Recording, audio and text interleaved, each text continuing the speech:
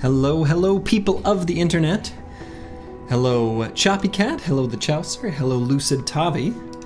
And I believe I am also live on YouTube. So the one thing I want to check super quick, just before I get started, is to see if my own... Well, shoot.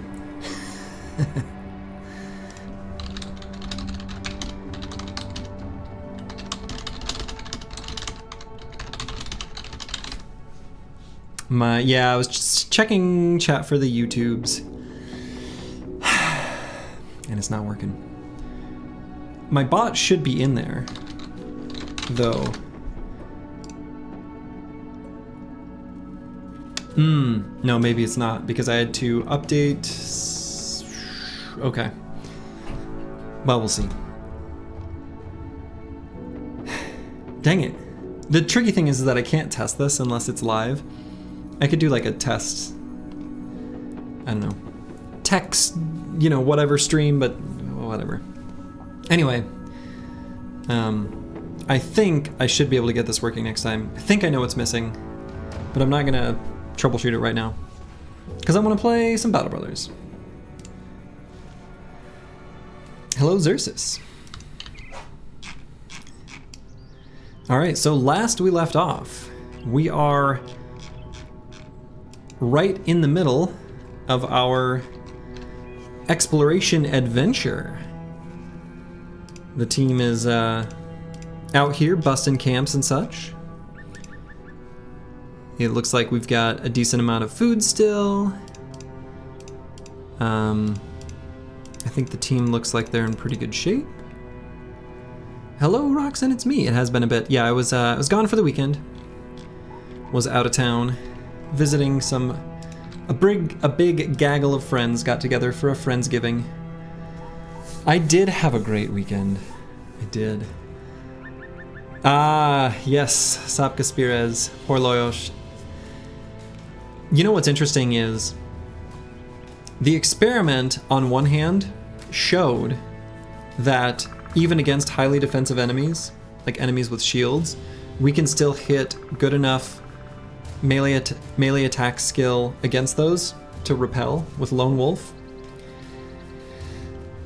But we can't accommodate for the streamer's idiocy in convoluting Lone Wolf with tank and then sending him off to die when he doesn't have underdog, letting him get surrounded, saying, I'm gonna keep his Lone Wolf bonus up, instead of being like, once he's done repelling enemies, he's done. The other thing that was tricky about that is, in my very original perk setup that I had planned on, it did include underdog. And we went with a different perk instead. In Kalashkova's case, it was Fort Mind. And in Loyosh's case, it was dodge. Lone Wolf Spearbows work a lot better with a nimble. Yeah, they were both nimble. They're both nimble.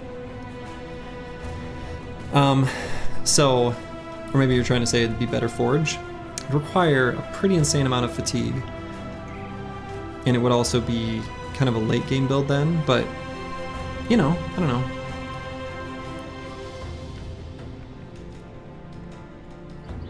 Right, exactly. Loyosh was originally planned to be a dagger bro with dodge, and then he was repurposed after the arena incident. Yeah, so we were flexible based on our situation, and yeah. Well, in any case, we can live with one spear bro. I think we can still make very good use of Kalashkova. The team has kind of graduated to a point where, like, we've got enough fatigue neutrals online that I think we're okay with just the one. And we've got Master Maticus here to tank for us out front. So I think we're okay. And I think right now, all we need to do is just continue to explore. So I think let's take a peek on this mountain top right over here.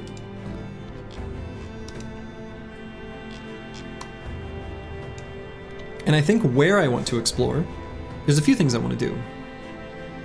Yeah, so the legendaries should be up to date, and perfect that you typed that, the Chaucer.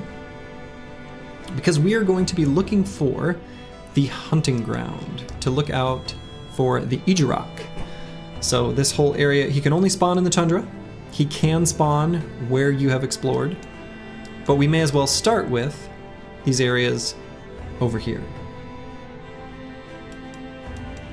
You, Akibio, and Deep Space Cowboy were doing pretty well in the arena. Yes, absolutely. And yes, we did last stream get a fancy new toy for Rocks and It's Me. So, new Mace Day, always exciting. The other thing we can do, if we fight some unholds, is to return those unhold hides here to the stone pillars. And then after that, we can return the bone dust, or whatever it's called, from some Necro Savants, and we can fight the Kraken. And interestingly enough,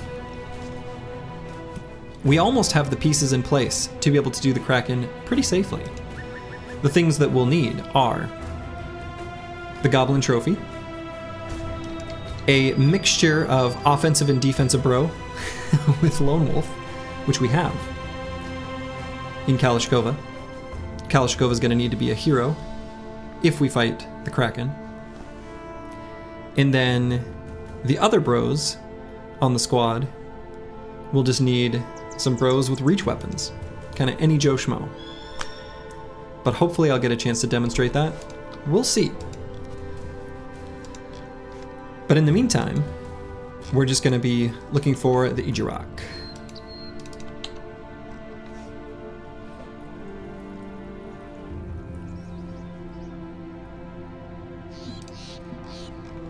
We also do know where the library is. Black and Hints of Gold's looking good on you? Absolutely. Absolutely.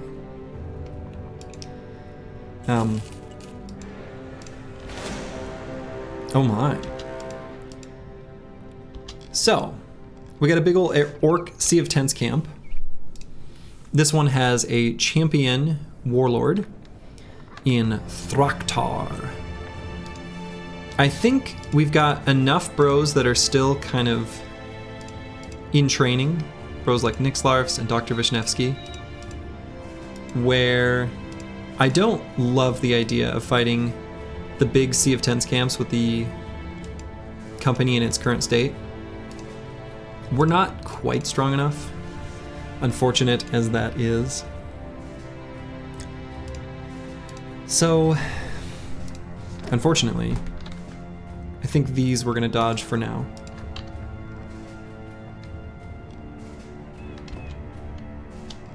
Xerxes did indeed get a bro, yes, and I should, just in case, have my bro claiming note sheet open, just in case. Hopefully, nobody will need another bro this run. It is day 94 after all. We're kind of at the cutoff of being able to train anyone up.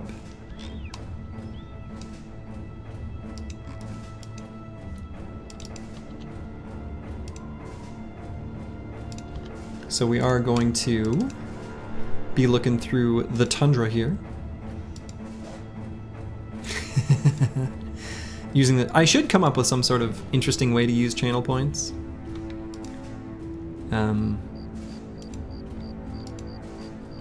You know, I thought about using like channel points. Oh, okay. Well, here's Monolith. I guess we can update the chatbot with that. Let's do it.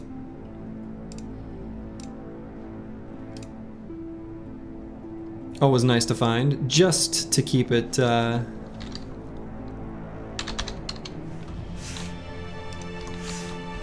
found and incomplete. Boom. Temporary roading VIP is a simple feature. Well, the tricky thing about VIP is that I also use, I like that idea, except that I use VIP to allow people to share links so that I don't get inundated with bot spam. So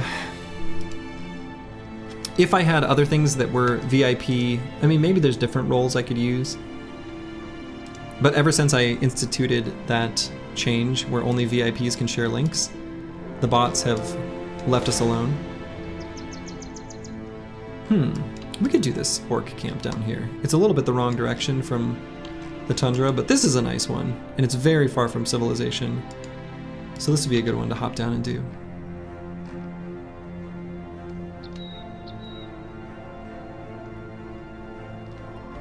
Finally got the aspect of Dov cool. Oh man.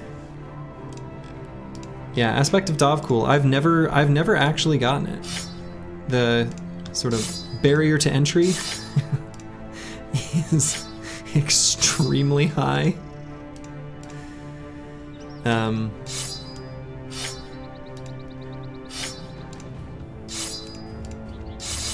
So I've never done that. It requires a really long campaign, probably as cultists would make the most sense. But yeah, it asks a lot out of you.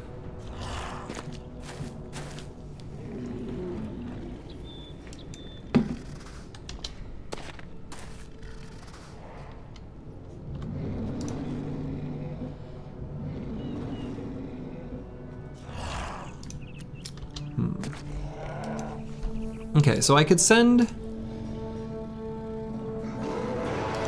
Kalashnikova one of two places.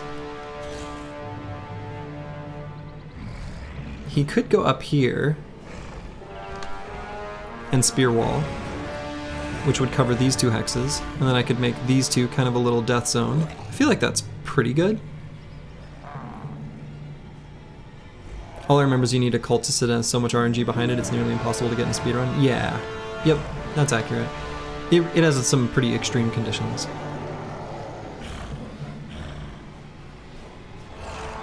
Yeah, so I think I'm gonna put Kalashnikova here.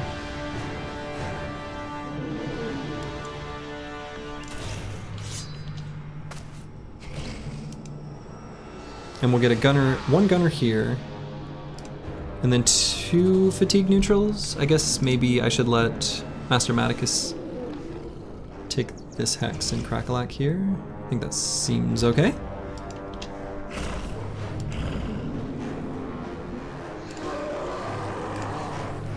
Dr. Vishnevsky, I think with his big fancy hammer, should go somewhere like here.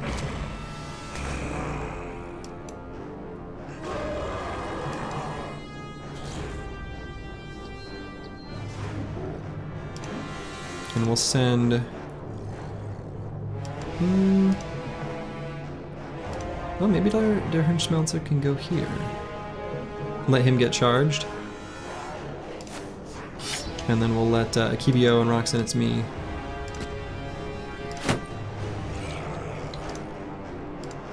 Yeah, I think this will work. It only took you about 360 days with the cultist origin. Yeah, it's a big ask.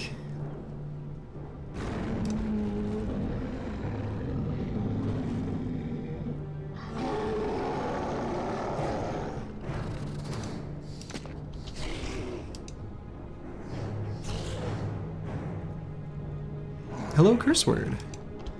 Good evening, good evening.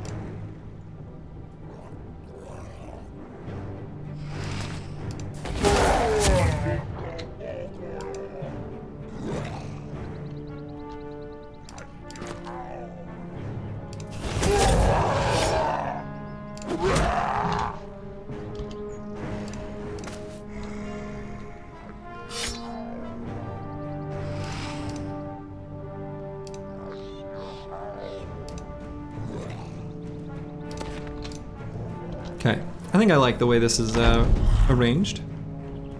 Can you claim a bro for next run? Your friend has an idiot Shiba Inu named Perek, which you're gonna have to tell me how to pronounce. The kind of dog that makes no sense and exists, but you love him anyway? Oh man. Perfect. Sounds good. Consider it on the list.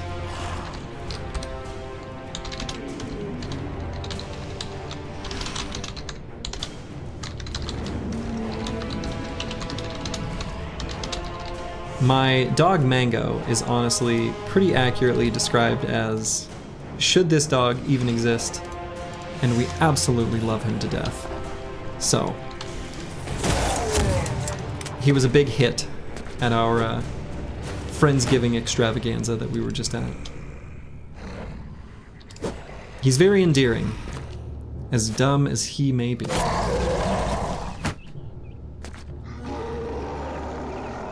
Alright, so should I send Cracklack forward to just blast this guy in the face? Yes? Obviously. Why did I ask that as a question?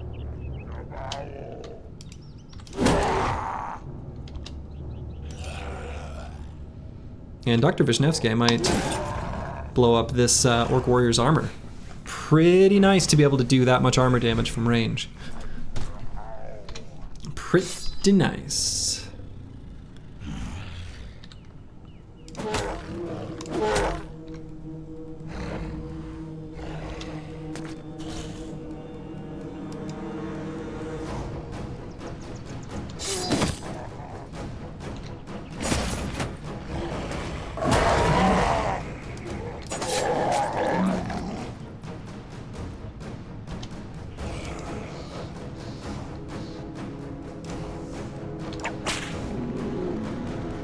Okay, may as well disarm this guy. Let's see. I just have Deep Space Cowboy throw.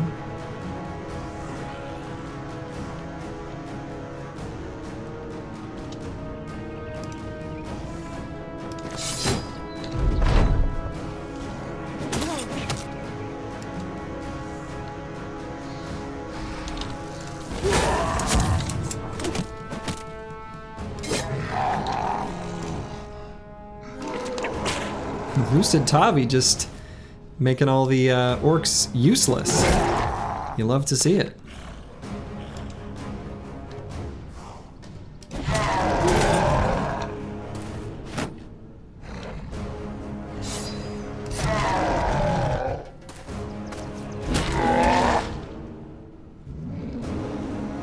Yeah, so Dr. Vishnevsky does not yet have... Nice. Very nice. Doesn't say quick hands, but does he need it? Not sure he does.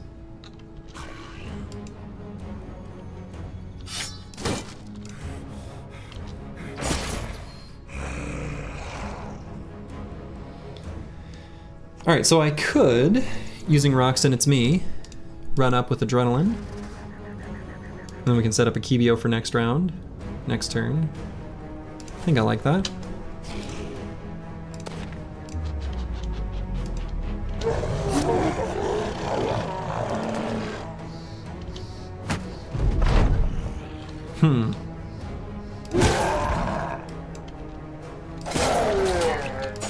He tried to shield wall. He did shield wall. Will it save him? I don't think so.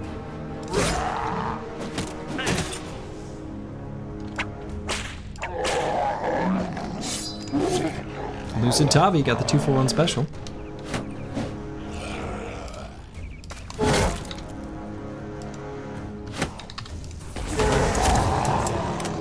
Deep Space Cowboy also got the 2-for-1 special. Let's see, it can probably release a dog. Good boy. And the young are running away.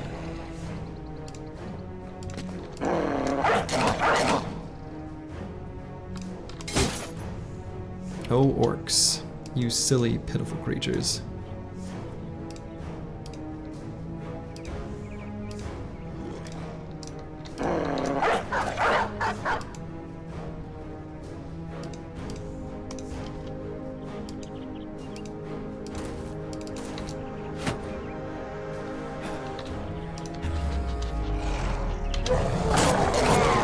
set up another combo there up top with adrenaline. Let's get the dog down. Contribute to the surround bonus so Akibio can just blow him up.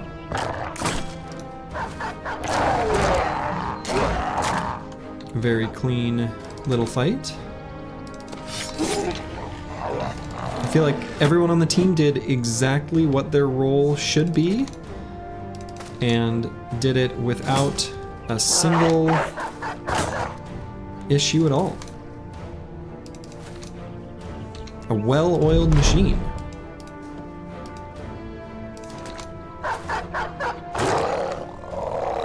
Did we take a single point of damage? We took 19 on Crackalack, that's it. Oh, and 15 on Master Maticus. I assume we're just famed hunting and leveling now for endgame? Yes. We are doing those things. The tiny addendum that I will add to that is that we are also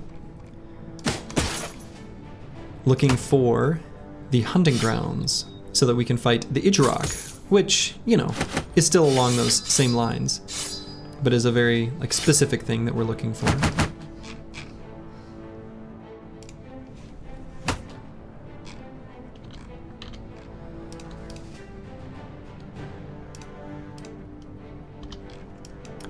The Black Monolith, Goblin City, and Big Orc Camp kind of looks like a Bermuda Triangle.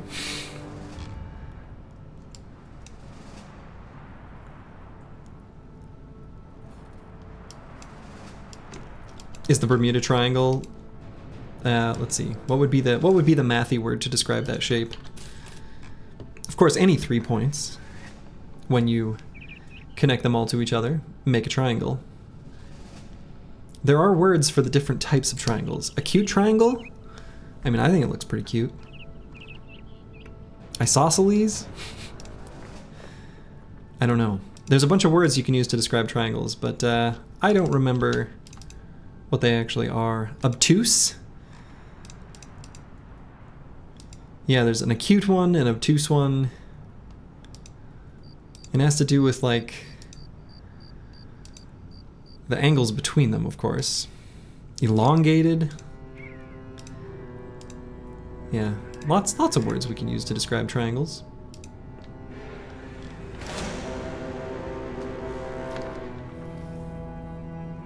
If the hunting ground's in the middle of that triangle, you'll lose your mind. Just Google it, it does not look like that at all on a standard map, okay. Yeah, so the hunting ground will always be in the tundra, so it's always going to be up here somewhere. It'll always be in this, like, horizontal line across this kind of terrain type. Now this is a easier Orc Sea of Tents camp that is tempting to do. Tempting indeed.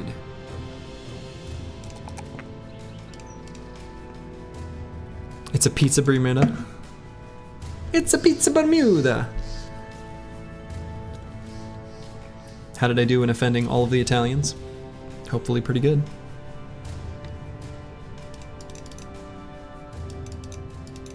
There is a place their ships disappeared. And this, you know, this particular company is a little bit of a Ship of Theseus kind of situation, after all. So we can't let our ships disappear. Deciding whether to do this Orc Sea of Tents camp or not.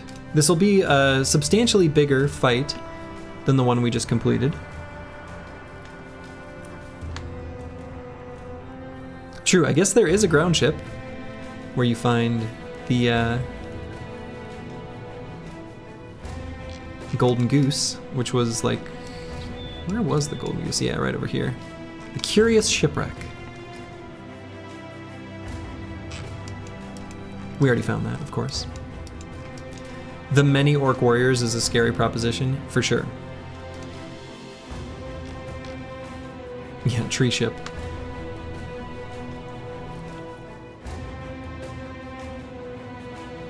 Hello, Manifest Destiny's Child, and yes, a Sunday stream. You love to see it. I do have to wake up for a work thing at 5:30 tomorrow morning, so it won't be such a late stream, unfortunately. But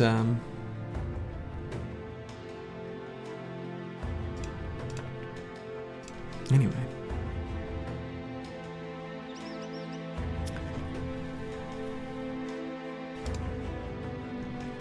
Yeah, many orc warriors. I think the thing I'm afraid of most is just them pushing through to the back line onto a bro like Nixlarf's, who doesn't have Nimble yet. We need to be really careful about how we have the bros set up. But we do have some really good fatigue neutrals that can kind of be a solid rock on the other parts of the formation. With, at least in some cases, pretty good armor now.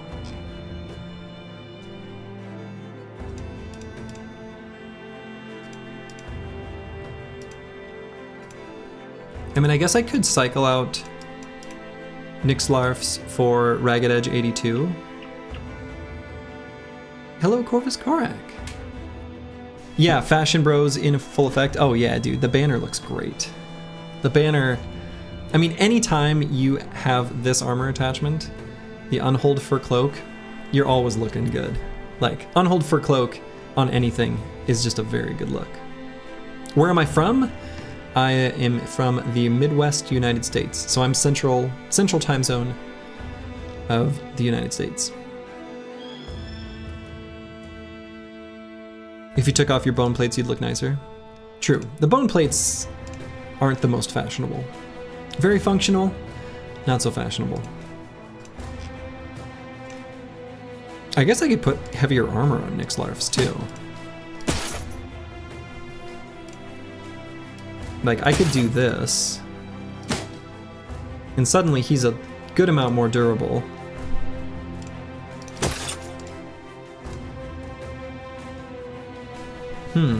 That's not a bad idea, just for this fight. Slurgy might like stovepipe hats. Ooh, are those the one? I think I know what those are. Yeah, dude, those are awesome.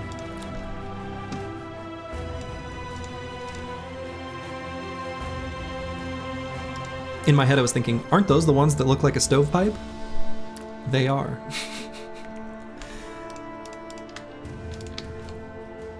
Yeah, this is a somewhat spooky fight.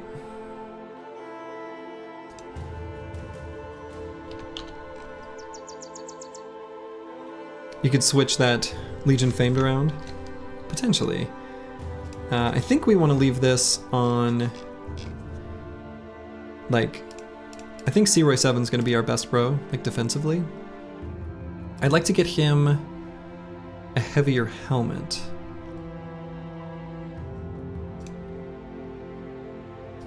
But he can't quite wear anything heavier and still have enough fatigue to function. They are also the one that is on top of the man in the middle of the US. True. And I live in the state with that hat on top. And I used to live in like the nose or eyebrows or whatever.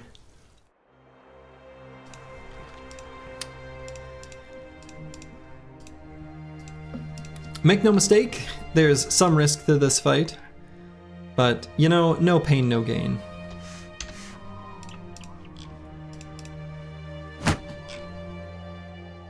Should be fun. So let's do it.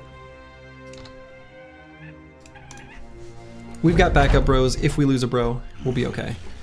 I see a very nice place for Kalashkova. Let's go ahead and do this. We're going to go. Something like that. Okay. So, as long as this Berserker doesn't ruin my ability to block off this section completely with the Spear Bro, he might.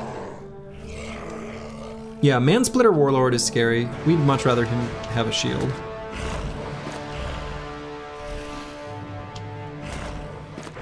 So he did ruin that, but we may be able to just blow him up. So we're gonna try. You would not blame me for save scumming this fight? I would blame me. I don't save scum anything. That is not something you are going to see from this streamer. Yeah. There will be no save scumming that will happen whatsoever.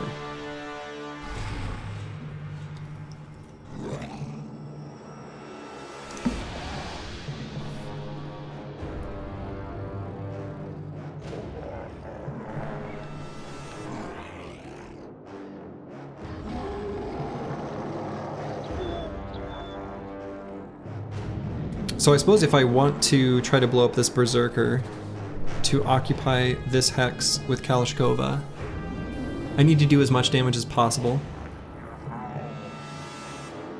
So I need to even have Deep Space Cowboy and Nixlarf's throw at the start. I feel like that's just true. And we are still going to take this spot so that these warlords and warriors can't take it.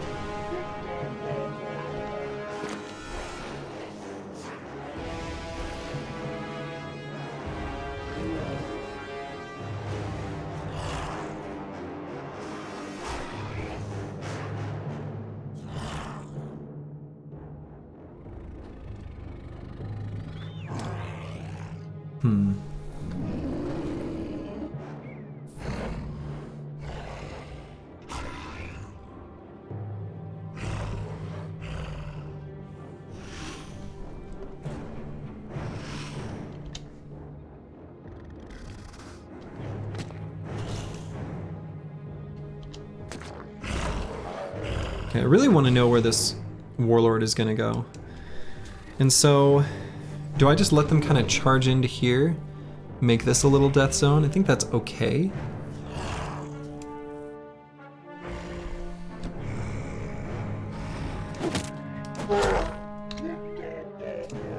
So we'll get Der Hirnschmelzer. Maybe here? Is their orc lore explaining their green skin? You would assume they're not photosynthesizing. There kind of is. Their skin gets darker as they get older. Apparently, according to the official lore book, which I don't know. There's some. Anyway, so the young have lighter skin, apparently. That is actually written out in the official lore book.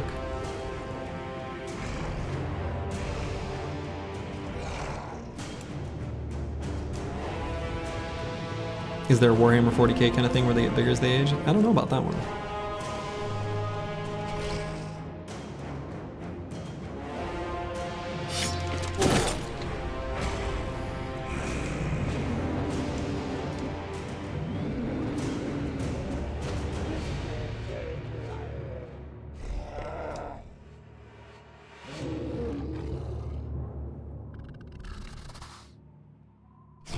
Okay, let's get that guy there.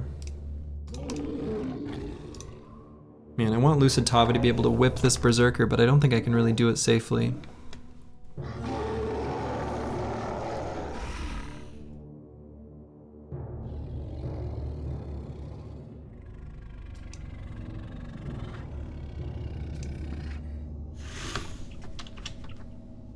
Guess he's got really good melee defense. If he's right in the center, how bad is it? Can probably get Master Maticus to... I don't know, it's kind of bad for him to be there. I guess these are all axes though, so maybe not too bad.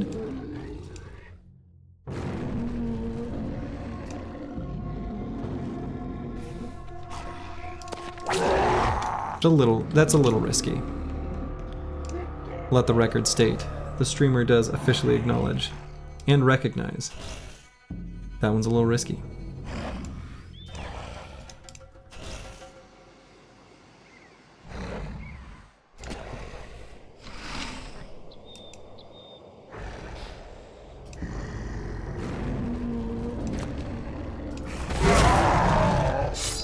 Alright, so this Berserker will die, but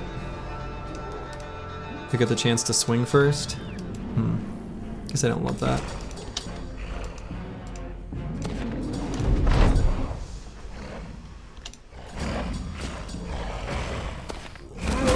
Well, he might get a chance to swing first, I guess. Kind of depends on what happens right here. Will not get the chance to swing first. Hello, Thedicacrasia. Hello, hello.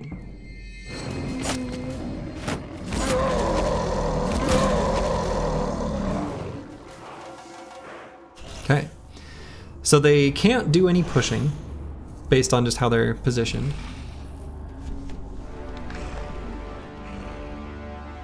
I might wait on Deep Space Cowboy to see where they fill in, to see where I want to get my gun blast. Do I do the same thing on Nixlarfs? I think so.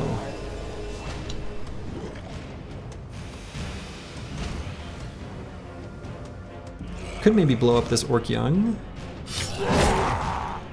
Close.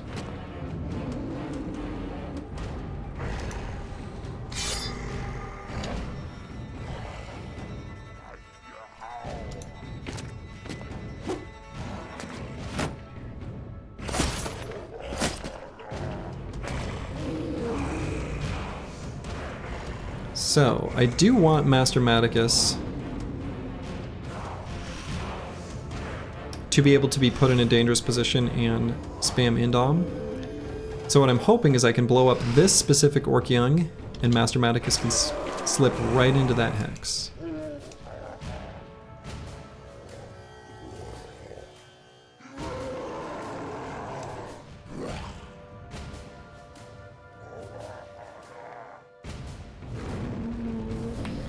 So I need to decide with Akibio what to do with him.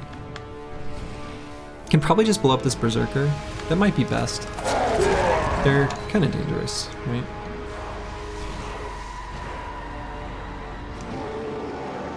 Otosama can be exposed to a little bit of danger. Putting him here I think is fine.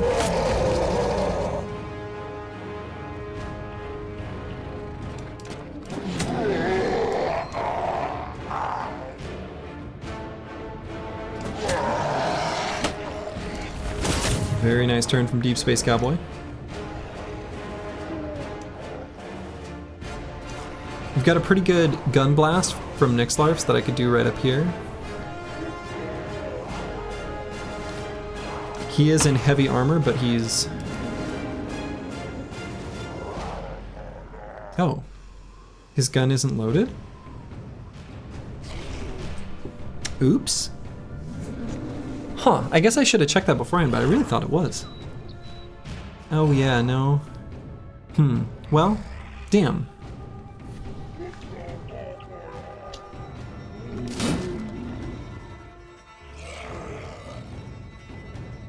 Alright, we'll probably not use adrenaline this turn.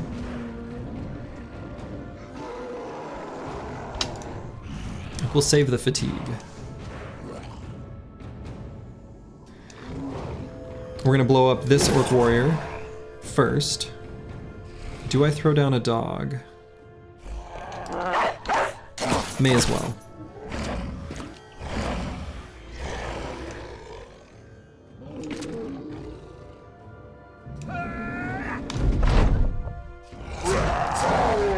Perfect. Alright, we got him fleeing, that's all we need. We'll just pass the turn there.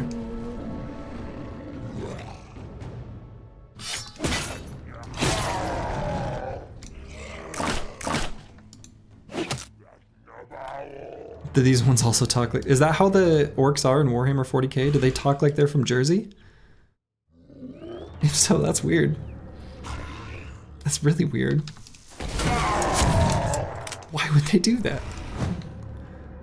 What stereotype is being reinforced there? I'm not even sure. We the boys, so yeah, I guess so.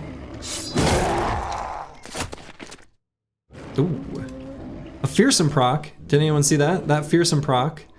So we were talking about fearsome earlier. Just the fearsome from this spear bro onto this Orc Young caused him to flee, which caused the Warlord to go to Wavering.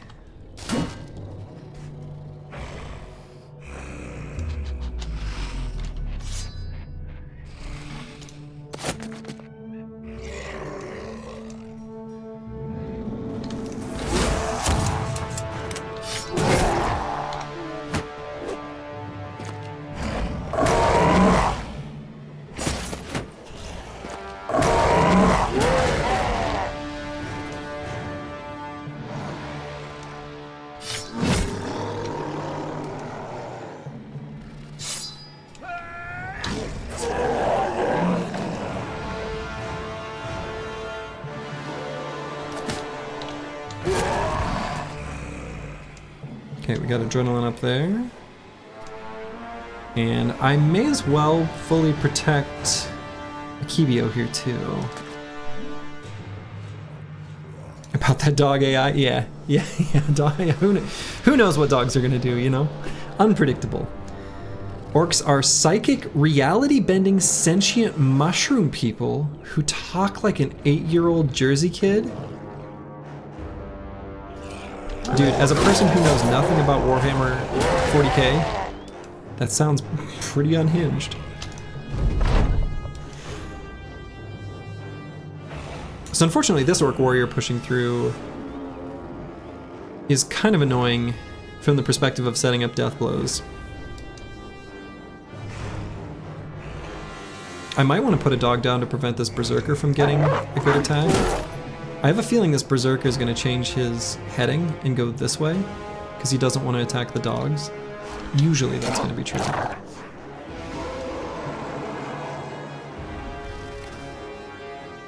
When you get into it, it's very basic, but from the outside it sounds insane. I mean, it sounds insane. So, I guess, accurate.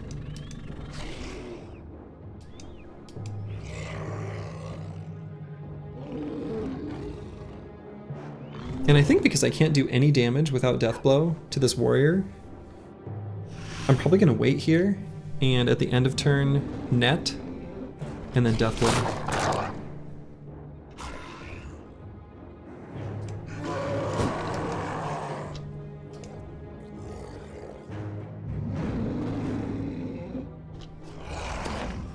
Yeah, see that? Berserker really doesn't want to fight the dog, so... Good boy Cassio. Orcs are on the fun end of suspension of disbelief spectrum of 40k. Well, because it's like, so as a person who knows nothing, my only basic understanding is that it's supposed to be like I won't say realistic, but like based on current world, like what happened if, and then something totally unhinged, right? Something like that.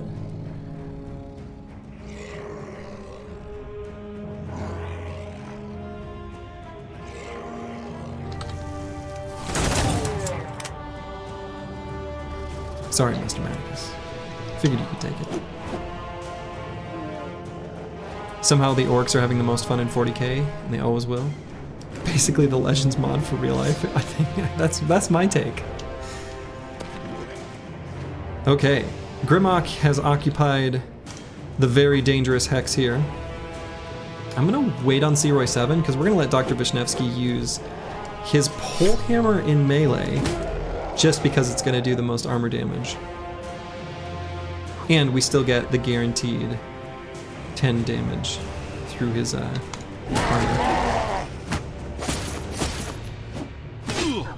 Okay, Deep Space Cowboy is probably in some danger here.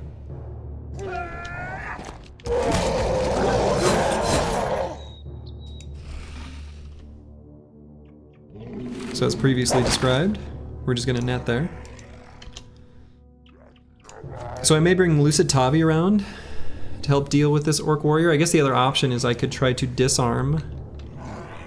Maybe that's not a bad idea. Use a Lucid Tavi just to disarm Grimlock. So let's attack here. Sure. Okay, good. Oh. Kalashkova missed his 95%. You hate to see it.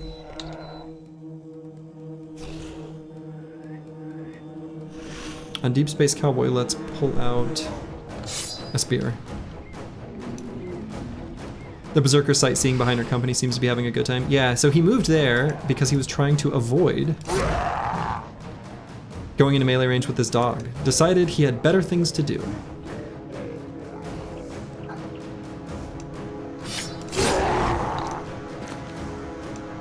Something orc AI. How's our shield doing? Shield's in rough shape. They beat up the shield, they beat up the shield. So now we can get death blows. Right there.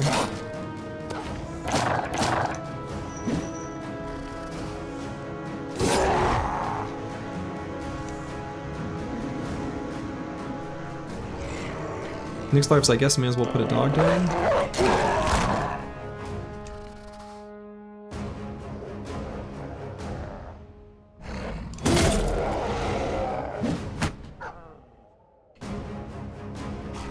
We're gonna wait on Lucid Tavi because we may disarm again. And in fact, just make him very sad.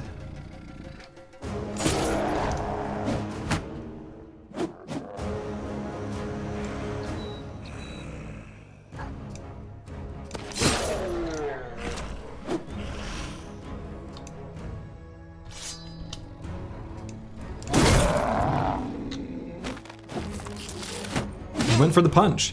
An orc unarmed punch actually does do like okay damage, so.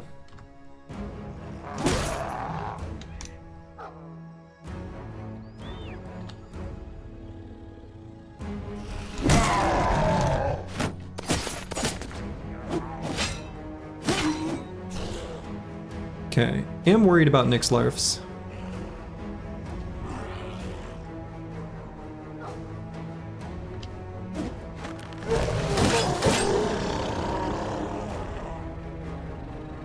Maybe we'll smoke pot him next turn. Seaway 7 is a rock this fight? Absolutely. Yeah, Seaway 7's got really good melee defense and really good armor on, so.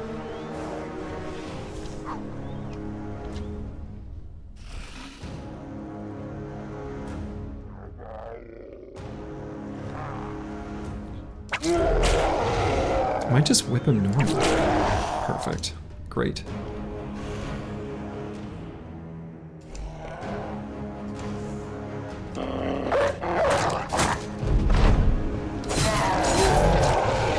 Excellent.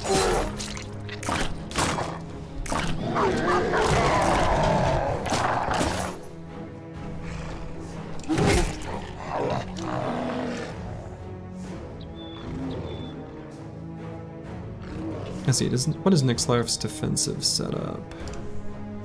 Does not have 9. I think the safe thing here is just to do a little boink. And we'll let him skirt away. All the way to here. That way they can't push through as easily. Look at Lucid Tavi working on this Berserker.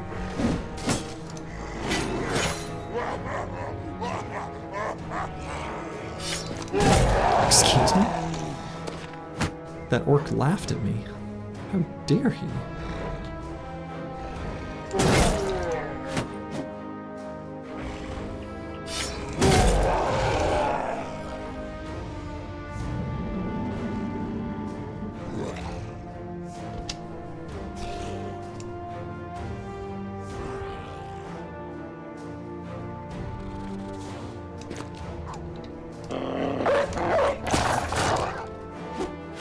Flashpot would be great for those orcs down south. I don't think we're even gonna need one.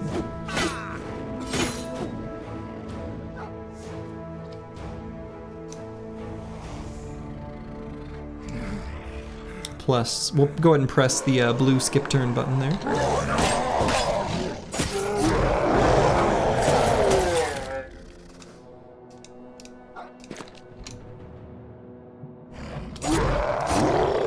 Deep Space Cowboy just cut down an orc warlord, just like that. Using his spear. What a Chad.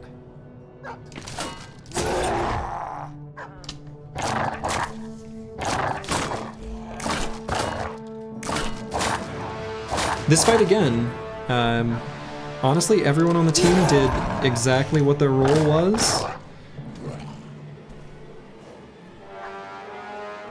No, you know, no further comment. Everyone just did what they needed to do.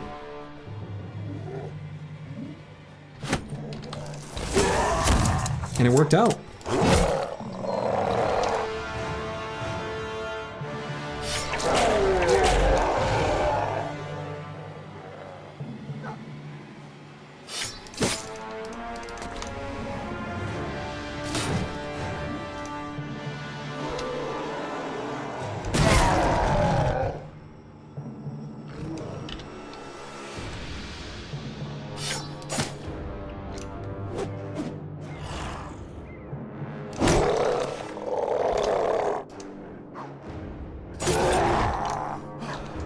Only a couple orcs yet not fleeing.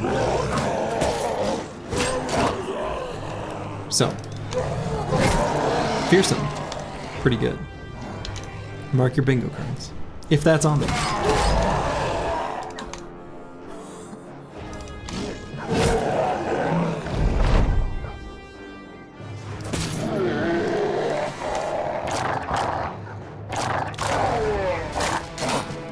Well, did you finally get the lone wolf buff?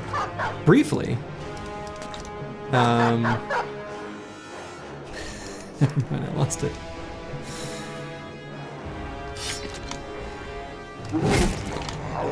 That's right, there will be other opportunities. I promise.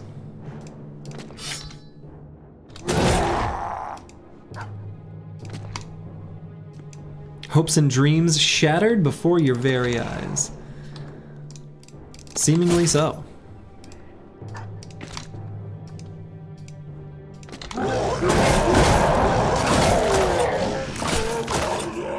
Obviously, we're gonna run them down. We're no fools.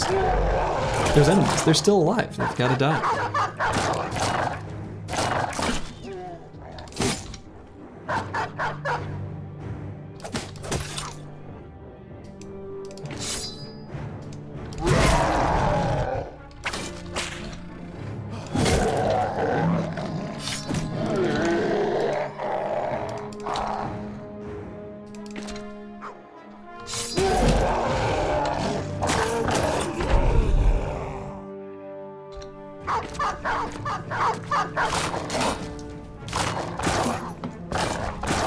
We'll let the dogs have a field day while we just beat them up with ranged weapons, you know?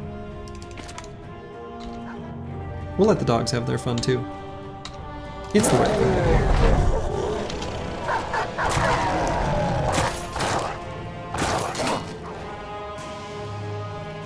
We could just wait 17 turns till the dogs break through their armor. We could, but we'll help them out a little bit. All right, that was a very clean fight. Honestly, other than Nixlarf's kind of getting beat up a little bit, so I'm glad we put that armor on him. That went pretty well. And what did we get? A famed orc shield. Hey, that's disappointing. This was a orc Sea of Tents camp, very far from civilization, so we expect a famed item, at least one, right? There's actually a decent chance, you know, a likely chance, in fact, of getting two. And we got just one, and it sucks. So, boo. I say boo.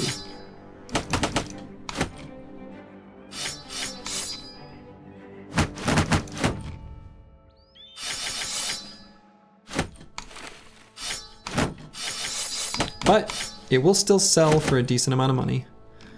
So, I guess there's that.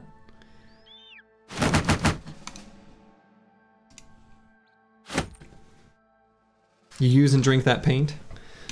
Oh, well, we left the paint behind.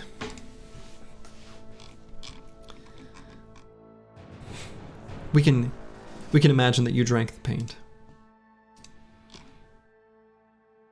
All right, got a bunch of levels from that though, which is nice. Searoy 7 got a very, very well-deserved level from that. Searoy 7 was an absolute rock star for that fight. We would like to give him a heavier helmet. And so even though I'm reluctant to give him this point of fatigue because he has fat and that could just go away at any time, I'm gonna do it anyway because we don't know if and when that will happen. And we get the opportunity to assign our very last perk point. You love drinking paint, it makes your bones strong from the lead. Okay. Sure. That's one of the side effects, I guess. Maybe? Anyway, don't drink paint. PSA, don't drink paint. Which color has the best flavor? Oh god, not this again. Please tell me you guys don't have an answer ready. It can't be purple. Oh my god. All right, Searoy 7. Last perk here. I think it's just gonna be Fort Mind. Very good perk for what we've got set up right now. Extremely strong. It's purple. I knew it. Roy7, whose name is in purple in this very chat window. Is that you? Red and purple are the best. Oh my god. Incredible. Incredible.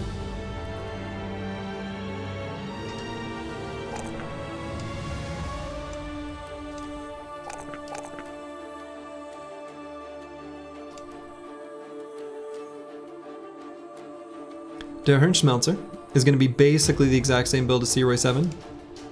Almost to a T.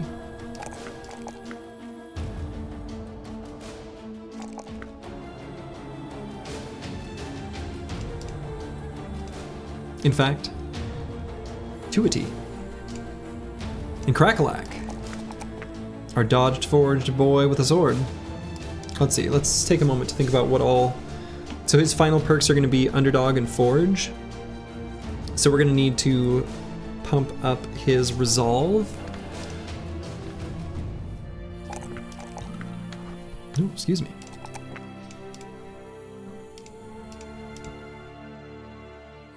Famed attacks as always. What doesn't kill you will make you say, fuck, that was close. Indeed. Okay, so Nixlarfs kind of banged up one of our armor pieces.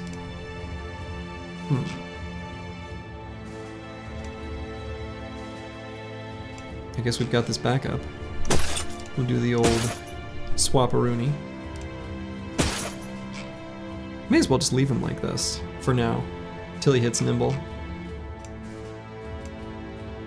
Chad's sitting on bench over here.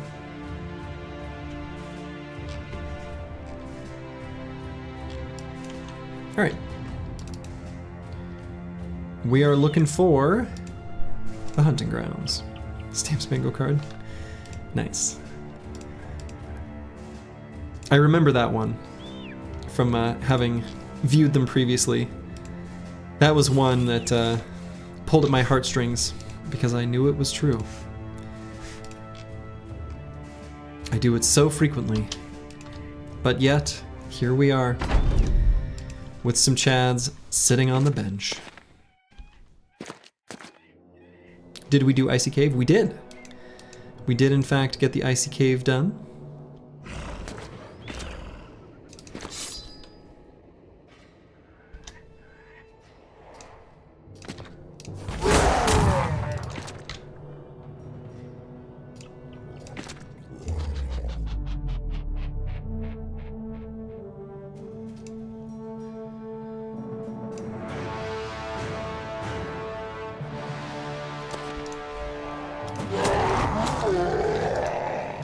We're looking for the Idrak? Exactly. Yep. That is in fact exactly what we are doing.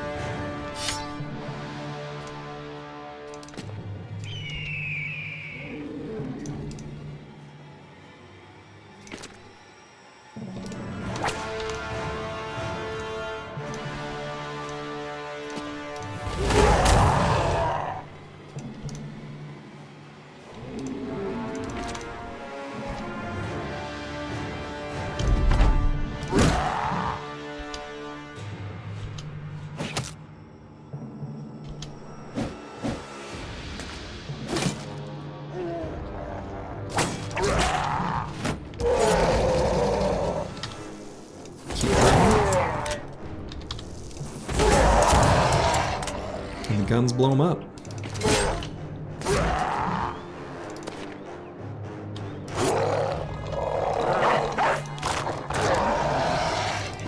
Yeah, we're traveling through the tundra, looking for the Idrak.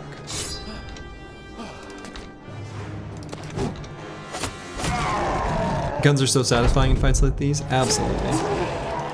Honestly, guns against orcs generally are just very satisfying.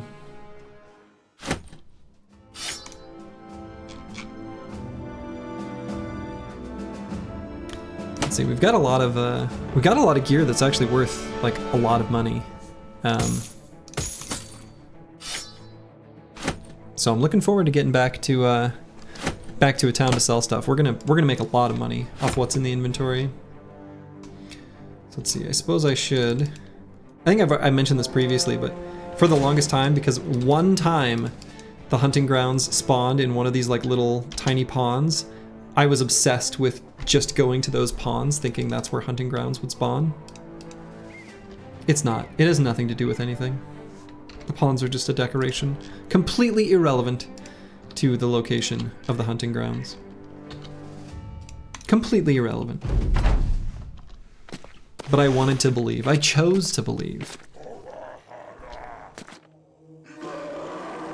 This story should be on the bingo card, but it's only relevant for like a very small window of the campaign.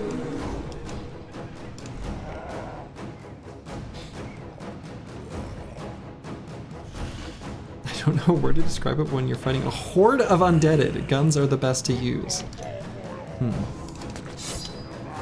I suppose.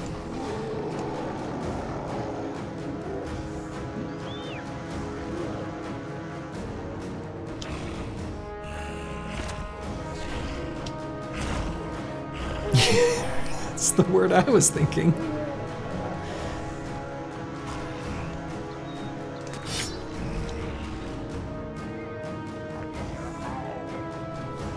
Maybe, he says.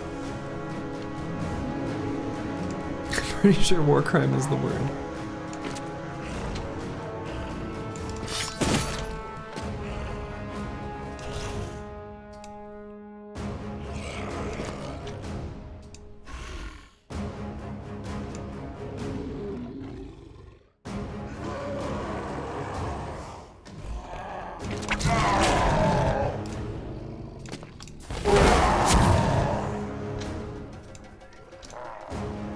No war crimes without a Geneva. In universe, since we haven't defined a war crime officially, they simply don't exist. No convention to define what a war crime is. No war crime. Hard to argue with that.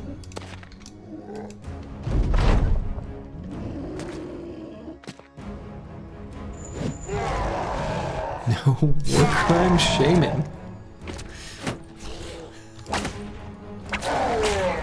Incredible.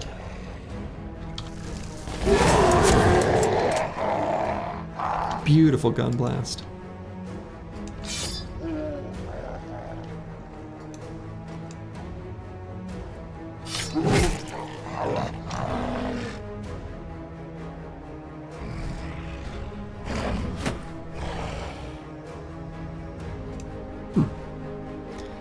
Orc warrior is being very passive, unexpectedly.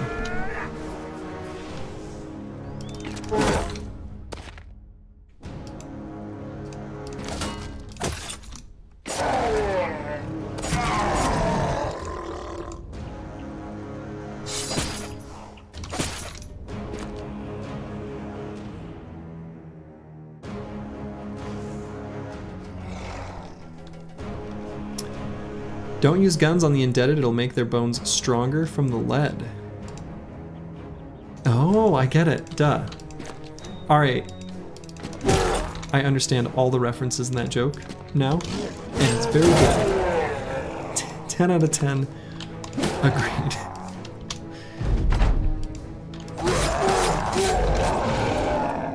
Actually, that's my favorite kind of humor, is ones where you can take like a topic or idea that's part of a current conversation in some way and make it come full circle. Oof. Always the good stuff.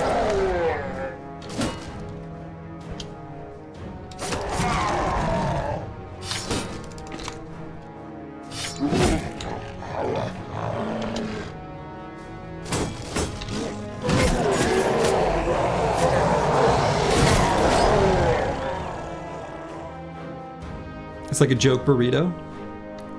Yes.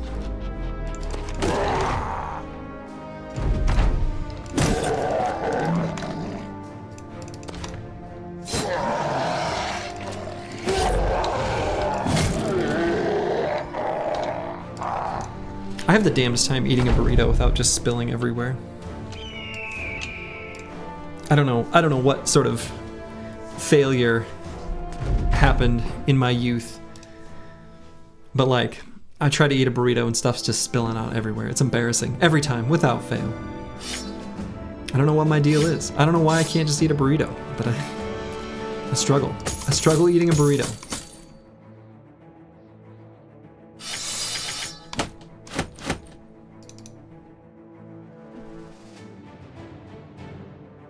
You should really stir some lead into the stew at night.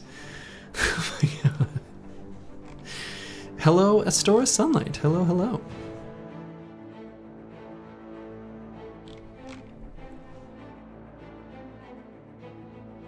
Let's see, that's probably the most expensive stuff that I've got looted now. We're gonna keep looking for the icy cave, combing through the tundra, hoping that we get some juicy fights along the way. So far we're just picking on orcs. We do only need to do one more goblin fight to do our ambition, so that'd be nice. Red cars go faster, true.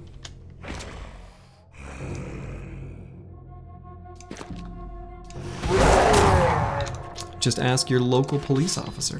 They'll tell you. It's true. Red cars go faster.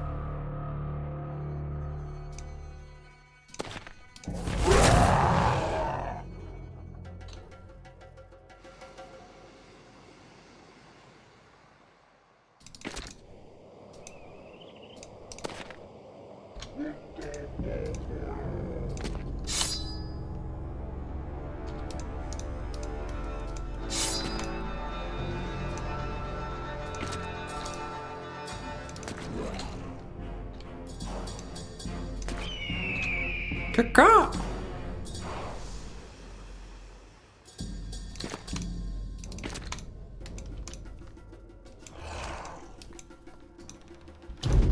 Ain't no one ever seen a purple orc. They don't exist. That reads like a tavern owner.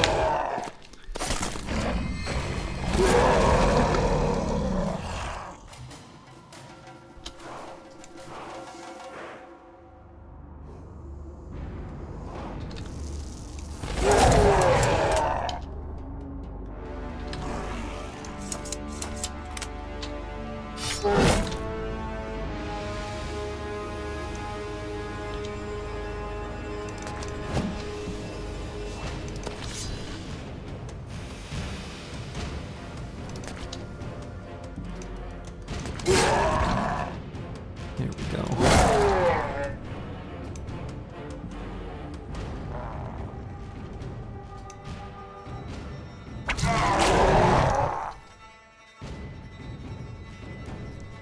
No one's ever seen a purple orc because they're great at camouflage?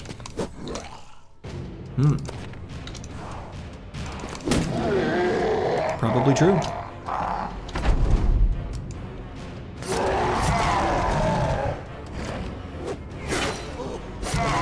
Come from the special mushrooms. Yes, but it's a different type of effect.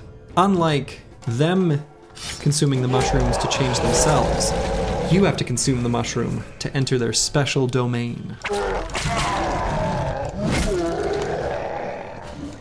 Take the purple mushroom, see the purple orc.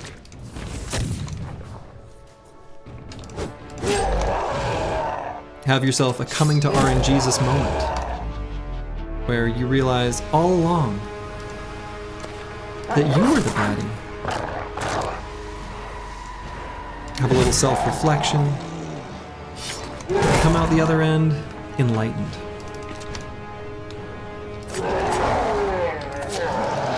Or so I've been told.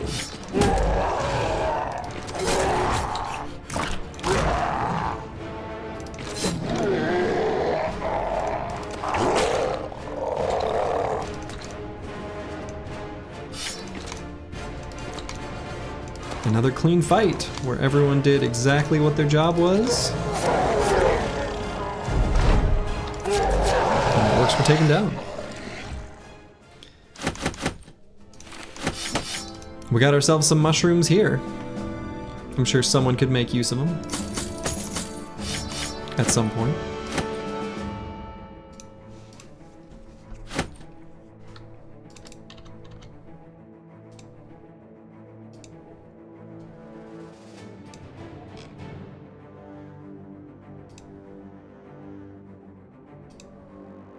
Stamp the war crime scare. We're getting pretty close to genocide.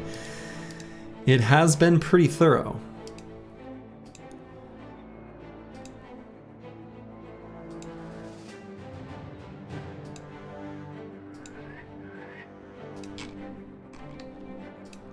These poor orcs.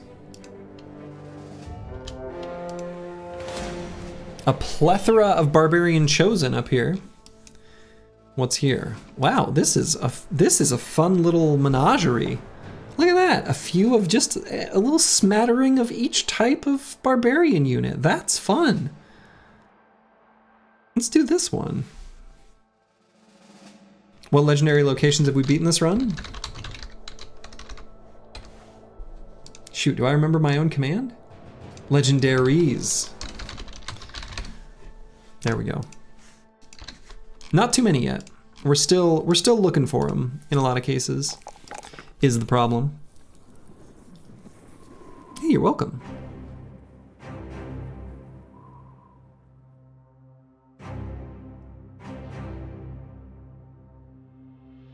Which secondary stat do I want to pump up on Kalashkova? Probably ought to be resolved just every level from now on.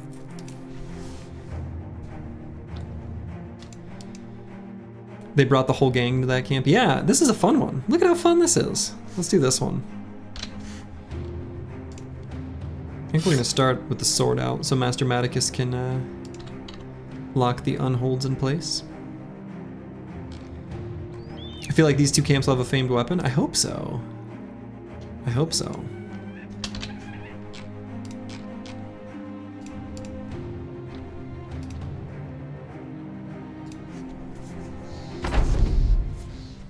Like, look at that. Look at this fun mix of just like a little bit of everything.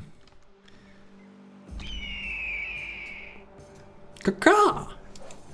So we will have to be mindful of these unholds. Those are the big threat here. So I think if we just have Master Maticus clog up this little section, we'll be in good shape. And the rest of the team can kind of sweep around the other sides, and we'll take them out. Spears, while they can stop the charge of orcs, cannot stop the charge of an unhold. They'll just simply lift your spear wall and say, no. Don't worry, the Reeves will just start cleaving the unholds again for no reason. God, that was weird. I have seen it. I mean, it's weird, but it's something I have seen before. I don't know what causes it though. Like, I genuinely have no idea. But I have seen it. Let's see. So I'm gonna have Master Maticus go here and Indom. Is putting Otosama here putting him in too much risk? What I want to not have happen is this unhold to toss someone back right into a bunch of big barbarian two-handed weapons.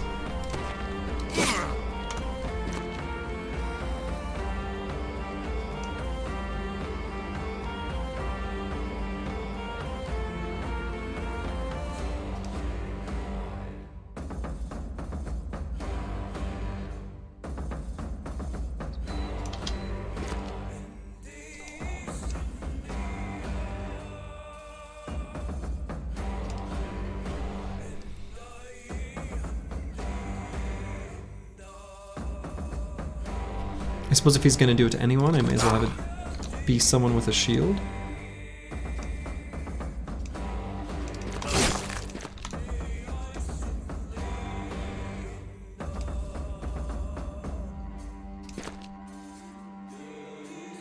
Well, we'll almost certainly Indom. Or not Indom, Adrenaline there, but we'll wait to do it, but he's almost for sure going to do that. So let's see. This unhold was faster than this one, at least last time in the turn order. So we kind of want this unhold to run over there. Why don't you use the new famed orc shield?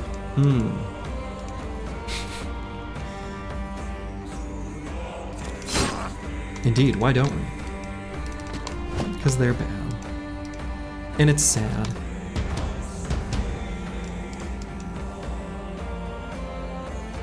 Since he's got Indom up, I guess I can put Lucid Tavi here and that's okay.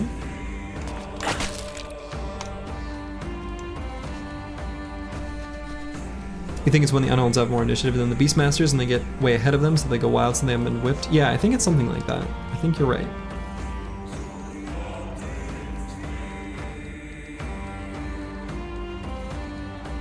So let's see, because of the way they can throw and put Deep Space Cowboy and Nixlarf's in danger, what I'm actually going to do is something a little goofy. We're going to blast and... Ooh.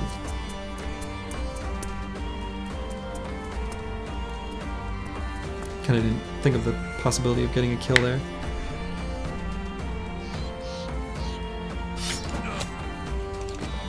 So we'll do that.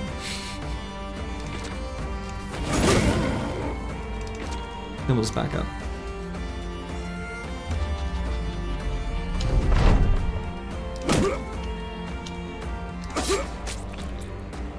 Got him. Okay, so we took the long way around all the way to there. I think that's okay.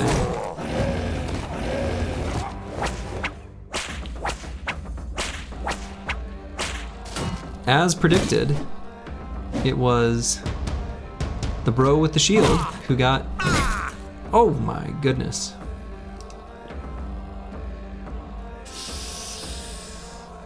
Two low percentage attacks hit. I have not replenished my smoke pot. Oh shit. That Chosen still has a turn.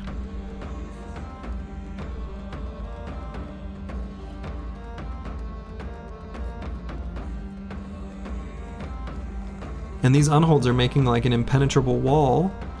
Oh shit.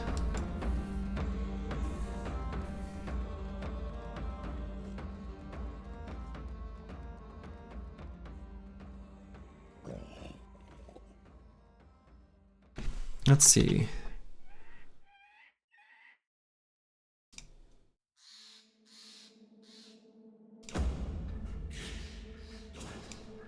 Ruh-roh. Kindly ask them to miss. Too late.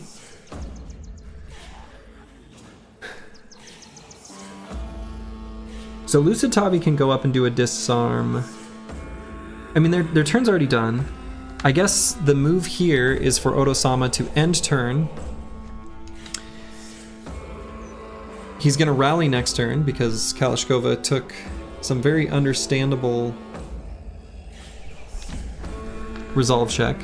Luckily, these two injuries, neither one is affecting his melee defense. So they still will maintain this low percentage chance to hit. So what we're gonna need to do, I mean, I guess I could also attack. What's the chance to hit? Probably too low. 56? Not terrible.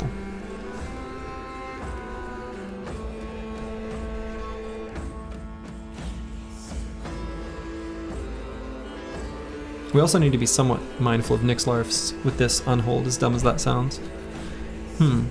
Deep Space Cowboy's kind of in a position where he can't do jack shit. There's a few things on this battlefield that suck.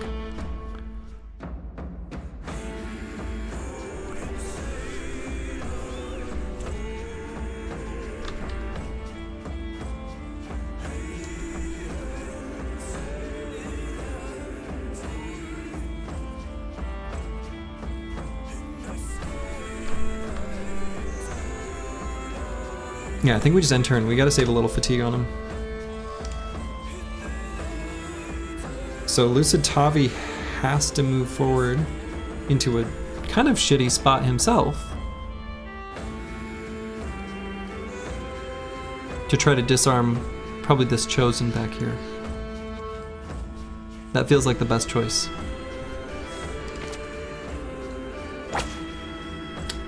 Couldn't do it.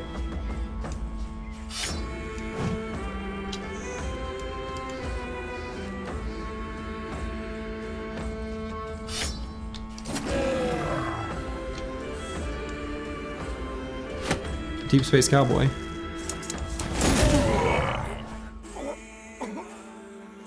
May as well do that.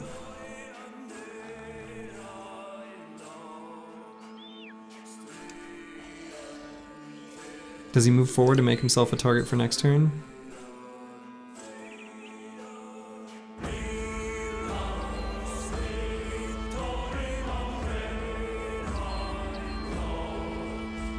We've got a couple wavering resolve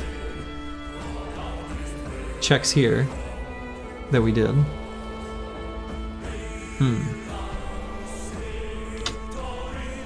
So that's good.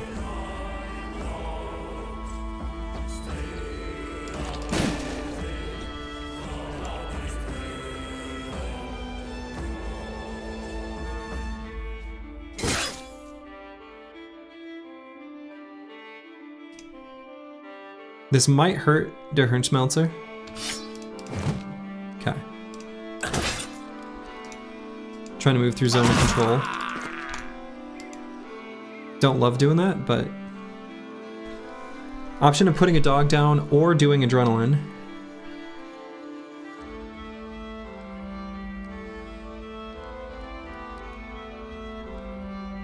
I almost think the dog...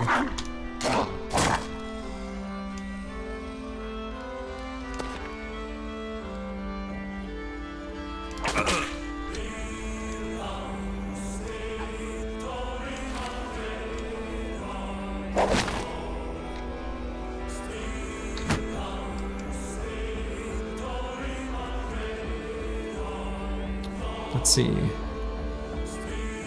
Can shield push.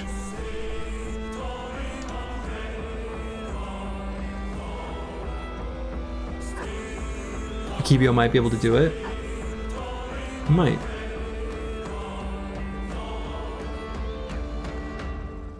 What can I get done if I shield push? Kind of nothing.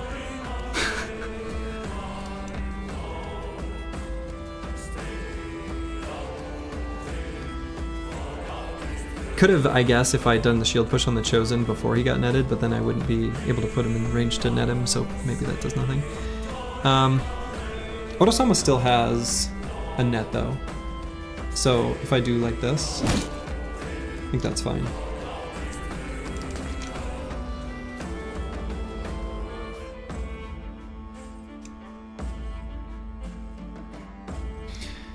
If I move forward, that puts Deep Space Cowboy in a more risky spot.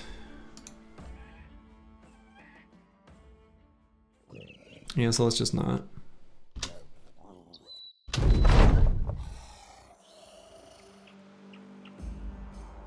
So I kind of feel like I need to do something with Akibio. I need to do something with these guys before. Yeah, so let's just blow this Reaver up. So close. Okay. Good boy. Very, very, very bad unhold dog creature. Oof. Das bad. Das bad. Alright, we're gonna go for a disarm. Okay.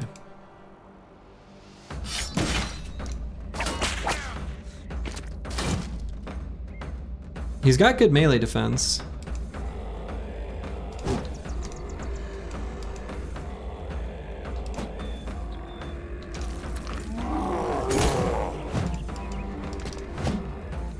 Ooh, Cracklock missing there is bad. Missed a 95.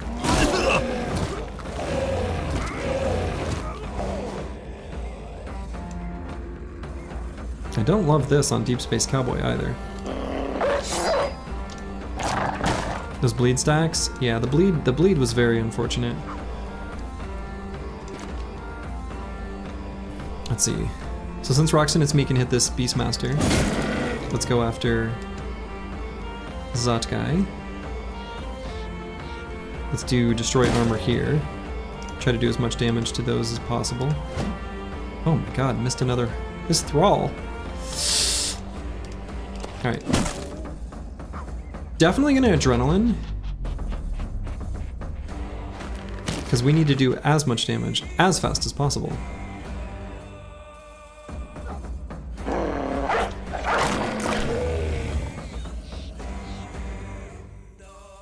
So we've still got 9, we're not gonna proc it this turn. Is it better to put this dog down here? It actually might be able to get a good attack on this Beastmaster. Setting up rocks in, it's me to hit this one next turn. That's probably his best move. It'll also go at the start of next turn.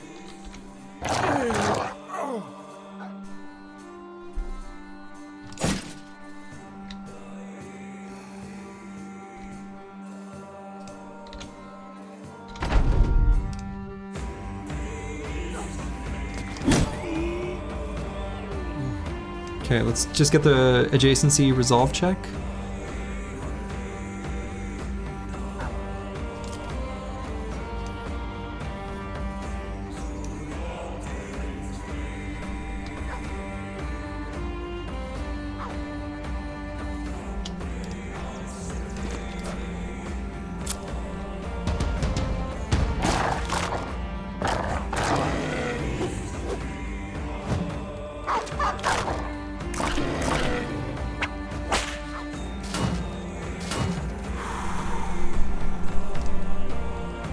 Still low chances to hit though. I mean, he's got really good defenses.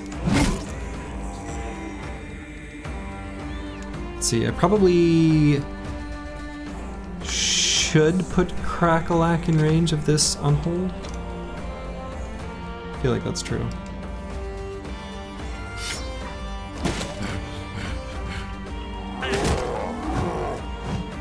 I'm good with that. Lucid Tavi.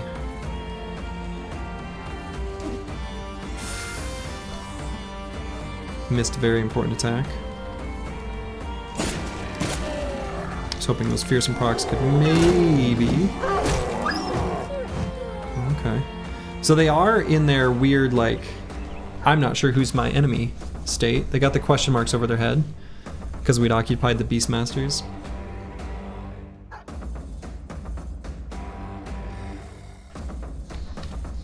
I feel like I probably go for this attack on the line. I don't know if that's right.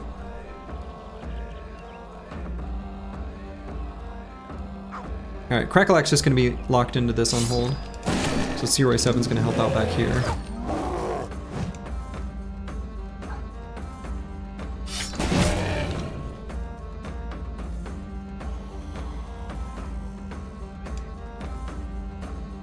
Might get some adrenalines going from these Reavers, which I don't love, but... Yep. There they are. There's the 9 proc. So this is the only chosen that hasn't gone. We're gonna try to...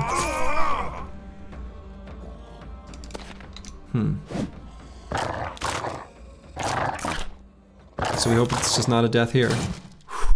Not yet.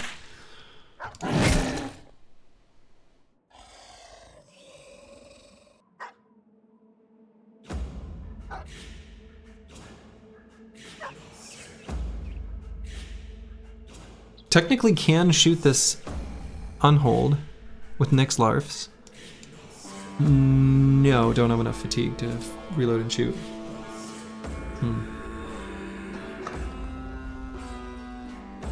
You were dead but you got better? Something like that.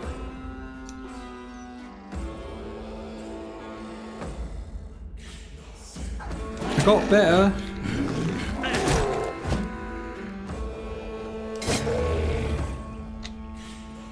Okay, Lucid Tavi.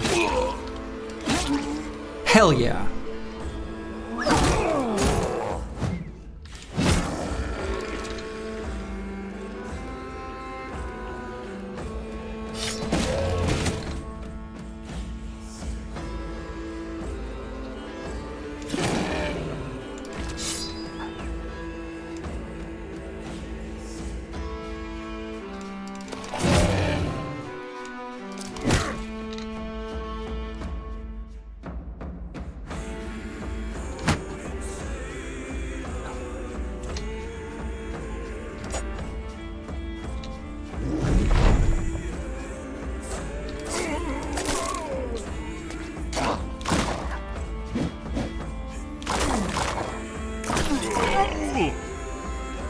That was a very relieved hell yeah. Hell yeah it was.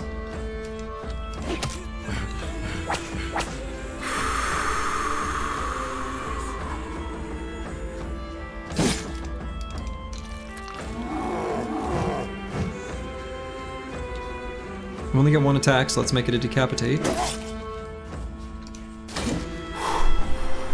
Jesus.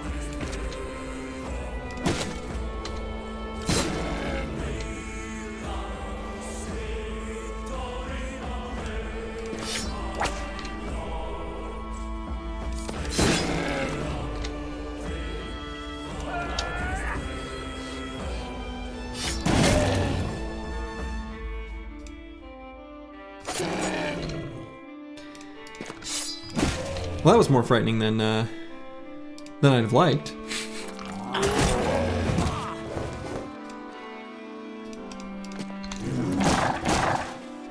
Dog unhold kill is not on your bingo card. Sounds to me like you've got a defective card.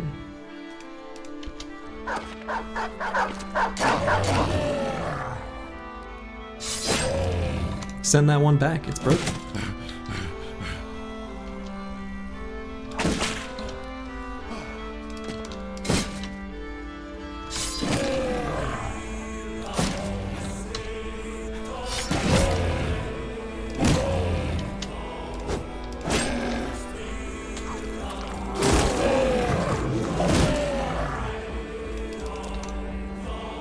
Beating up his friend?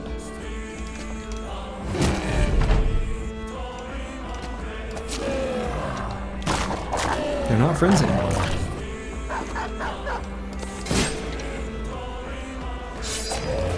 There we go.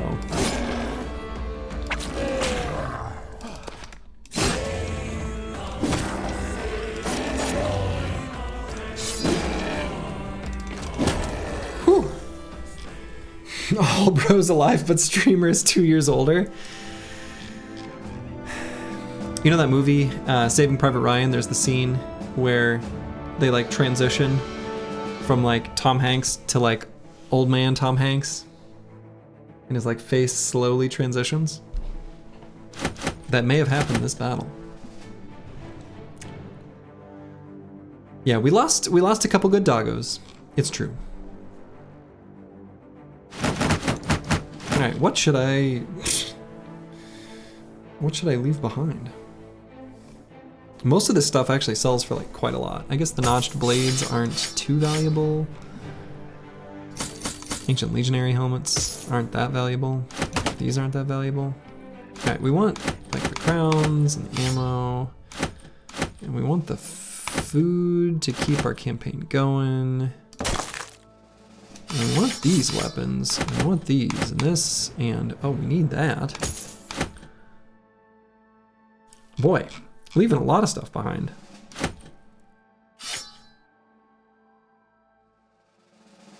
Yeah, we want the crude axe and the axe hammer.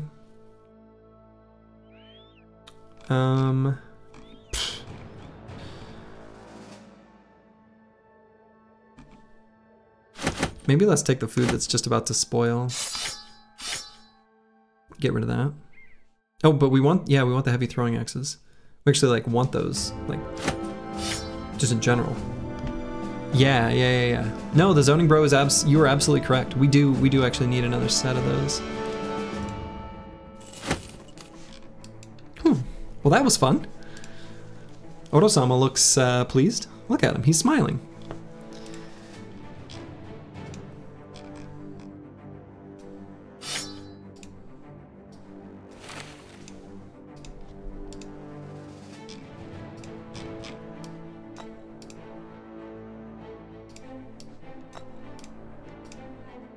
Let's get some of these consumables equipped. I don't think we can fight those chosen now. I agree. Well, we're gonna let them live their lives. We're giving them reprieve, you know? All right, we want to hang on to these thorned whips.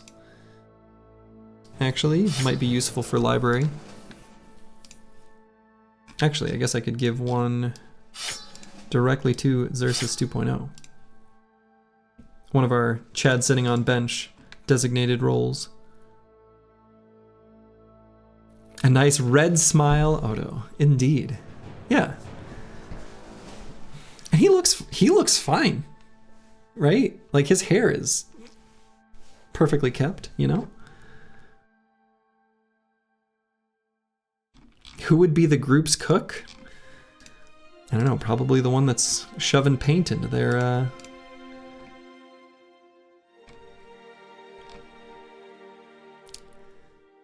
food. All right, I'm gonna use the restroom real quick.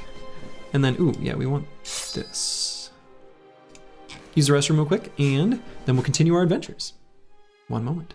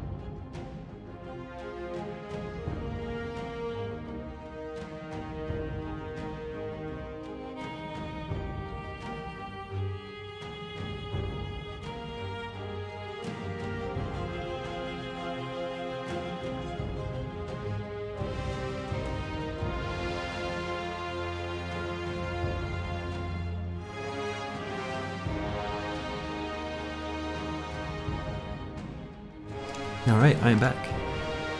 Why not Thorned Whip to the Cleaver Bro? There's really not that much difference. So the regular whip, or battle whip, and the Thorned Whip, they're actually pretty similar. I guess I'd have to sit and run the numbers. The battle whip is going to be better against completely naked enemies. The Thorned Whip probably slightly better against enemies with just a sliver of armor left. So I suppose the Thorned Whip is probably slightly edging out the regular battle whip, I guess. I don't think it makes too much difference.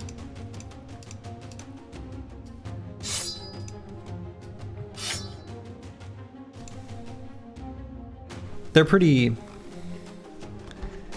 I don't know. The Thorned Whip is probably very slightly better in its ability to proc bleed stacks against an enemy with just a little bit of armor left. Chichborg says you can grab extra loot after fights by putting it in the first few slots. After they are looted, gold, tools, and ammo and herbs and free up slots, letting you grab the first items. Yeah, if you've got auto loot on, you can grab a few extra things. You could technically rearrange the top section of the enemy's loot table, but I don't know. I don't really bother. Jeff the Jar says you recently started a poacher's file and totally forgot how painful their stash limitation is. Yeah, it definitely is. If you're min-maxing to the 99.99th degree, then the Thorned Whip is technically better. Yeah, it's so narrow. All right, Nixlarfs got himself another level. We'll grab Nimble. Taking Nimble means we can give him a Nimble armor set. Looking pretty good. We'll be able to get him Overwhelm next level. And that will be, or maybe, I don't know, I'm not sure if I'll do Overwhelm first or Fearsome. Probably Fearsome, actually. But we'll get them both. Actually, now that I think about it, an argument could have been made to me not applying that level at all, since we might be fighting the Ijirok next, and Overwhelm is actually really good in that fight. I probably shouldn't have. Oh well. I could run through and fight this barbarian camp. I think given that the team is still resting a bit, we can head up this way and just try to uncover more ground. Can hunting ground be in the mountains? I don't think so. I don't know exactly what hunting ground's limitations are. Forefathers Gathering. Some Reavers, lots of Chosen, and a Drummer. We'd have to swap out Kalashkova. A sprained ankle and a bruised leg. He's not going anywhere.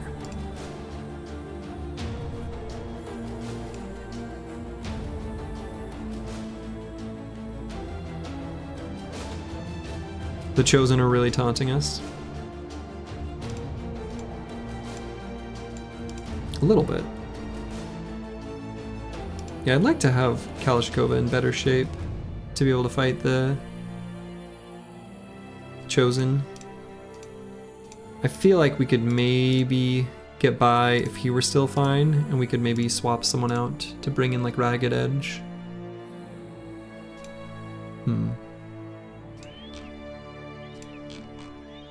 That's alright. We'll,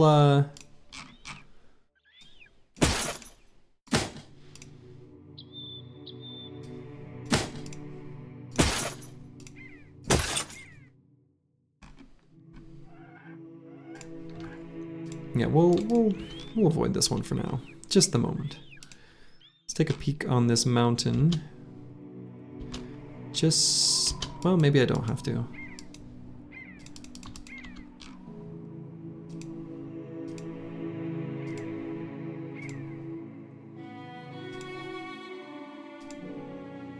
But yeah, I'm pretty sure the hunting grounds is always just on flat, regular terrain. Alright, we like this fight. Many Ancient Honor Guards and an Necro Savant. This one we can do pretty comfortably. Slightly better during the day, so we'll just peek over on this mountain when it becomes day, and then we'll circle back for it. Kalashkova can sit this one out. We can replace him with a fatigue neutral for this fight. I think that's totally fine.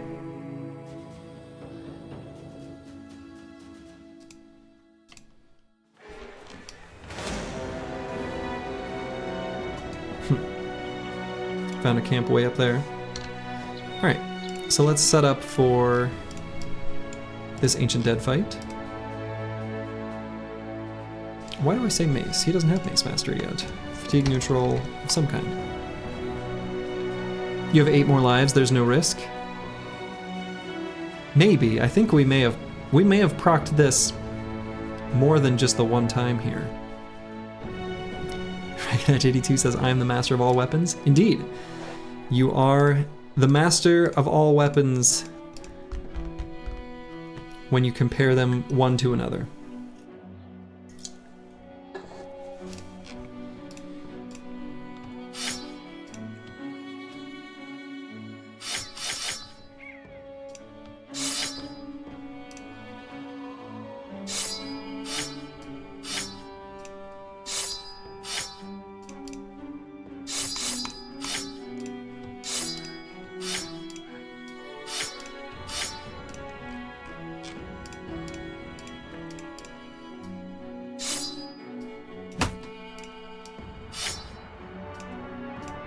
All right.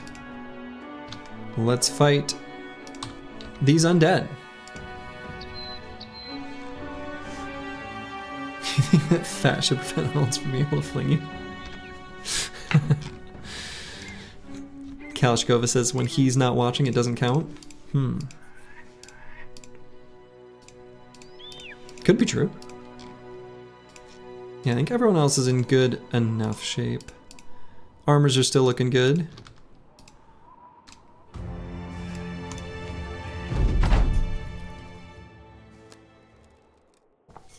We're actually kind of hoping that this Necrosavant latches onto a Kibio, because he's got the tools to blow him up best. So we're gonna wait on everyone. A classic. Then we'll back up.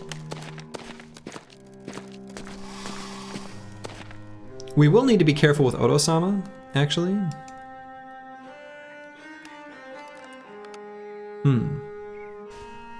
Let's think about that for a moment. Because I want to move him back to like here.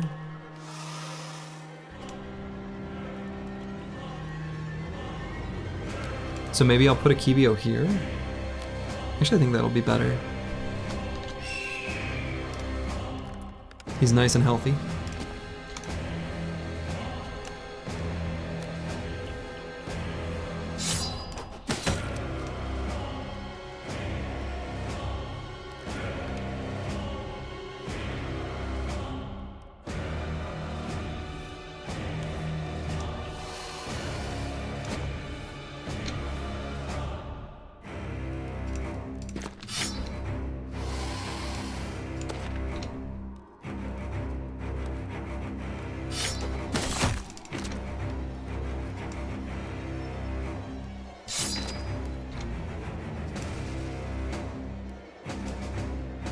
Forever alone, Necro? I hope so. All by myself.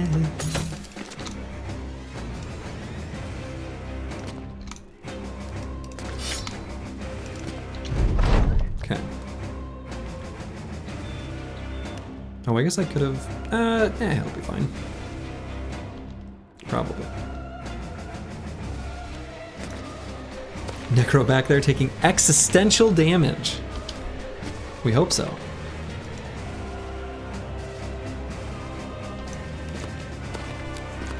Whoa, here they come.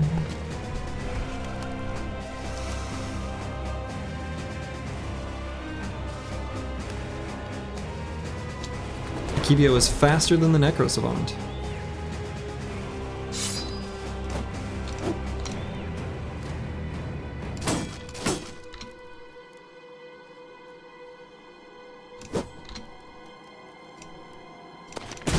Doing a lot of missing.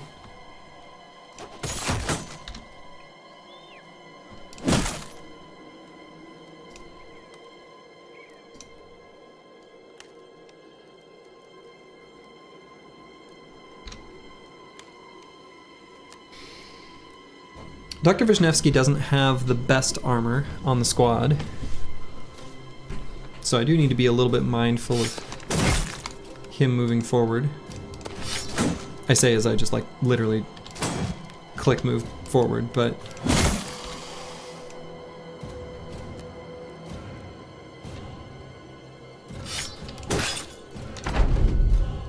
we're gonna try to make sure he's covered.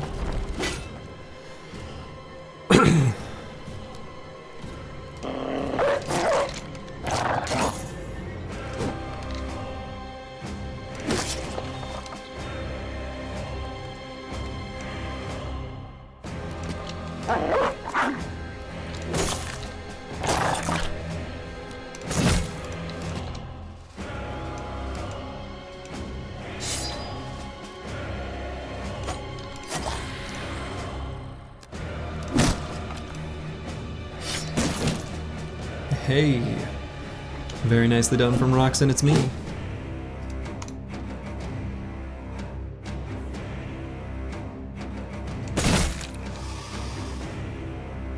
Maybe we should put the dog down first, actually.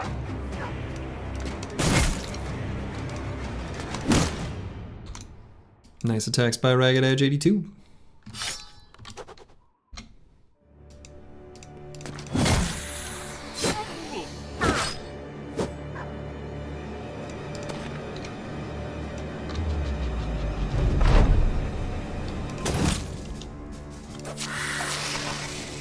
And Kivio blows up the Necrosavant.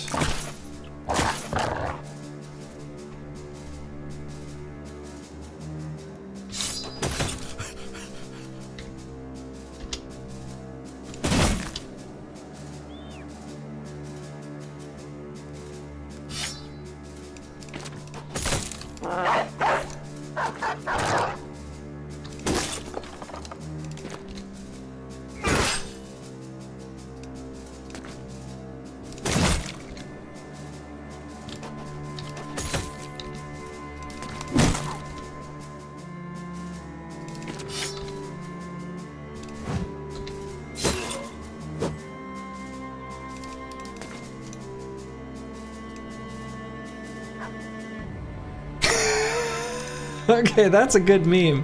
Shit. Oh my god.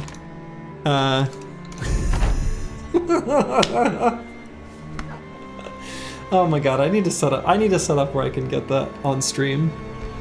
Shit, that's good.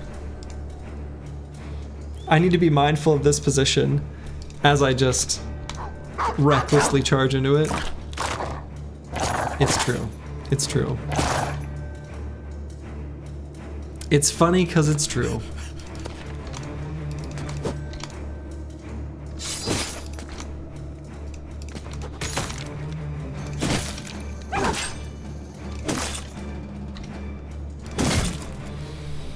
Yeah, too true. I've got no argument against it. It's accurate.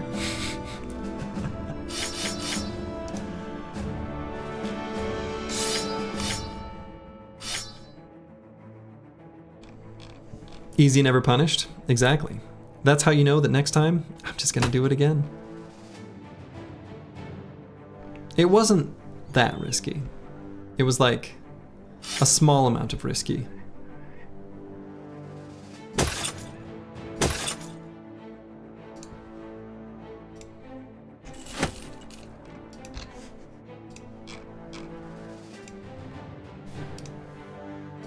Master Matagus, our throw tank, has leveled up.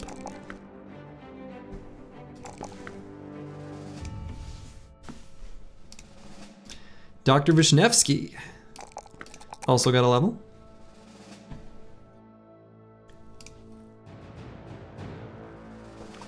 Could still, I guess, be like a nimble damage build if I wanted. I think that option still does kind of exist for us.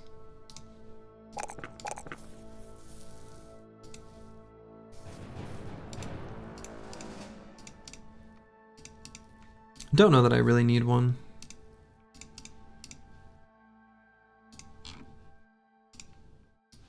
In fact, I can put heavier armor on them. Why don't I do that?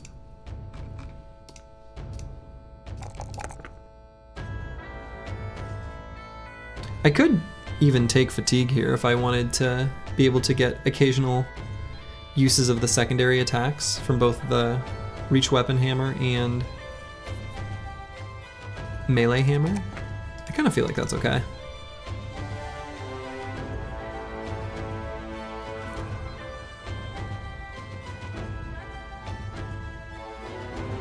So last 3 perks on this bro are just gonna be, oh, I get 4 perks because he's got student.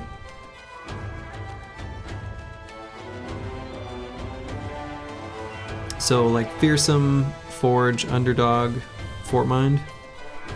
I guess that's just what it'll be. Let's grab fearsome now. I think fearsome's pretty good with hammers. Just the ability to always do the minimum of 10 damage against like warriors and warlords. I think that's pretty valuable. Who broke all 3 of our bros' noses? I think it was an on-hold.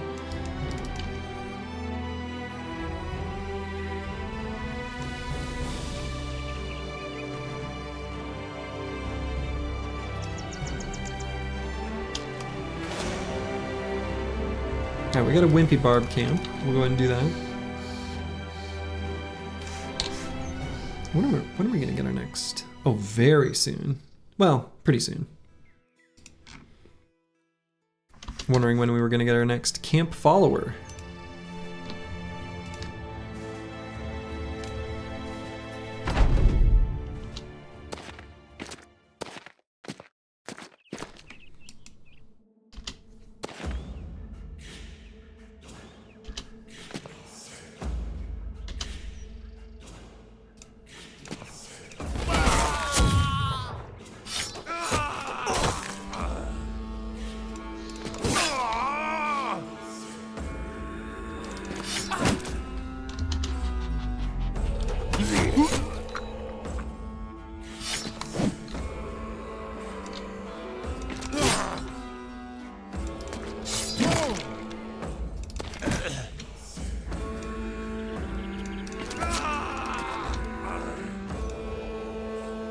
Well, these barbarians didn't really even get a turn.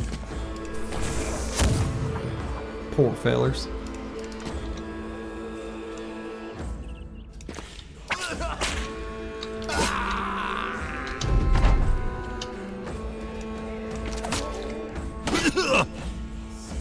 And of course we could have let that guy run, but why would we?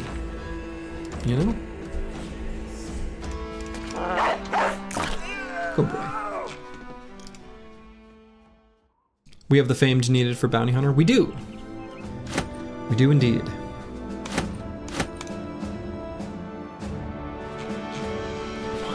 I don't even know what weapons to drop. I'm not sure what's worth more than other things, but I know we want these bowls, and I know we want just this cash. Cold, hard cash.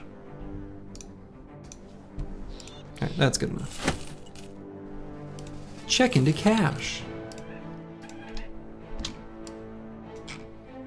I suppose we should check out that little section down there, just to be sure, while we're over here.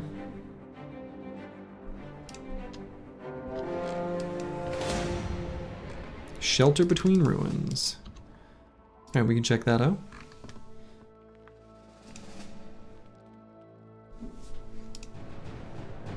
Is it cold because it was Northern Barbarian money?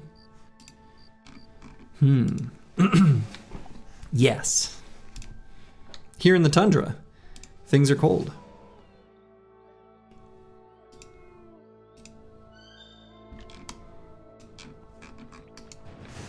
All right, so we'll fight this shelter between ruins. Kalashkova, I think, is in good enough shape to bring back in.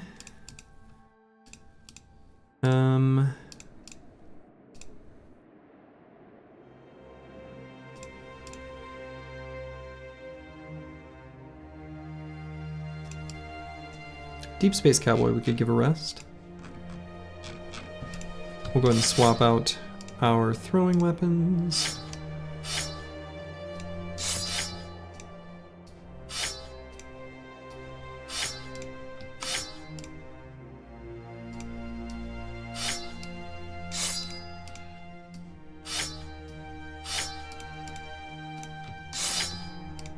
Okay.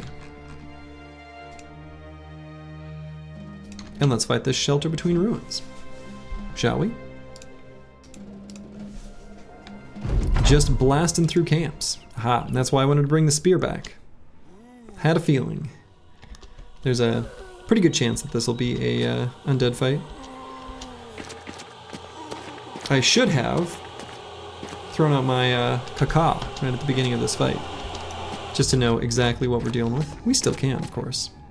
Caca! Aha! It's one of these cute little nacho groups. I guess you can kind of hear their kind of sounds.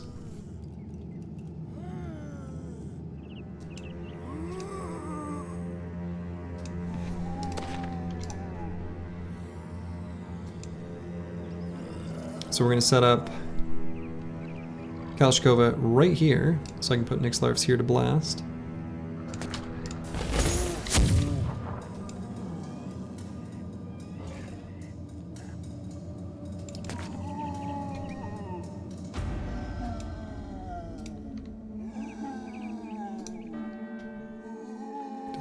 really much matter where Otosama is. I guess we'll put him here.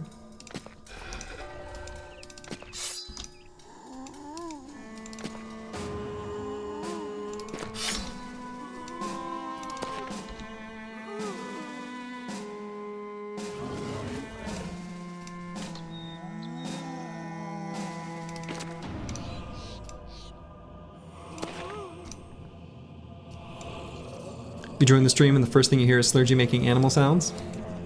Good. Sounds like you've arrived at the perfect time. And I agree. Nachos are animals. Slurgy, what's your opinion of pineapple on pizza? It's fine.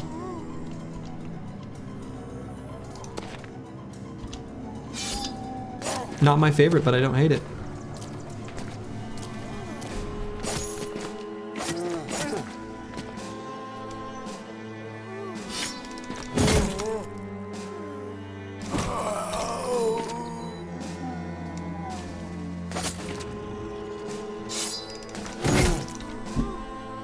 That question was bingo bait, but I'll take it. Definitely bingo bait. I knew what I was getting into when I answered it.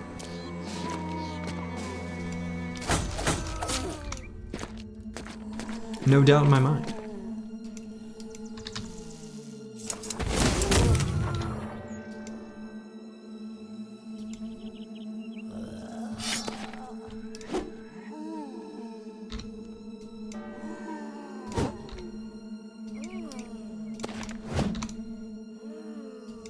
Slurgy being neutral on pineapple on pizza doesn't exist?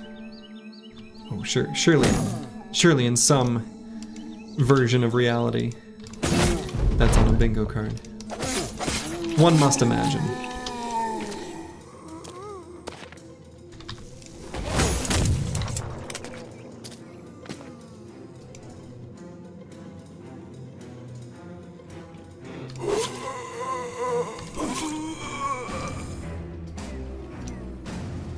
Milk toast taste is on bingo card. Exactly.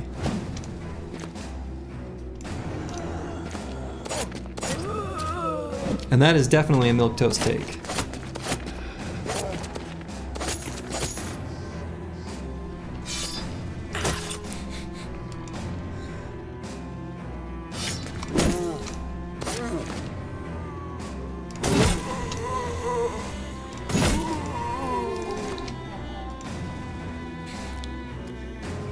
You were just wondering, as though this question were so innocent.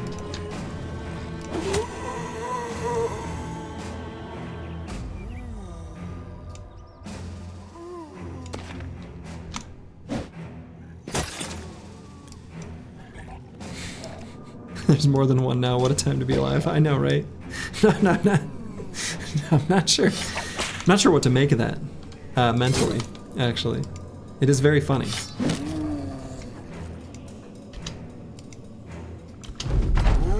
Not something I anticipated when I started streaming.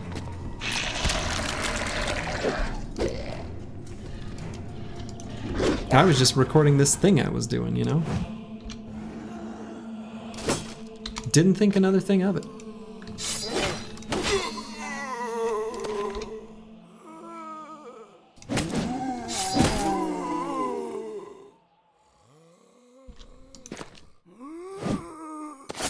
The schedule looks so weird now. Oh, my like past stream schedule thing. Yeah, so I set that up so that I could, people could have at least an idea of when I schedule, because I don't have a schedule. So, my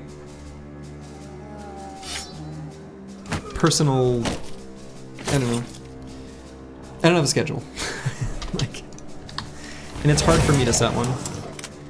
So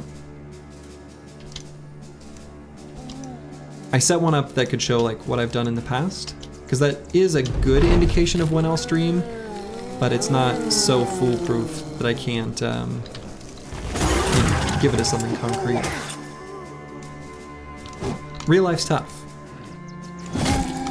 So for example, I mentioned this earlier, but I've got to wake up at 5:30 tomorrow morning. So I'm going to be cutting this stream shorter than I usually do. That doesn't mean I'm not still gonna stay up irresponsibly late, because I haven't morphed into a different person. But 5:30 a.m. is normal when you have kids? I suppose. I don't have kids, but I think that's probably true.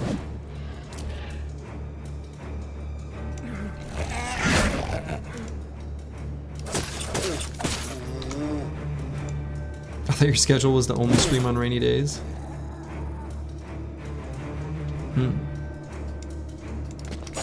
There is a tendency to do that. I do start streaming earlier on rainy days, generally speaking. And the reason is that, you know, if it's raining, we're not going to take the dogs on a walk. And if we're not taking the dogs on a walk, I reclaim just a little bit of time.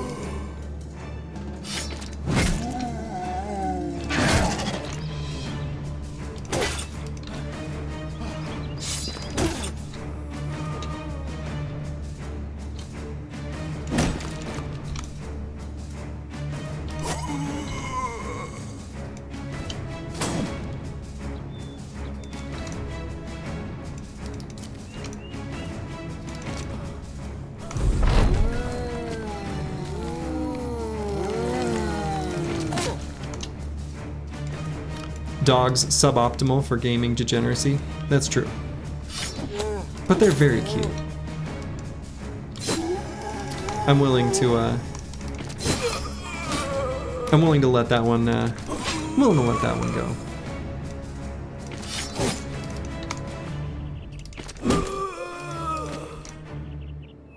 Dogs are the best, they don't block lone wolf. Exactly.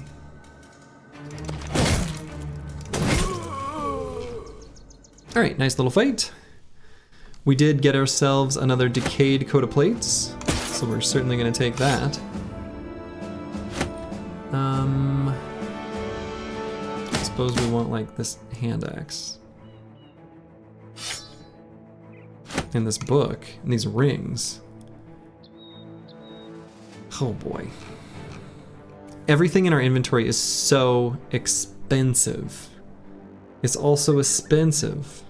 We can sell it for so much money. We don't need all of these mushrooms. We only need some of the mushrooms.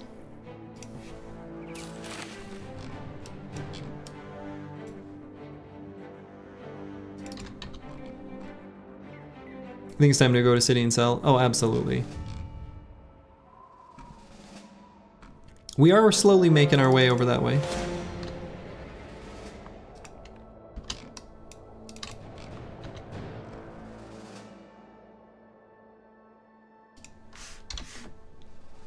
Slowly but surely.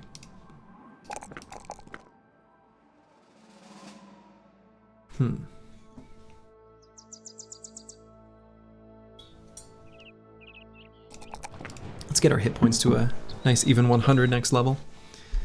It's kind of nice when that works out. Do I even need this footman's armor anymore? I don't think so. We can level up Lucid Tavi.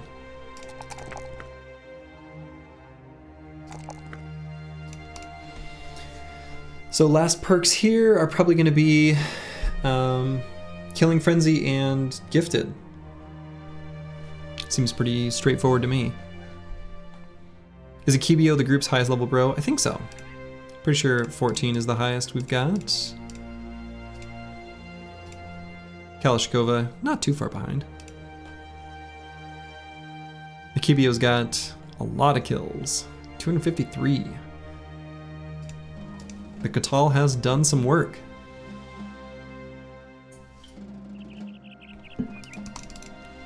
So yeah, we're gonna grab Killing Frenzy and Gifted. Right, I don't think there's anything else missing from this build. I think that seems good. So we'll go ahead and grab Gifted now. I think that'll be the more important of the two. Given that this is a two-handed cleaver, we're pretty happy to welcome more fatigue. So we'll go ahead and grab that. Kind of forgot that I had already clicked on this enemy. We'll go ahead and blow up some zombies here quick. This is one of those fights that, you know, is not particularly, like, interesting, realistically.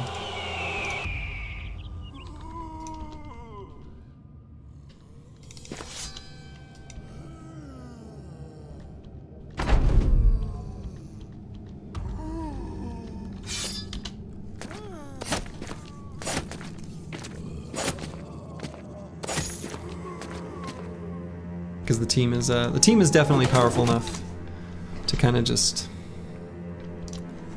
I don't know, blow these enemies up with absolutely no issue. Could have been an opportunity to bring in a lower level bro if I wanted to level any up in particular. Don't know that I need to.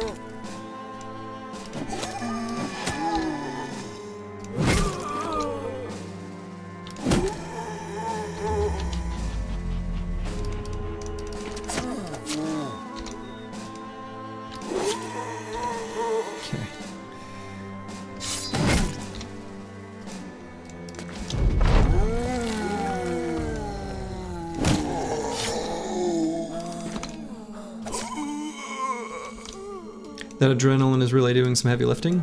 Yeah! Adrenaline has done pretty well. Obviously this fight, you know, it's not like we're at any risk of anything dangerous happening, so, you know, this one's a little bit whatever. However, generally speaking, absolutely. Adrenaline has done work.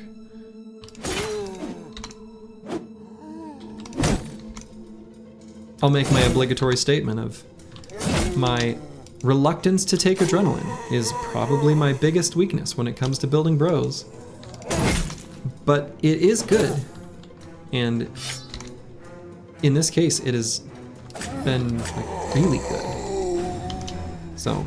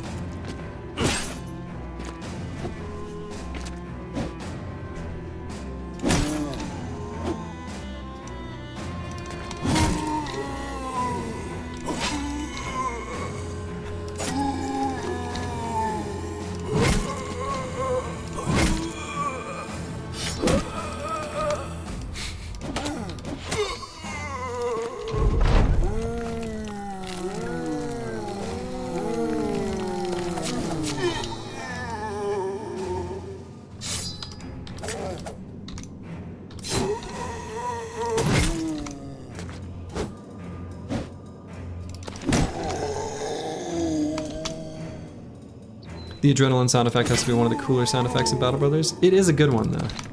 It's almost a little bit out of place because it sounds very close to like a futuristic space sound.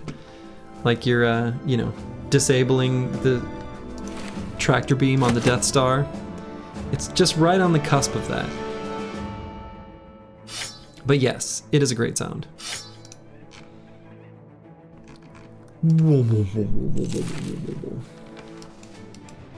It's the sound of time slowing down because of the adrenaline rush. Yeah, I think that's the idea.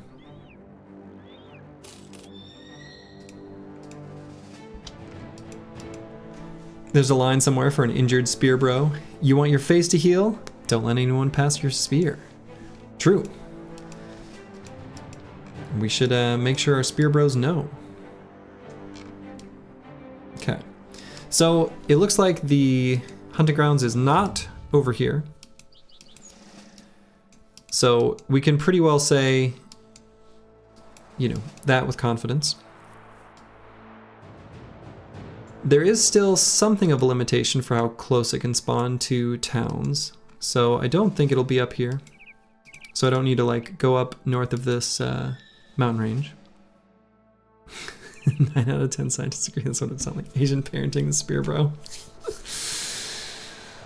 If you wouldn't have failed your D20 roll, you'd be fine. A pluses only. All right, so I think, what should my plan be? I guess it could still be up here, right? Maybe I go to Helvikborg. I mean, that's gonna be the best place to sell stuff up here. I wanna find the hunting grounds. Let's see, what do I have? Actually, quick check.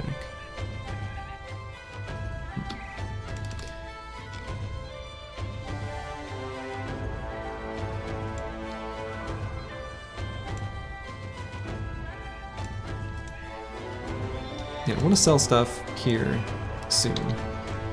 And then we can continue the adventures. Attended. Doctors and scientists say lead doesn't make your bones stronger. And you agree with the 10th.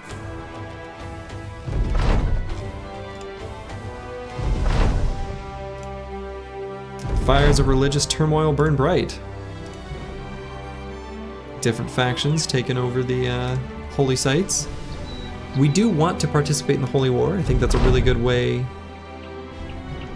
to, Oh my. Kalashnikova, the lone wolf spearbro. You've dealt with hounds before, right? Boom! Warrior the Warhound. Wonderful. Our barbarian has gained warrior. Wonderful. Not only will we give Kalashnikova warrior, we'll put this heavy war dog armor right on him. Pretty sweet. Great. Not mad about that. The other thing I can do, actually,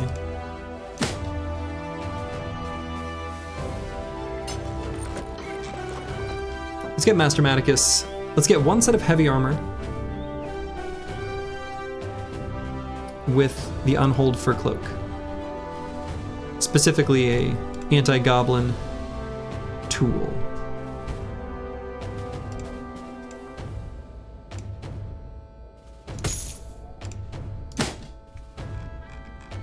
You love it when a barber recruit has stars in useful places. Well, he's one of the starting barbarians for Northern Raiders, so yes. Please tell me you've seen The Warriors. Nope. That's a movie, I assume? I've seen so few movies. So few. Has Slurgy ever seen a movie? Not that many. I am an uncultured swine.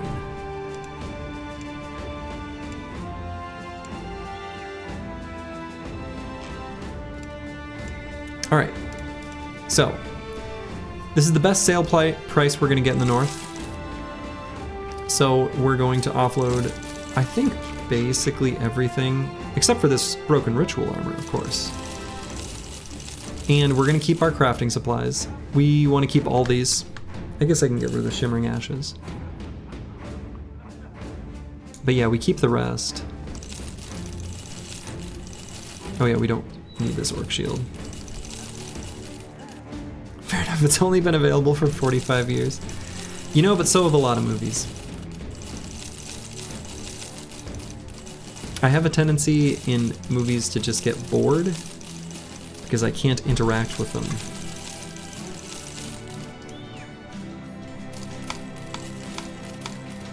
A quirk of my personality. And we're just gonna completely stock up on food. Is Rusty Axe better than regular Great Axe? Against almost every enemy in the game, the answer to that is yes. The Great Axe will outperform the Heavy Rusty Axe against completely naked enemies and against extremely highly armored enemies, I think. Definitely the former, I'm not actually sure on the latter. But against almost every enemy in the game, yeah, the Heavy Rusty Axe is going to perform better. If you'd like to see that for yourself, there's a Python application written by Turtle225 that you can run simulations to see that yourself. Get that extra tetanus damage? Exactly. Rocky Horror Picture Show is a audience participation script you can use while watching. Would be a bit weird by yourself, though it's more of a group experience. Sounds kind of neat.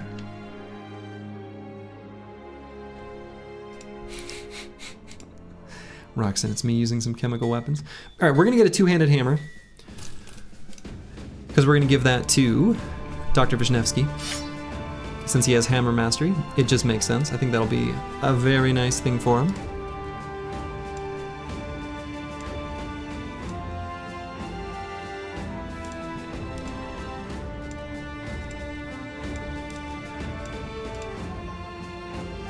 I'm gonna hang on to this Heavy Rusty Axe. I don't think I need this many jagged pikes.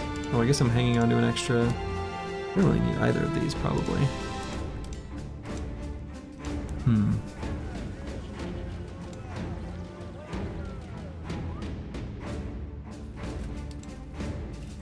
You always felt bad for the theater staff when everyone throws rice in the air during the wedding scene. Oh my.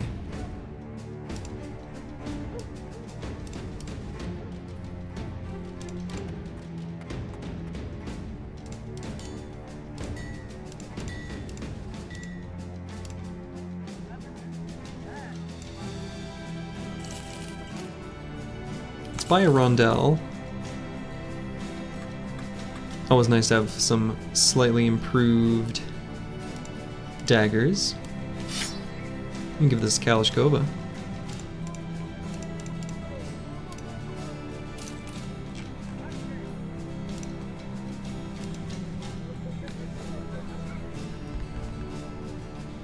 Could buy a coat of plates. I think it's okay not to. I think we'd rather just get the card upgrade.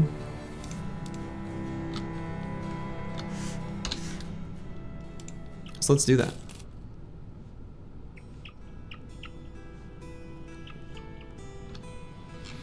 Okay, so I should probably explore this region first, just to be sure that the hunting grounds didn't spawn there. And then I guess from there I'll double back. And then we'll explore this region down here, and then in here. I think that's how we're gonna do it. We'll be thorough here.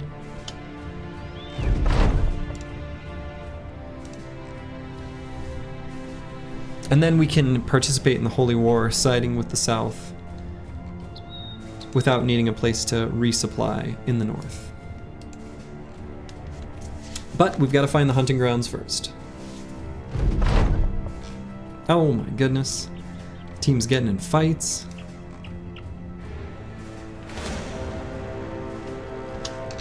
Got some furry unholds here. I actually don't really need these crafting supplies at all, so I might just ignore them. Well, I don't know. Maybe not at all is a bit of a hyperbole. We kind of do still want the bone plating.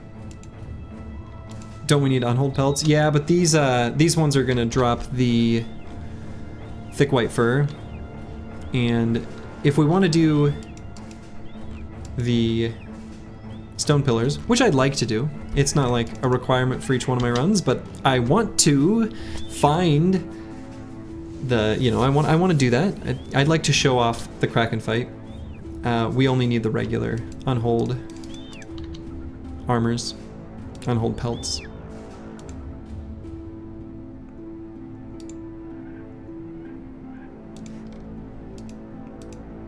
That's right, Roxanne, it's me and Akibio have been like 2 peas in a pod. Alright, so hunting ground's not there, but we can check it off the list, so that's nice. So now, almost with full confidence, everywhere west of here has been checked. I think pretty thoroughly. So now, basically everywhere east of Uhlenkrug, or whatever, we need to check. And I don't think it can be up here. I think that's probably not possible.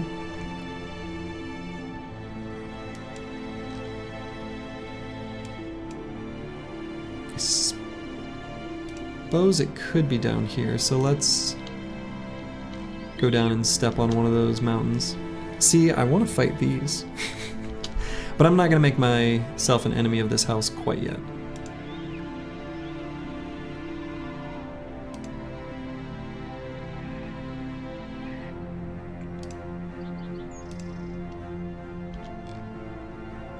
Okay. No hunting grounds yet. We're still on the hunt for the hunting grounds. They get to live for now, exactly. Nice undead camp down there.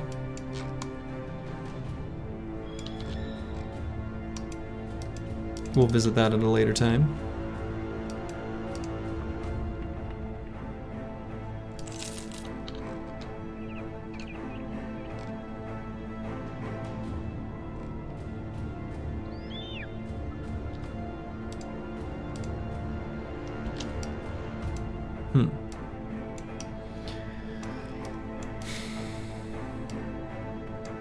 Alright, I guess let's go bust that undead camp and then go east from there. Yeah, I think that'll work for me. Make sure we've got Kalashkova in the lineup since we're fighting undead.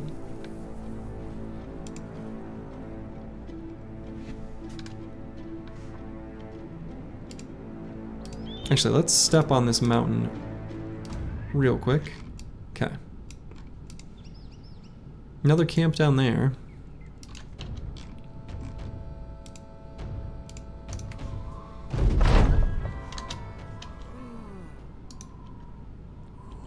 Since you have a good mace, now undead fear you.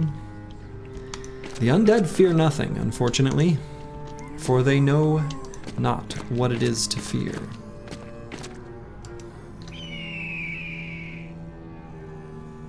Kind of a small little camp, actually, given that this is like the higher tier necro camp.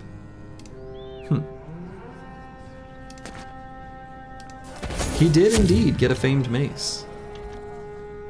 Got one of these. Sir Joffram's... Joffram? That's a name. Sir Joffram's Stomper. Joffram.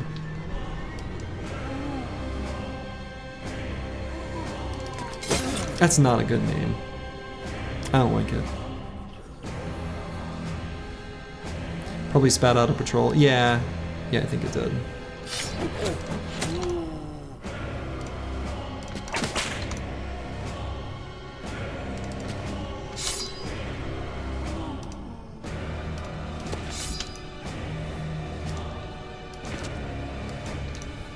Not as good as Sir Mix-a-Lot, that's for sure. Definitely not. Sir Joffram is from the Wheel of Time. I've had that book series recommended to me. Oh yeah, you know all that stuff about I can't watch movies because they're not interactive. I've read plenty of books, so I don't know. I don't have that same excuse in that case. Guess I just don't care for movies, is the real thing. Anyway, I've had the Wheel of Time recommended to me a lot. But when people describe how like, oh, you know, books 1 through 7 are a real slog, but it gets real good by books 8 through 11, I'm like, man, I don't know about that. I can't bring myself. Like, That's not selling it for me.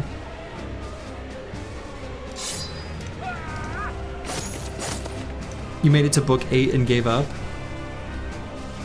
Oh no. I'm sure there's some strong opinions on the Wheel of Time. One must imagine.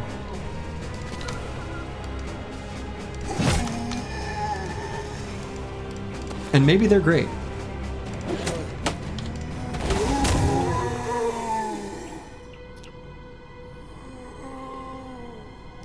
Wheel of Time Book 1 is actually a good standalone read. Do not recommend the rest? Okay. Well, I know Brandon Sanderson finished the series, right? And I really like Brandon Sanderson. Like, don't get me wrong, I understand that Brandon Sanderson's, like, writing style is basically... It's like Dragon Ball Z.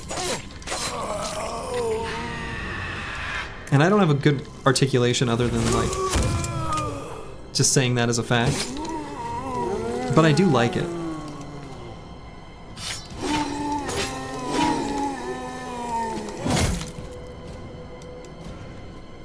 Books are interactive. Wheel of Time is great. Audiobooks in the car are helpful for some of them, though. Yeah. That's how I, read, listened to, experienced. That's how I experienced Dune.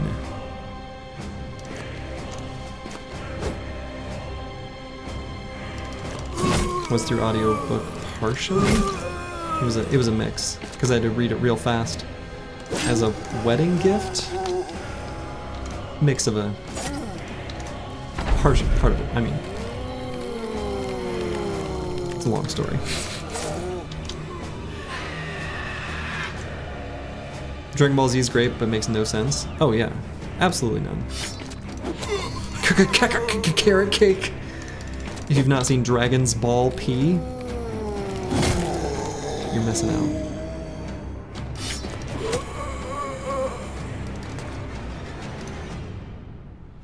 You started reading Wheel of Time at 10 years old and finished when you were 20 plus? Oh my god. See, I can't do that.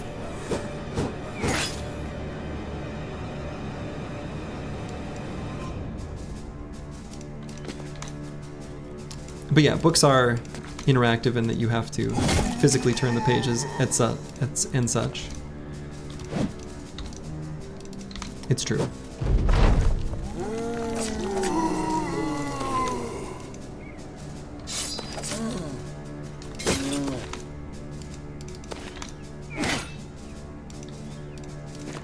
Though with audiobooks, you know, or even e-readers, that's less true, of course. Started watching The Wheel of Time and the show was way too different from the get-go. Kind of the same thing with Game of Thrones, right?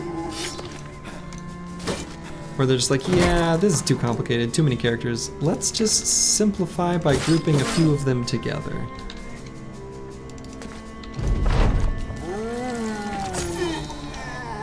Which, you know, fair enough.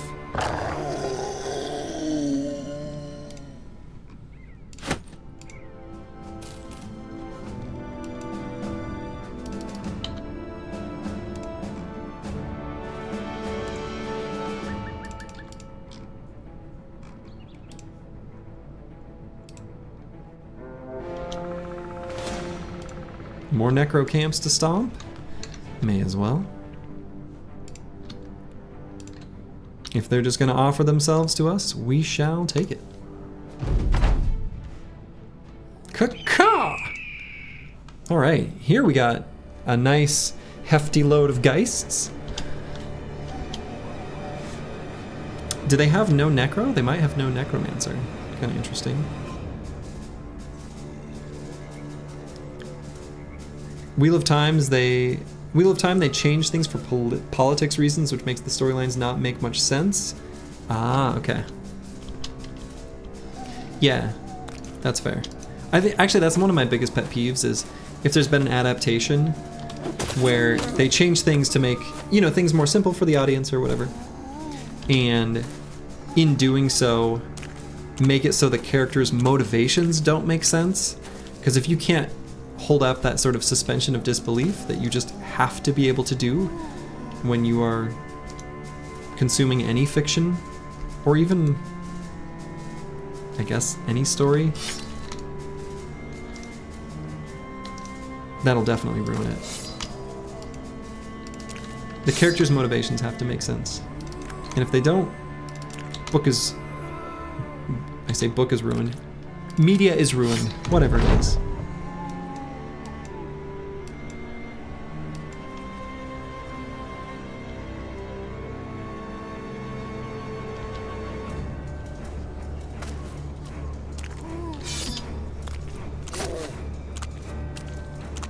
I wonder how my spear is doing.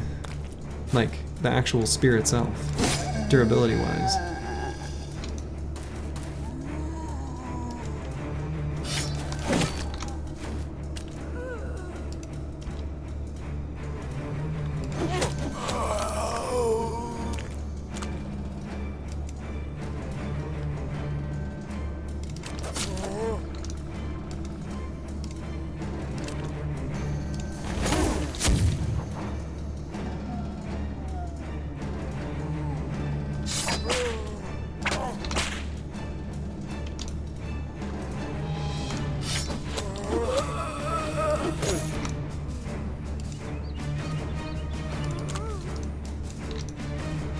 Everyone asks, where is Spear? No one asks, how is Spear? Exactly.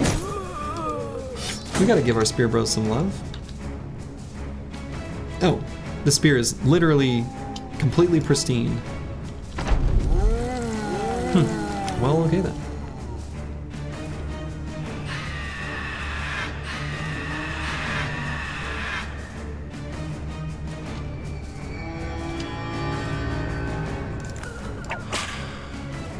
Hey, Lucid Tavi, whipping a ghost right out of the air.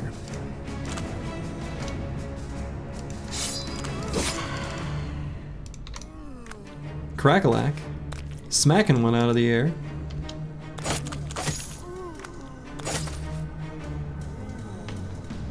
Kind of a neat side to the Wheel of Time is that male magicians are hunted down and murdered, all of them. Really neat, unique to that series, by female magicians. Don't know if they changed that in the show. Interesting.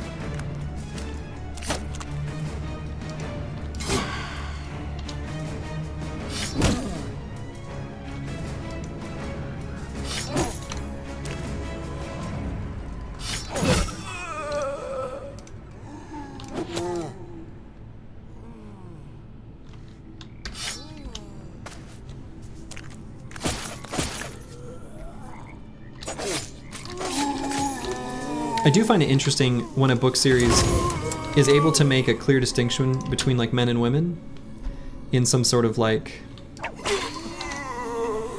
way that isn't just like some sort of like weird misogyny or insecurities on behalf of the author. As long as it's not that, it can be very cool.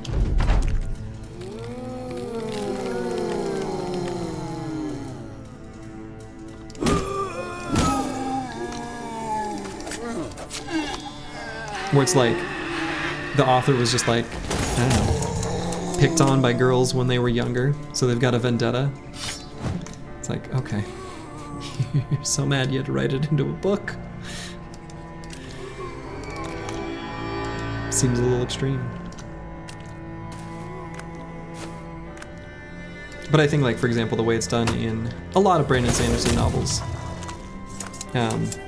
where it's like quirks of a culture, I think that can be really cool.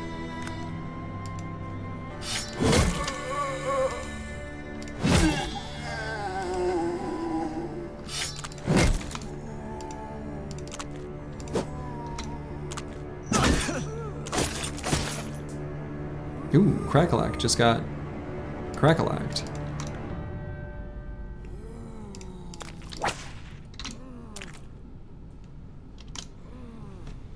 Sword of Truth has really unique female characters. Nice.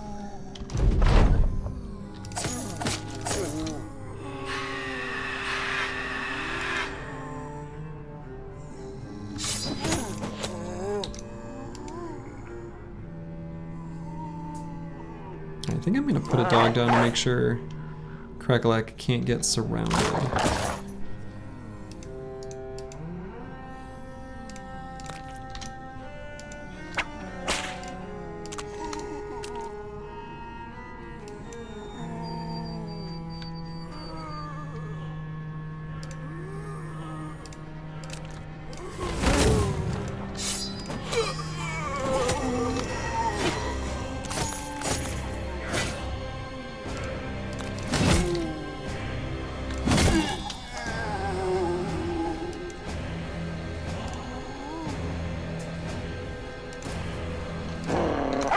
What's the idea between greatsword for no fatigue bros? Seems like a waste not to be able to AoE or berserk double AoE with it.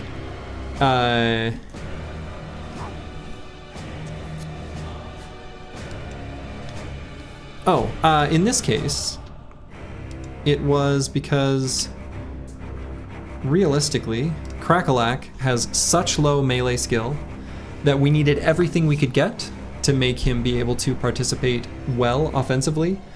So the sword has a extra bonus to hit chance, whereas the other big two-handed weapons don't. And we also patched it with Backstabber. So between the two, he can actually hit pretty reasonably often. Great Sword is not that much lower in damage than the other options. It is lower. Like, I'm not gonna pretend it isn't. Oh my god, Crackalack got cracked again. Still has 9, but yikes.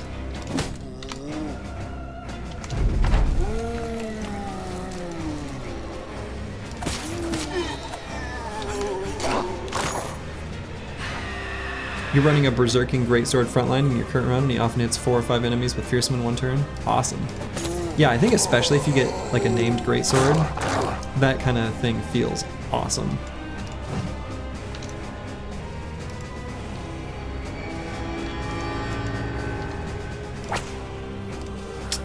Lucid Tavi trying to help out.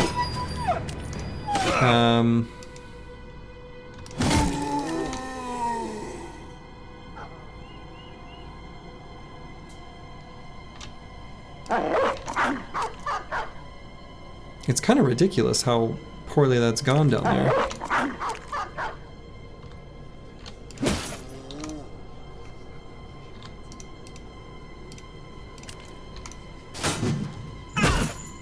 There's the 9 lives proc. I mean,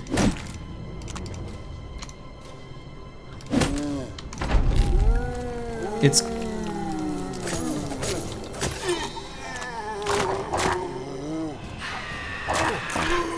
we're not going to be able to get down there to rally.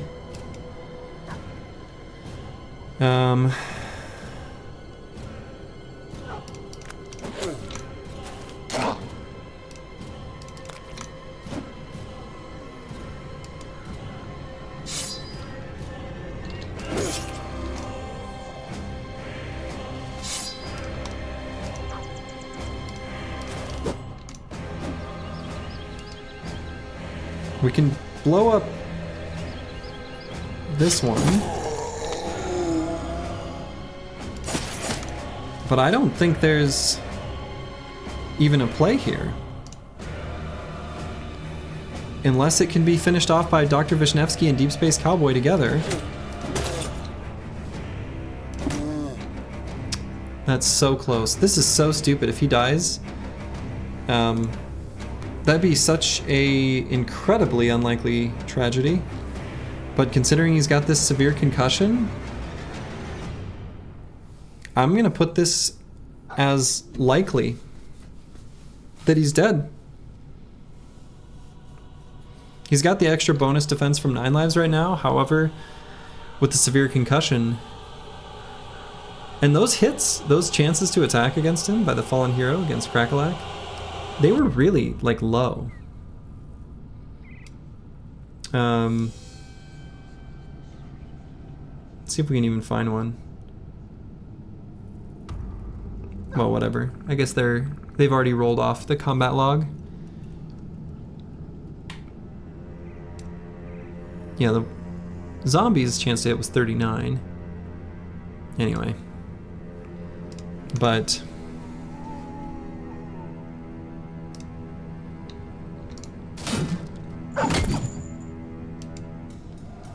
well, so it looks like he's gonna live. However, he's probably gonna die when he tries to run. Unless Master Maticus can. No, isn't. Oh my god, he lives.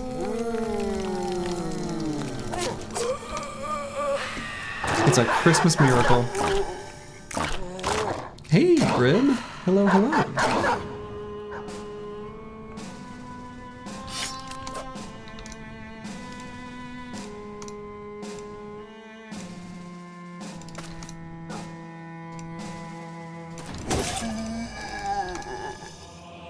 What was the hit chance? Oh yeah, we can look at that. What was the chance to hit? It's probably pretty high actually on the one that finally missed him. Yeah, 54% chance. So all the ones before that were obviously much lower, right? Because his resolve was high. He didn't have a concussion. He had more dodge value from his current initiative level. But just got smacked in the head over and over again, which is also kind of a second layer of RNG. But he lived in the end. So.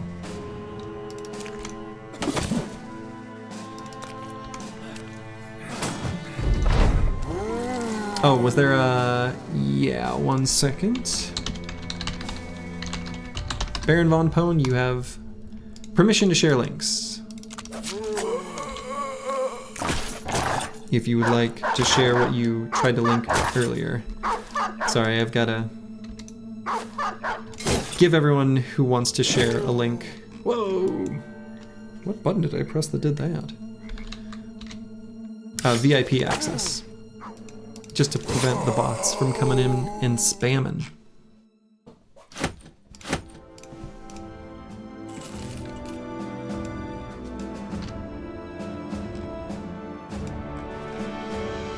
Oh my, just the title of that link. Pretty damning, pretty strong anyway.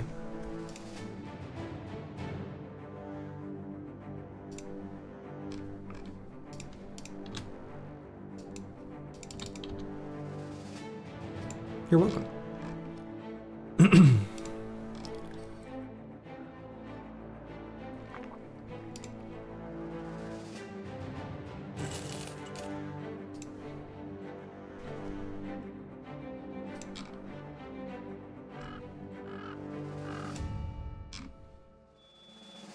All right, so we are still looking for the hunting grounds.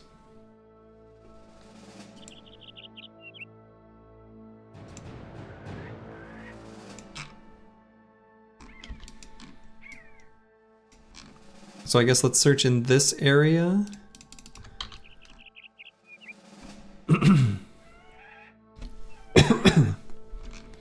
Then we can see if we don't find it here, we can look over in this area. And if we don't find it there, well then I screwed up somewhere. And there's a location on the map that is not as thoroughly explored as I thought. Which would be a real tragedy.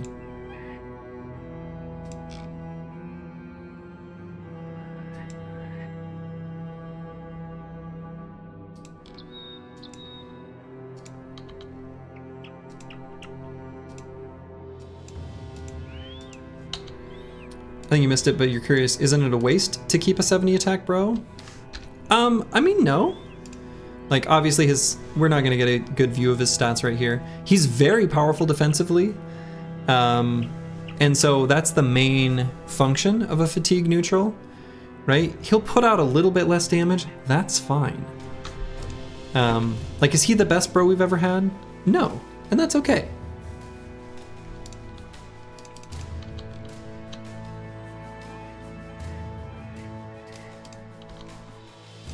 You don't need a whole squad of Chads to be able to beat all the game's content.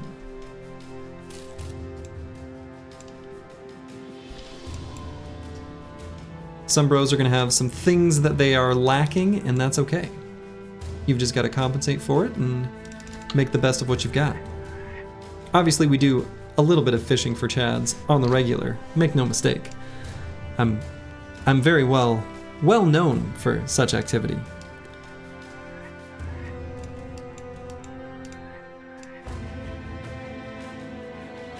You, for example, you're lacking in weakness. Oh man. Alright, we're gonna blow up these Necro Savants, I think.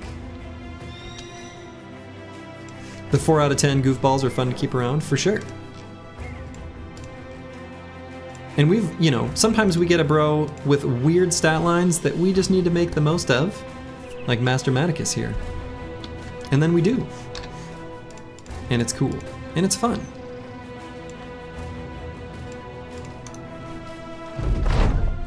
What does 4 out of 10 mean? Like 4 out of 10 stars, I think is what he means, basically. I think the reason the old guard becomes drunk or doesn't proc on you yet is because you're a working alcoholic. I mean, even a functional alcoholic's still an alcoholic.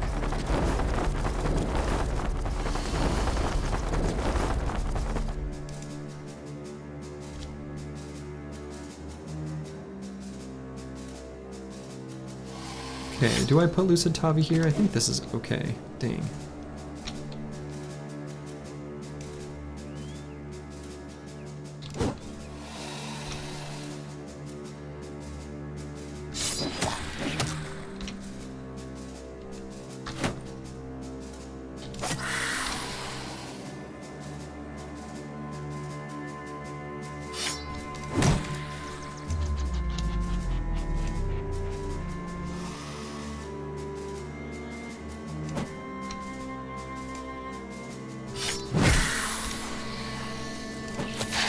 There we go. Adren pretty good here? Absolutely. Adren's super good here.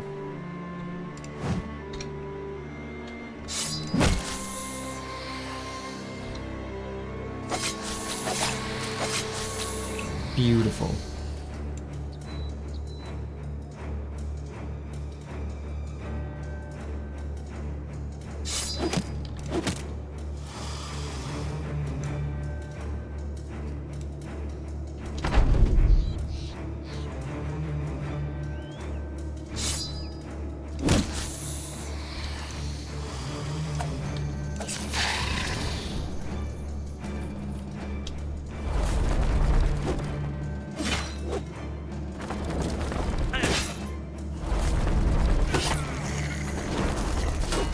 Yeah, we're gonna need to circle around Lucid Tavi.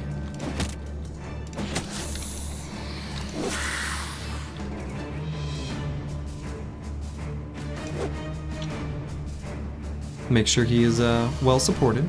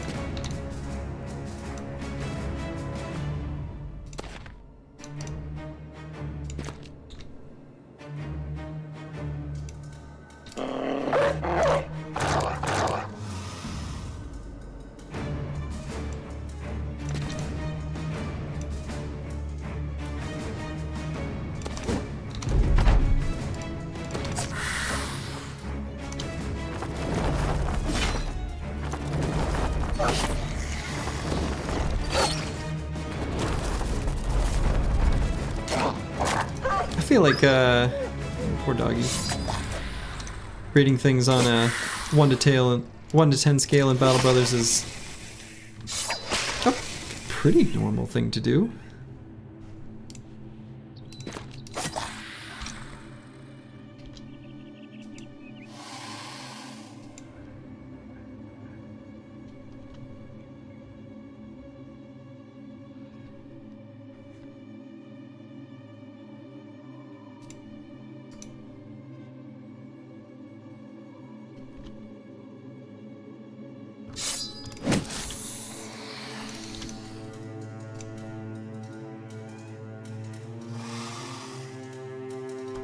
Let's see, where is... There's Lucid Tavi. Let's make sure Lucid Tavi doesn't get jumped on. That's all that really matters.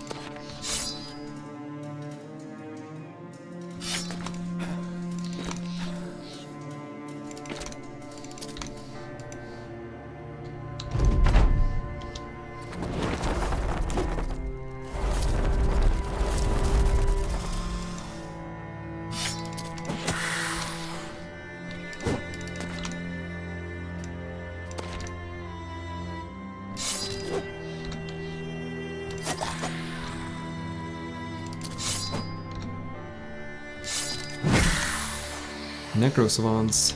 So evasive.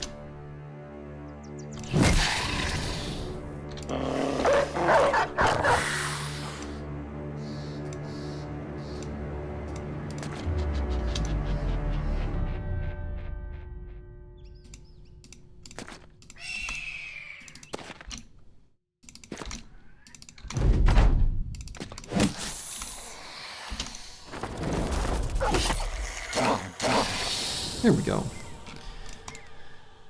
Cleared out ourselves some Necrosavants. Got some wine that I can't imagine is safe to drink, but we're gonna do it anyway. And some books. Alright, let's see. What's the best way to scout the rest of this? Maybe I'll go north and then circle around?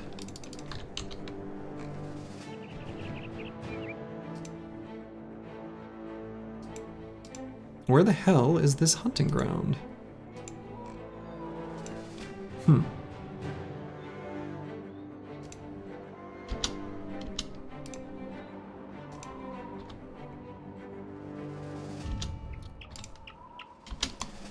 Battle site.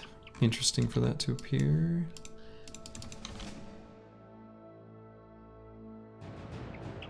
Those vampires were brewing wine in the middle of nowhere. Oh! Akebio managed to hurt himself with his own weapon. Pierced hand? Akebio? Don't do that. Living up to the name Brigfoot doesn't exist? Indeed. Has to have spawned where you've already checked.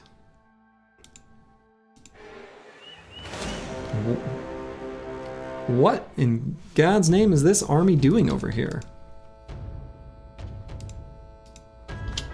Well, I guess we're gonna fight him.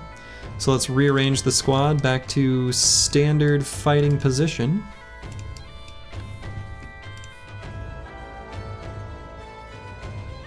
Was this event because of Drunkard? I think so, yeah.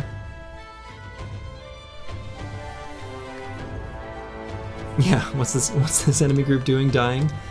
Accurate.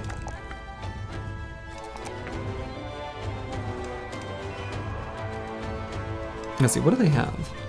Many footmen, some billmen, a few arbalesters, and a standard bearer? Yeah, they're just dying. That's exactly what they're gonna do. We got a couple scuffed pieces of equipment.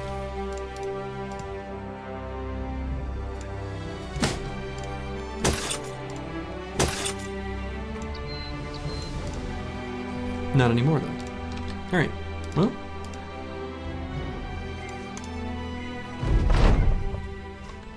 Thinking you were making Akebio juggle his knife? Sounds like a euphemism.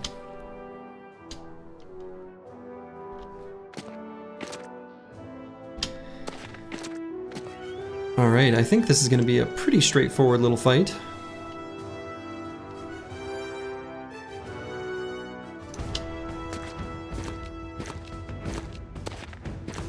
We're just going to move forward with the big old heavy weapons and blow them up. And that'll be that.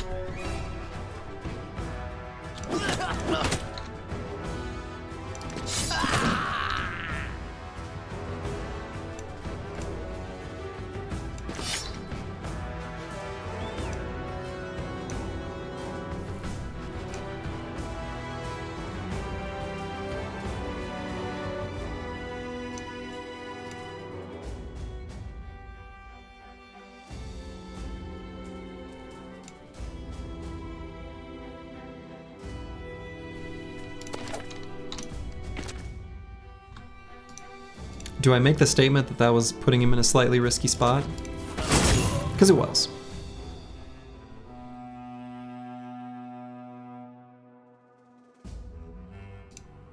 Alright, so Nixlarfs, since he's got Relentless, and he's pretty fast, will reliably be able to go before them. So we can give a secondary blast right at the start of next turn. I think that'll be okay to put him right here then.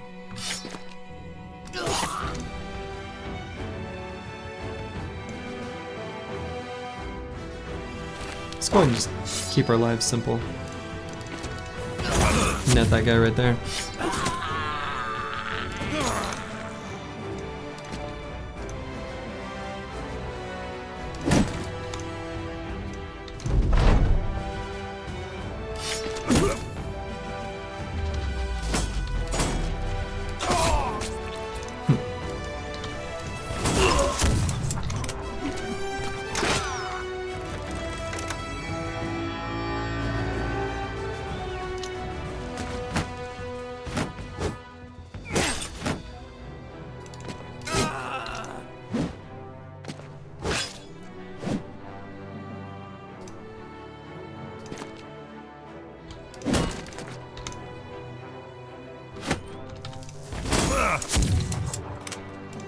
I really enjoy these fights where you're able to make just like a death valley and handguns can just go ham.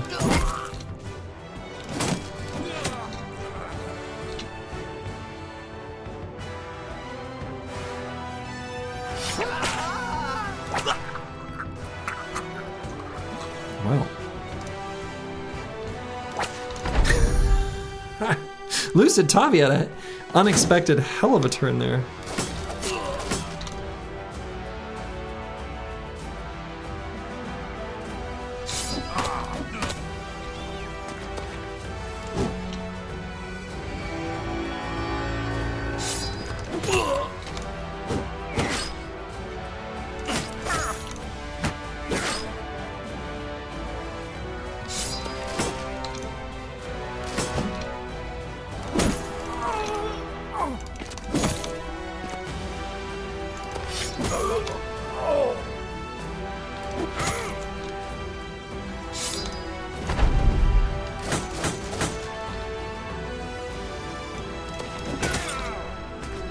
The enemies are fleeing.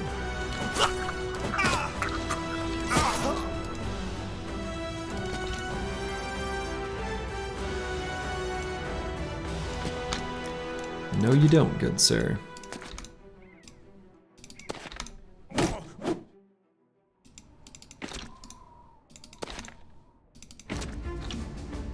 Run him down.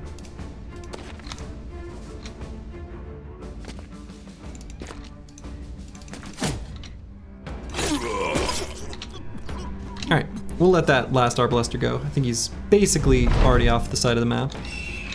Yeah. Goodbye, sir. Alright, well, that was an unexpected but welcome fight, I guess. Kind of weird.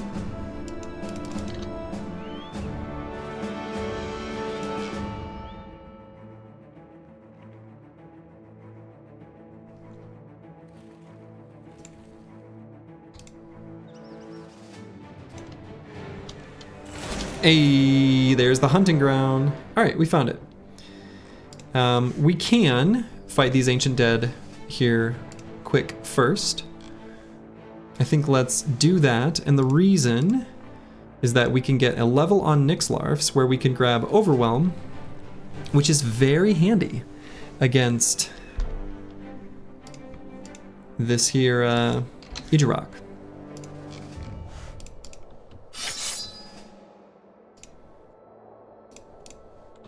So we'll go ahead and switch our throwing weapons.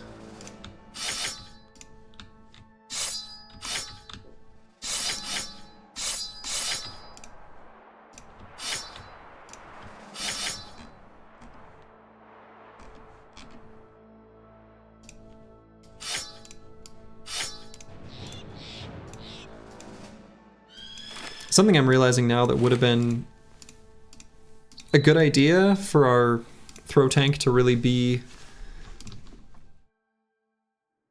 more successful at what we've kind of had him do is it would have been good to give him quick hands. I don't know what I would have dropped for it.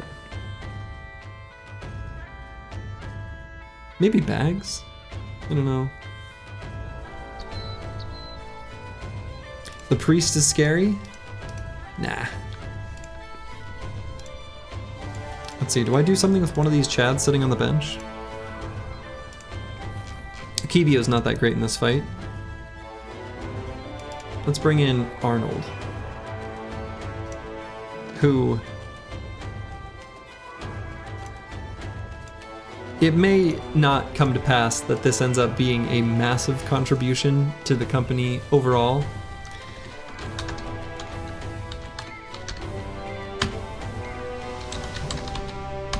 But Eagledub, our original flail bro, fell in the arena in a very stupid way. Unfortunate, but it is what it is. And Eagledub did request that if he were to be reincarnated, that it would be as a flail or cleaver bro, and I think it makes sense for this guy to be a flail bro, like a flail duelist. And so this is probably not really gonna happen, but we're gonna force it a little.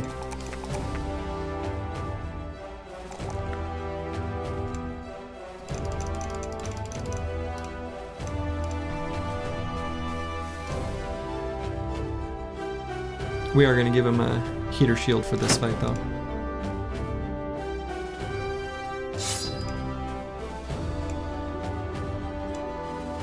Because he's still just a baby. He's just a little baby.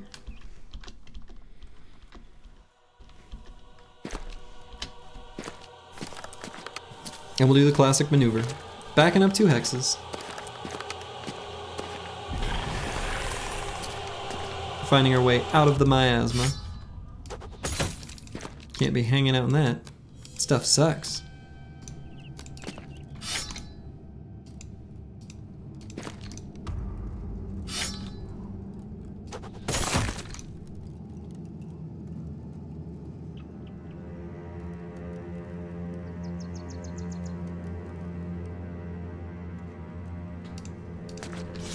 We're gonna try something.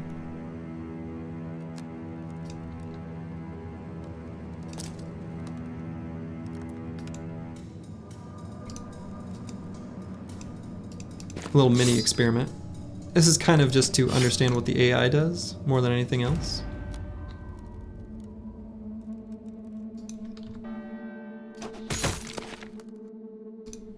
The thing you hate most about undead shields is you use them early game when you can't get the normal ones and you forget to grab the normal ones.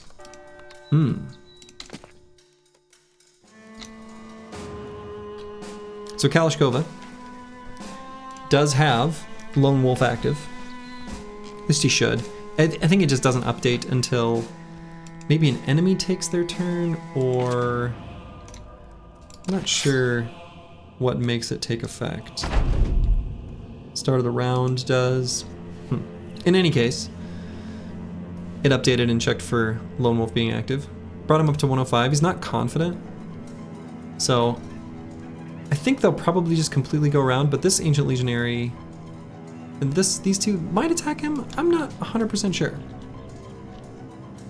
It's a Christmas miracle. Indeed.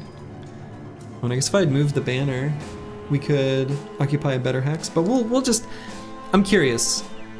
What I think is gonna happen is this Legionary is gonna run down to here, and these pikes are gonna attack him. That's what I think is gonna happen. But I don't know. I've never put the AI in this position. Oh no, even that guy tries to get in. Okay. Interesting. 92% chance to hit, even with shield wall active. Huh.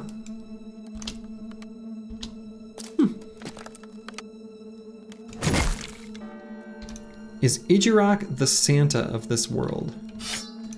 Yes. Okay, so kind of what I said is the exact opposite of what happened. Like, the legionaries try to get through, but the ones with the pikes, like, huh. Alright. Was definitely wrong in my prediction.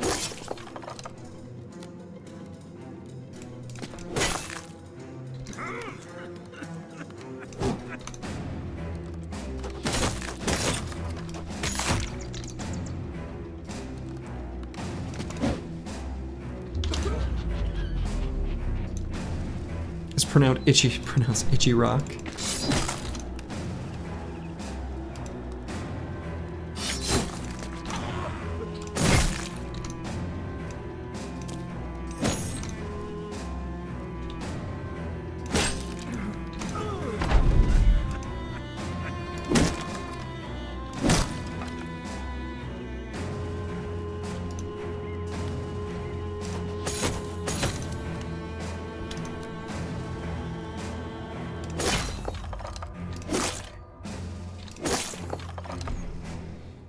Lucid Tavi. Oh my goodness. What a turn. That was some cleaving. That was great cleavage.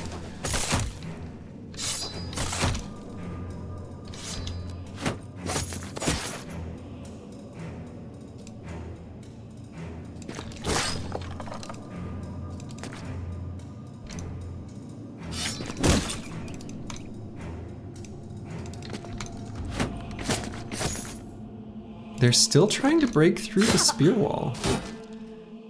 I'm surprised by this.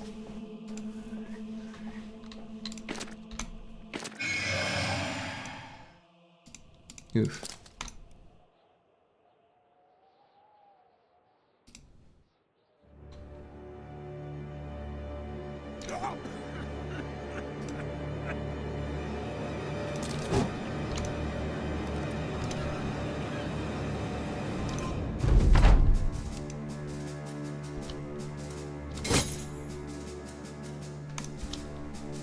Otosama is in the perfect spot, by the way. The banner aura is 4 hexes, and the lone wolf restriction is 3. So there's a perfect spot you can have your banner at one, like, ring shaped around a bro with lone wolf, where you can still give them the for the company buff.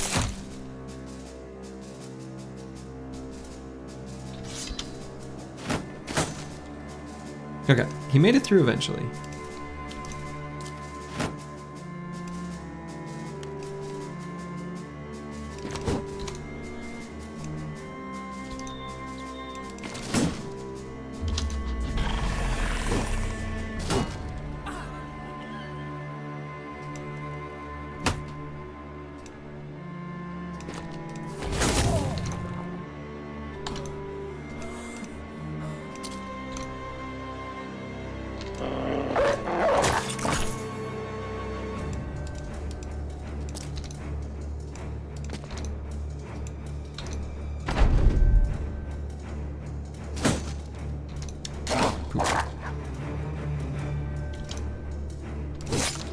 Here we go.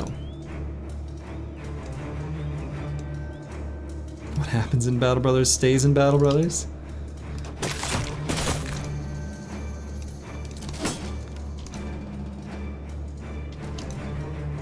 No permanent injuries here. They're all temporary.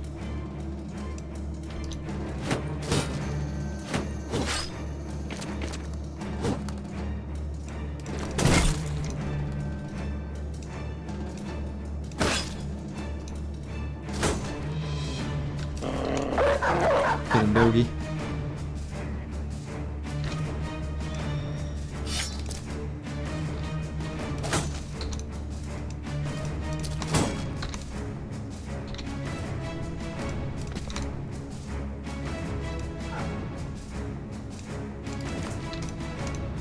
Slurgy, you have an idea for a D&D campaign. 12 bros to the highest bidder, streamed on Twitch, with some rules to streamline time, like voting on company leader to make decisions out of combat, and gear or something like that. Could do some other cool stuff too, like camp followers or something. Could be rad. What do you mean by D&D campaign?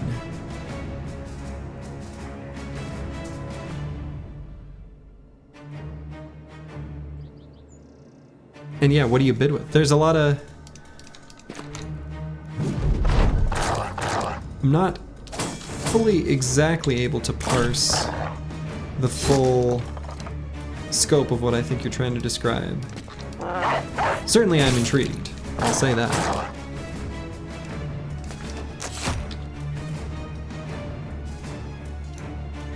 Like a Battle Brothers D&D campaign, make a story and play it out?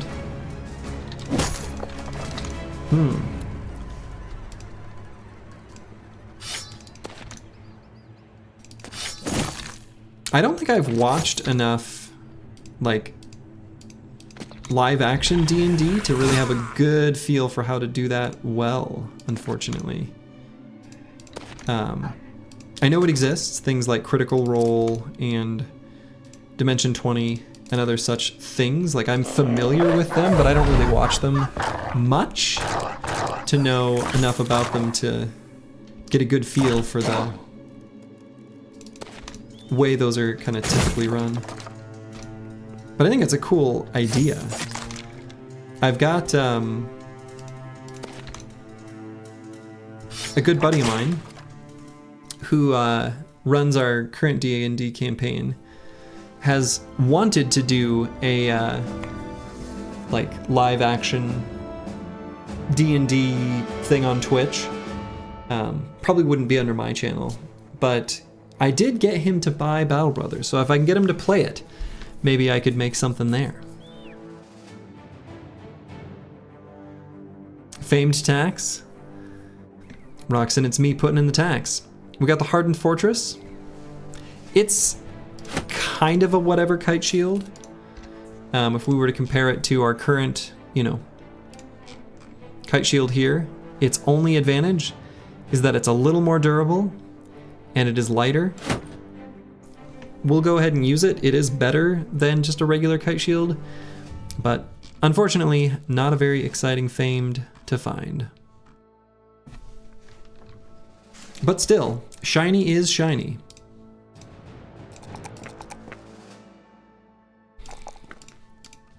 Ragged Edge 82, currently the master of all weapons. Could do to select one. What I might do, because he's a little bit behind the rest of the squad, and I don't know exactly what I want to commit to yet, we can wait till we find a famed, perhaps, is just pick student. What's its name? It is the Hardened Fortress. Cool name.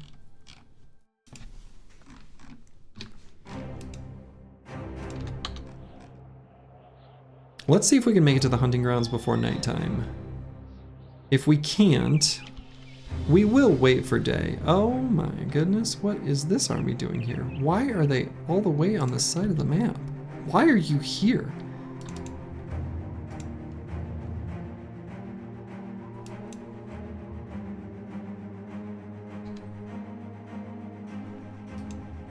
All right, just so I don't get like, whatever.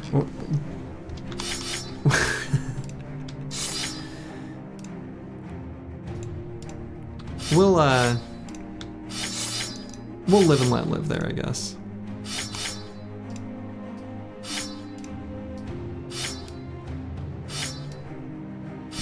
If your friends end up doing something on Twitch and you're looking for people you'd be interested to just watch or it would be cool, he'd be very happy to hear that there would be people interested in watching live streamed Let's Plays. Or not Let's Plays, D&D campaigns. He's very familiar with that. He watches a lot of that kind of stuff. He's tried to start a few. Like dreaming up, starting a few like live Twitch streamed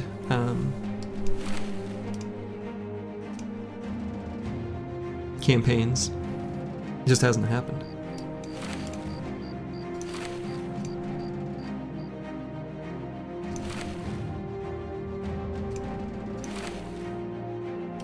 You would too? Interesting. I will message him right now. Just so he knows.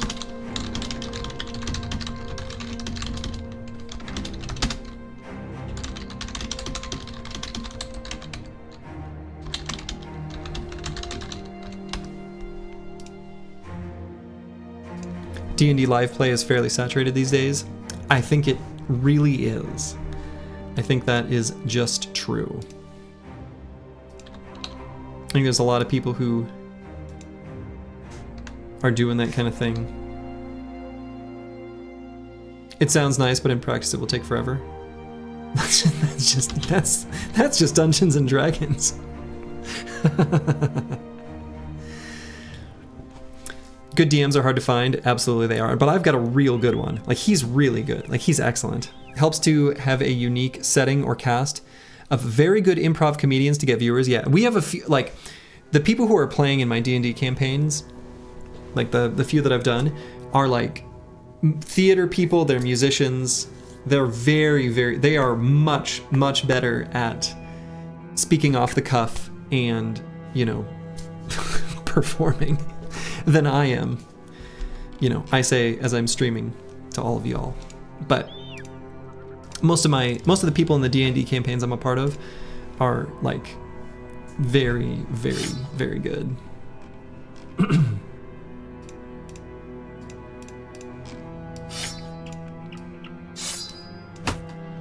Oh, Nixlarfs didn't quite shoot. I never did quite get overwhelm on him, did I?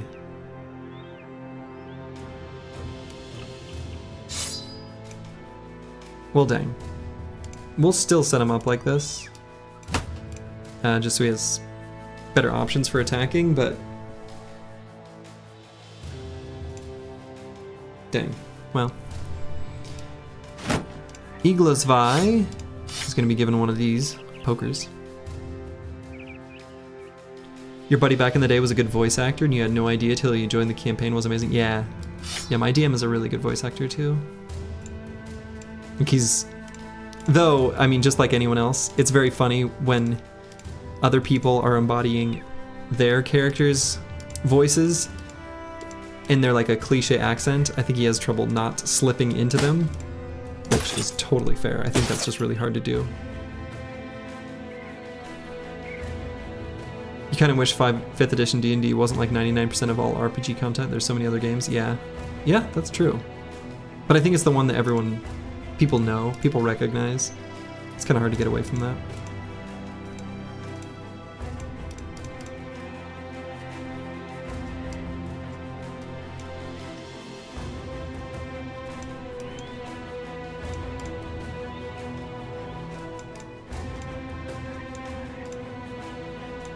Alright, so let's fight the Ijiraq, shall we? We got this broken ritual armor. Let's turn it into the armor of the Ijiraq. You're told you have a lot of memorable D&D characters you've created in the past, but you and your other's favorite is Moran, pronounced Moron. He's an orc barbarian who's dumb as shit. He has to knock on doors before going in, because that's what the nuns taught him in the orphanage. You've done a lot of stuff with him because of his 6. Oh yeah, I think it's really fun to roleplay characters that have some stat. Int is a good one, but honestly it can be any that is super low rolled. That's very fun to roleplay. Alright, well I'm going to use the restroom real quick, and then we'll fight the Ijiraq. In fact, I'm going to click on this button. Boom. I'll be back in one moment.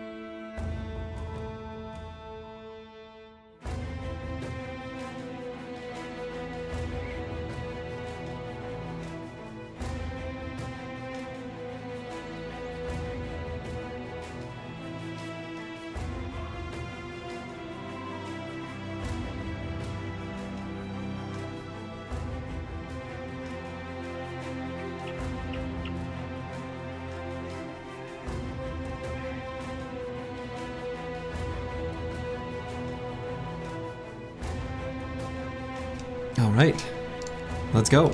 Let's destroy this thing. Engage. Engage. Right off the bat, Dr. Vishnevsky gets hit in the head and takes a severe concussion. Not what you love to see.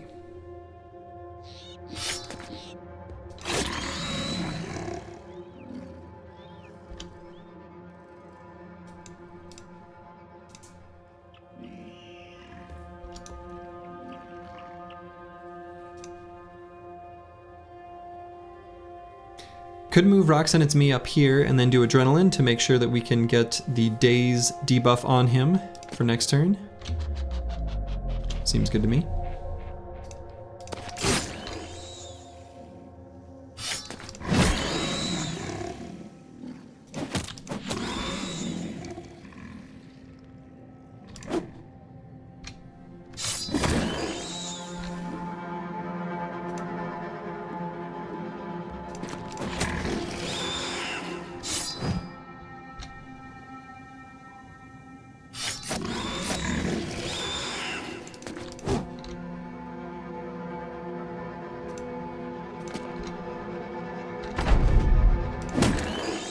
Excellent. You want your medieval fantasy to feel as dangerous as Battle Brothers feels? That is a reasonable take. I think it's fun in like Dungeons and Dragons or any role-playing game. I feel like there's genuine risk. Okay. Dr. Vishnevsky is gonna have to move to a new spot.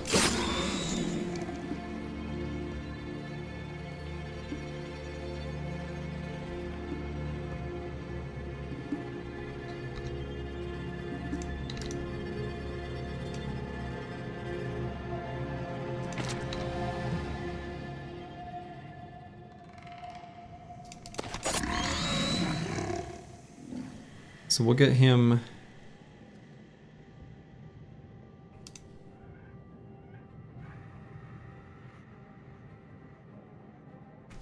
I mean, I guess he can take one more hit.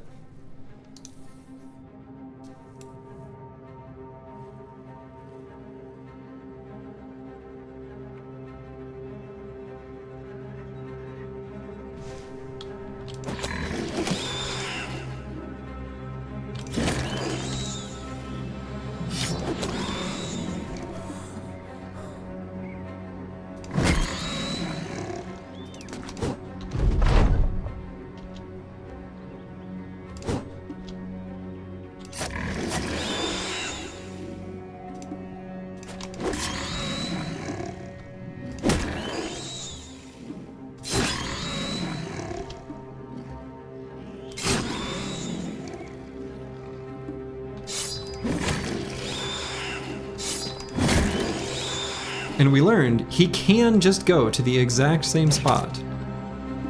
So.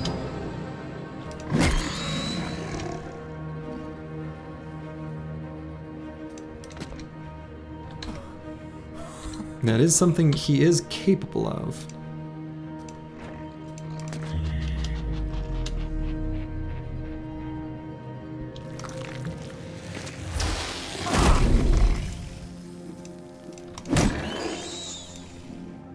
If only we had 2 taunt. I know, right?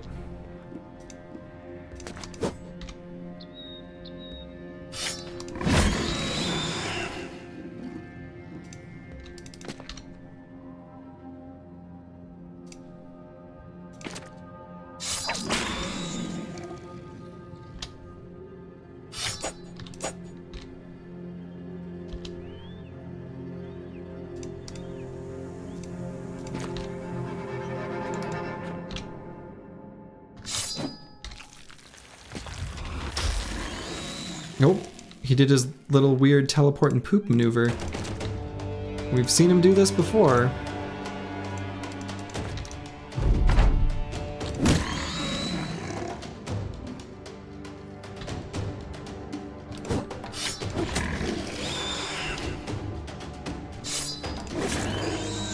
Lusitavi almost got him.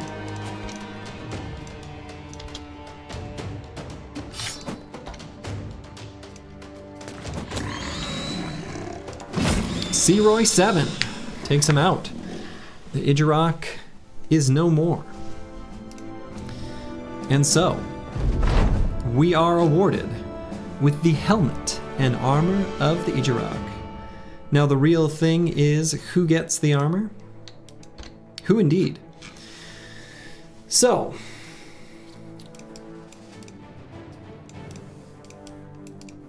I think one very sensible option would be to take probably who is our most Chadley of fatigue neutrals in Searoy 7. Ooh, he can't quite support the fatigue for it.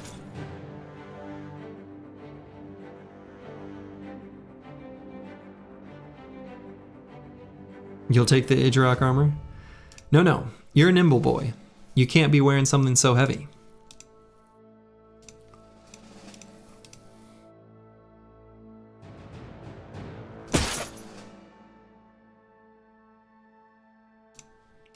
Could give the helmet to our thrower tank. I think that's a sensible option.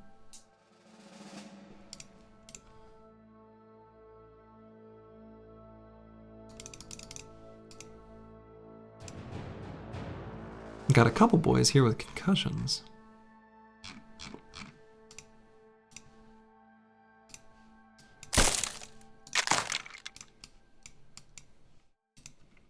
That tank is so bizarre.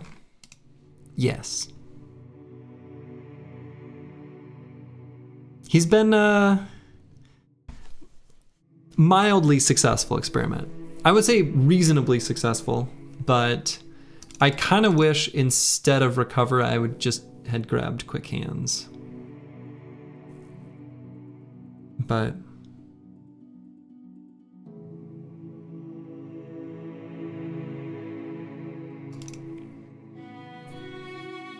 in your first 2nd edition campaign, we were fighting a demon and had a wild mage in the group. The 2nd edition chaos list could be tough, and the mage went to cast a spell, nothing happened. It was an intense battle, so the player said, "Fuck me," and while the spell that happens, the next thing you say comes true. Oh my. Oh my god, that's great. That's wonderful. Pocket full of fire lances? We could give him a fire lance, actually. That's a legit good option for him. We just haven't had the opportunity. A fire lance instead of this noble sword actually does make sense.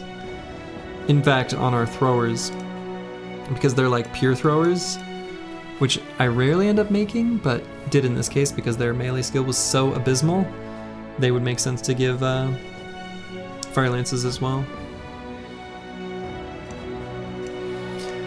So, Idjarok armor.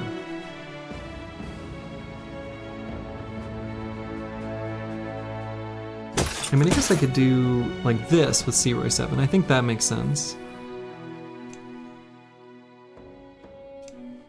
So then the heaviest armor.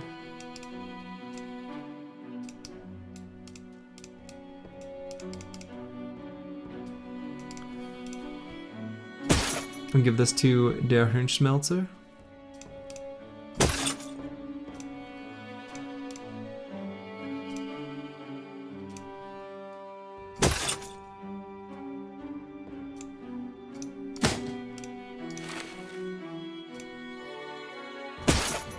Yeah, something like this.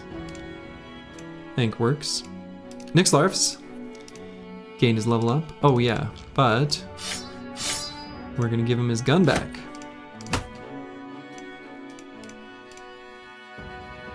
And let's give Deep Space Cowboy something. We're out of consumables, huh?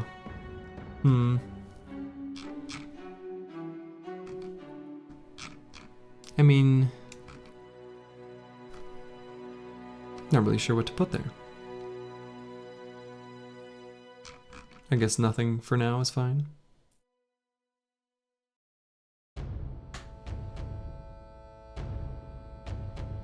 Maticus has to be the scariest looking of the group. Oh yeah, absolutely. Any helmet with like horns on it is scary. I think that's just how it is.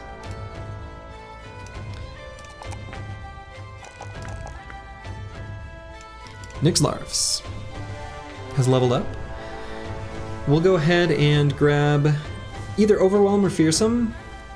I actually think Fearsome is still more useful, even though this is sort of specialized to make use of Overwhelm. Still gonna grab Fearsome here. And he's frothing at the mouth under there due to the itchy helmet. Might be. Deep Space Cowboy's got a bruised leg. We got some kind of crappy injuries. I hate bruised leg. It's the reason I hate bruised leg is it's very easy to forget that I've got a boy with a bruised leg, and then I accidentally try to move him to a place where then he can't attack afterwards.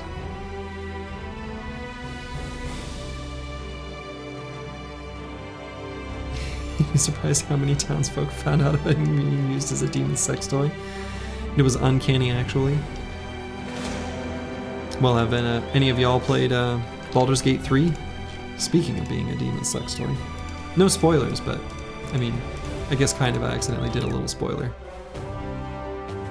Depending on your playthrough, of course. Okay, we've got a Sea of Tents fight here that's actually pretty reasonable for us to do.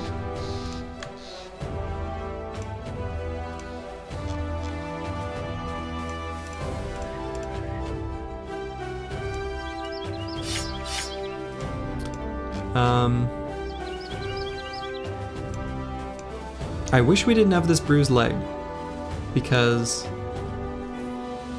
what I would like to do in a Sea of Tents fight against orcs in the forest, I'd like to like start out kind of doing sort of faint retreat to get to a better place and let them sort of naturally spread apart. But given that we've got a bruised leg on a bro, we can't do that. We'll just kind of fight with our situation as is, which is fine.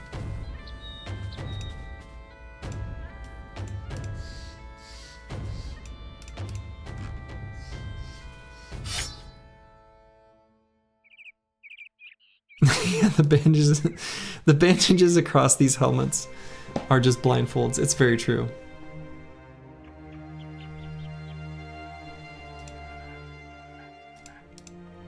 Okay, so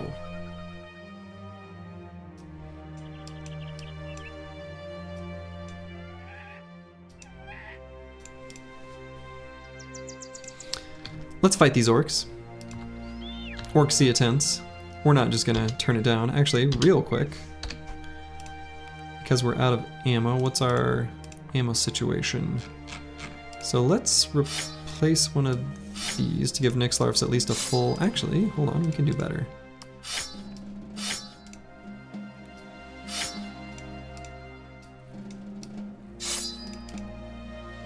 Replace these stacks of jabs with full ones.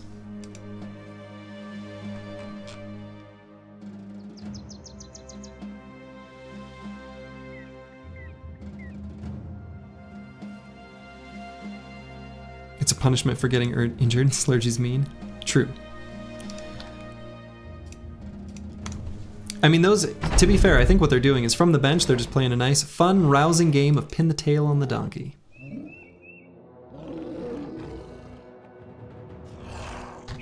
Caw! It's a lot of orcs. It's a lot of orcs.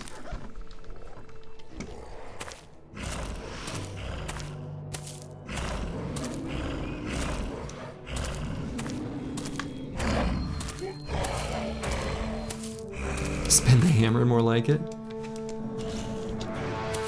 Might be. Alright, so we're gonna move Kalashik over here. And then we're gonna spear wall.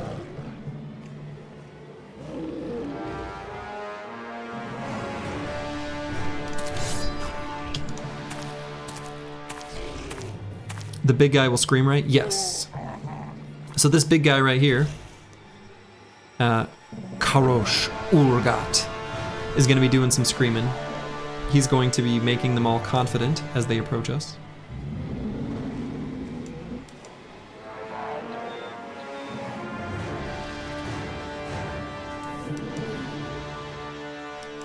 So how do I want the team to be arranged?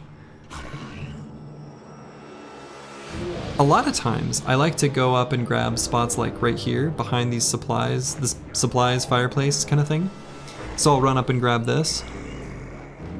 In this case, I don't know that that gives us like a great... I guess this is a pretty good gun blast. We can still hit 5 pretty reliably. Then I gotta run up and cover them. 31 orcs? Yeah, is many.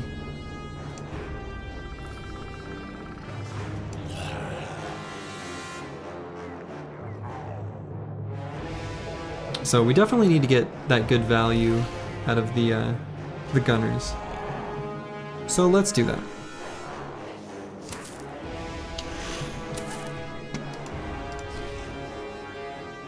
Won't be able to blast this turn because of the bruised leg. I think that's okay though.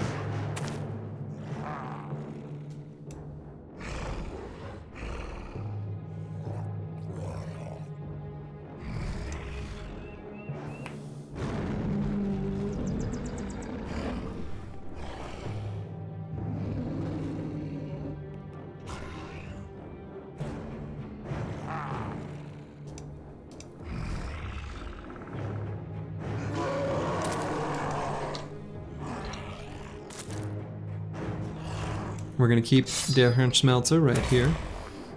Kibia will move up to like there.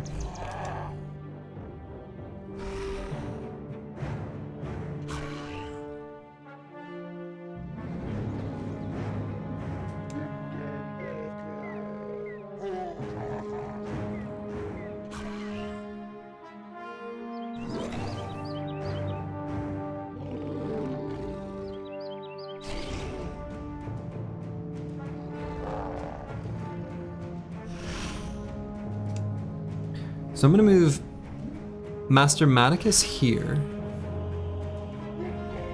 And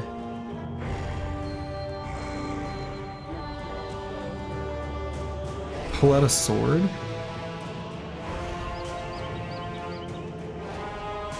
Maybe he doesn't need to. Maybe he'll just throw this turn.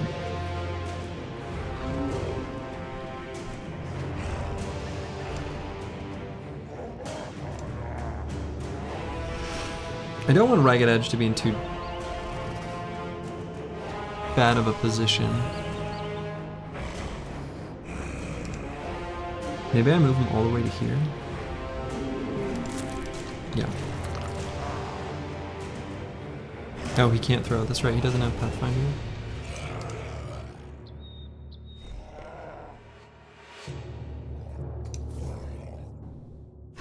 Oh, he has a fractured elbow too, so we kind of need to be more careful with him. I guess that kind of makes him a lot less useful. The fractured elbow, minus 25% melee defense. So do I just toss Searoy 7 here? I guess I probably do. Eagle's Vi being there, that seems terrible. So maybe Master Maticus here. Eagle's Vi there. Oh, but he doesn't have Pathfinder either. Because these are, yeah, just level 4. He's just a little guy. He can only move 3 hexes. He can only go to there. This wasn't as fully thought out as it could have been. So Lucid Tavi could...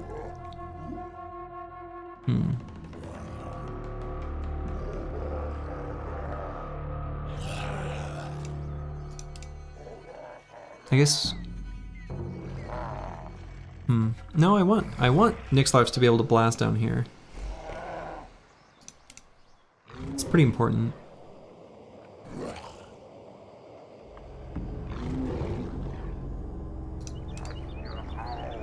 Master Maticus is still pretty defensive, even with the fractured elbow.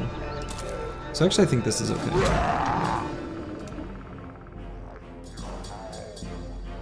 Searoy 7 is still pretty ding-dang defensive. Eagle's Vi can just go here. That's fine. We're still gonna put Nixlarfs here. Recognizing that an enemy can make their way there, but is it that big of a deal? Not really.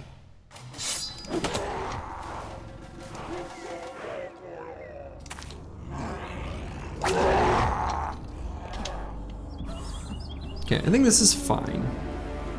Could also just put Oto-sama here, but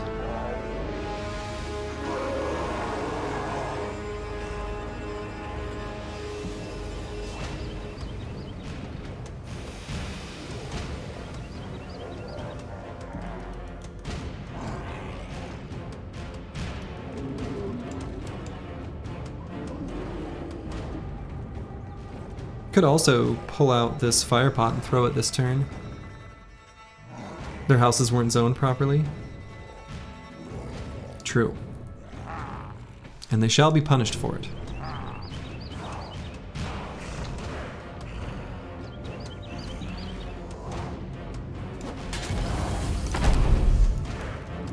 Not in this neighborhood association.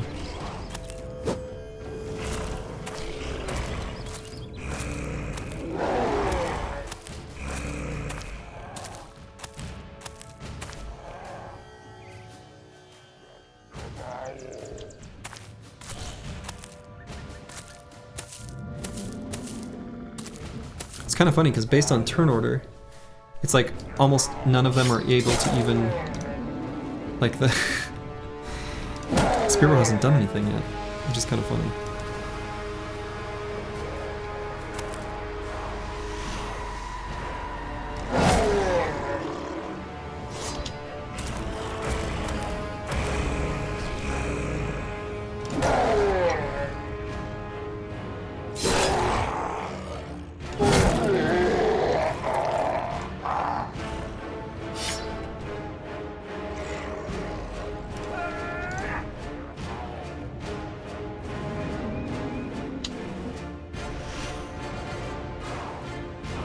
Alright, so let's go ahead and blast and reload. Blast him.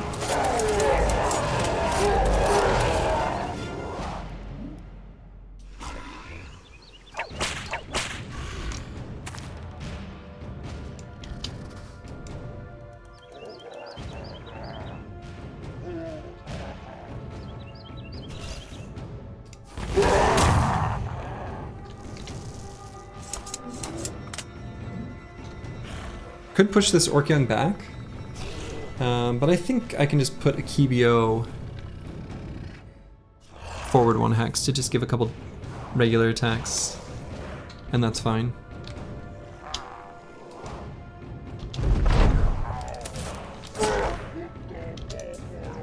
Not the best, but fine.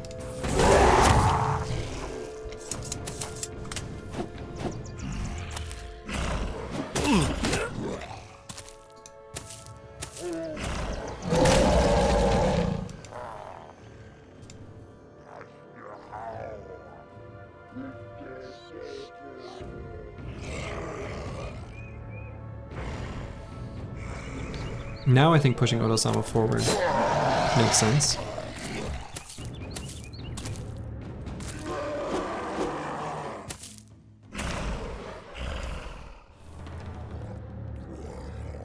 We're gonna wait on Lucid Tabi. Wait for those orcs around the top to make their way around.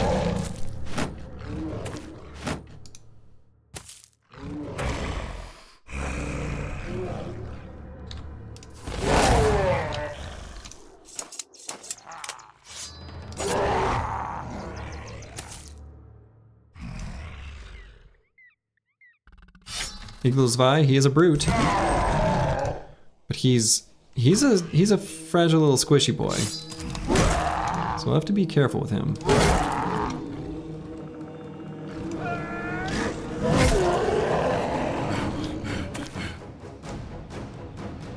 Lucid Tabi, we'll move up. Missed our 95. You hate to see it.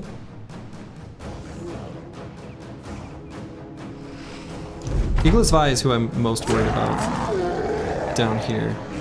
Just because, again, he's not a veteran.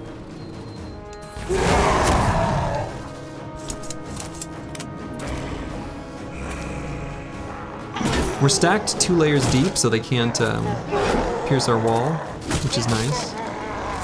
They can break a shield, though.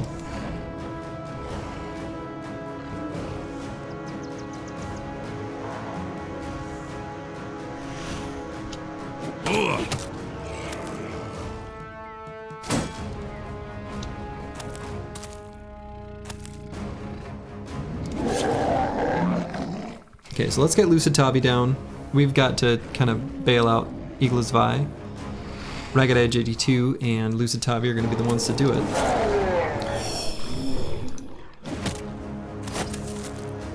Their resolve is faltering.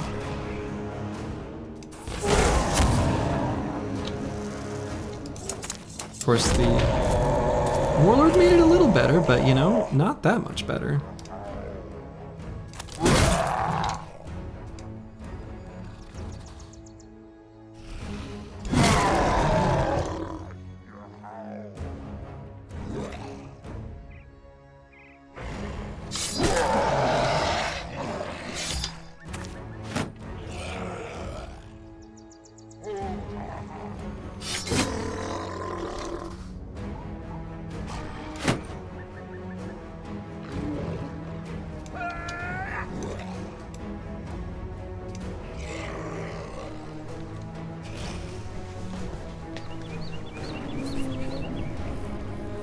Orcs getting routed even with Warlord feels good, man. Absolutely.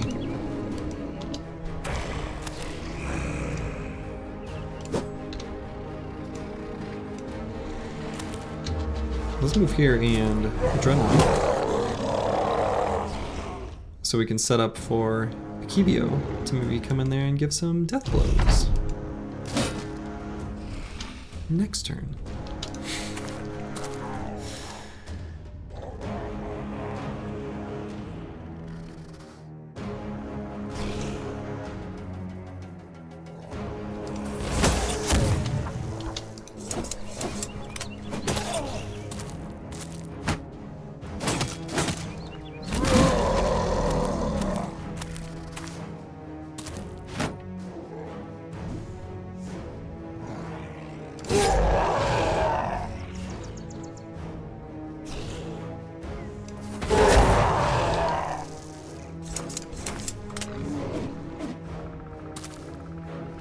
What's the dish with Adrenaline?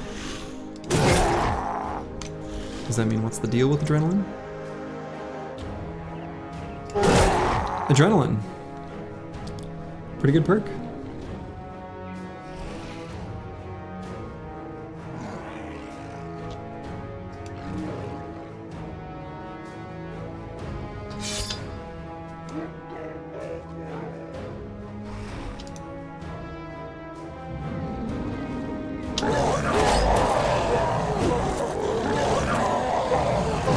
Them all being able to run away successfully.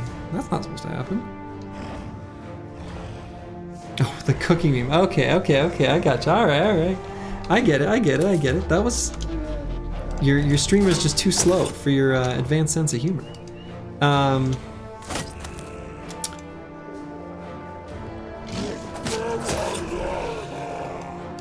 It's a nice bolognese. Pretty sure.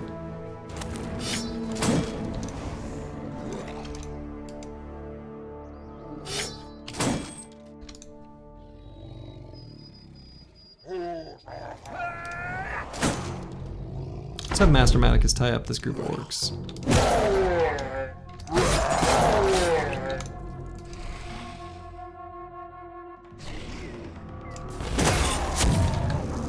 Sorry, Master Maticus.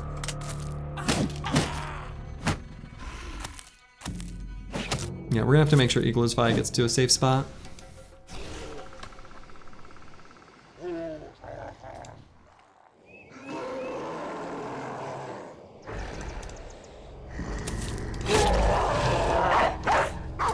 No, dog, that's not... Dog, there's a fleeing berserker right there. Like, right there.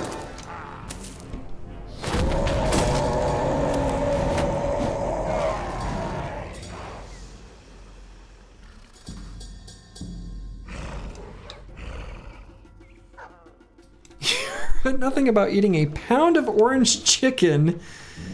Your stomach is starting to, though.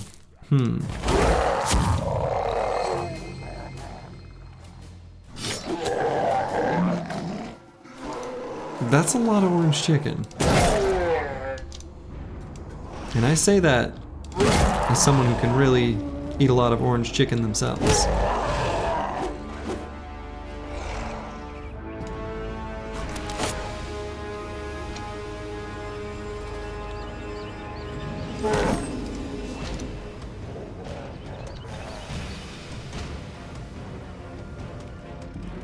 Alright, do we press the blue skip turn button or do we put a dog down actually? Feels like a pretty okay place for a dog. You ate some tacos earlier and you're no longer constipated?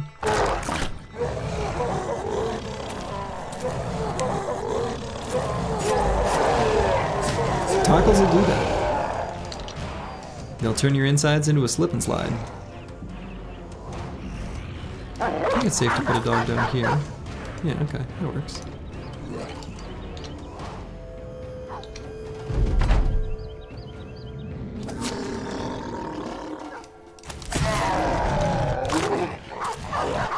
Good dogs.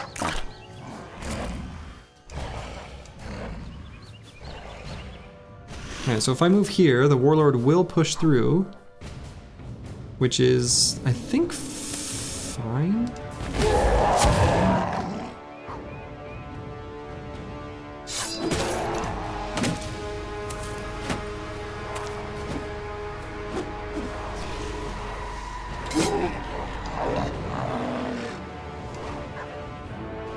If I move Lucid Tavi here, he won't be able to anymore?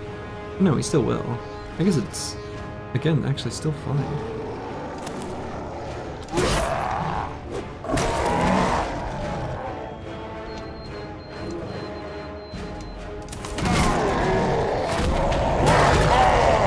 Yep, as predicted.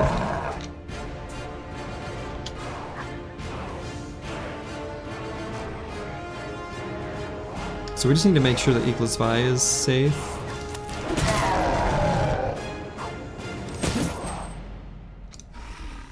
Safe being kind of relative. Gonna have to eat a lot of Tums. You did not know in your adult life Tums would be the thing you buy the most. Pressing the blue button is illegal in Slurgy's stream. True. Morphine pills for foot pain stops you. Yeah, I think most whatever that type of medicine is. I think those are constipators. Jokes aside, you're curious what the thought process behind the adrenaline bro. Rarely do you see it picked. I gave a Cliff's Notes explanation when the perk was suggested 2 streams ago. But yeah, Piglord has summarized it nicely. It's basically to make sure I can set up Death Blow. That's kind of the Cliff's Notes rationale.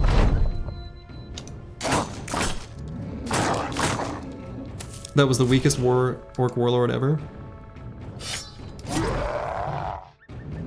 Nixlarfs, our 51 melee skill hunter, gave him a puncture and he went to fleeing.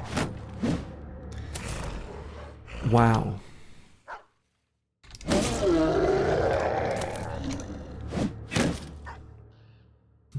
The guns, man. Oh yeah. Guns against orcs. Pretty good.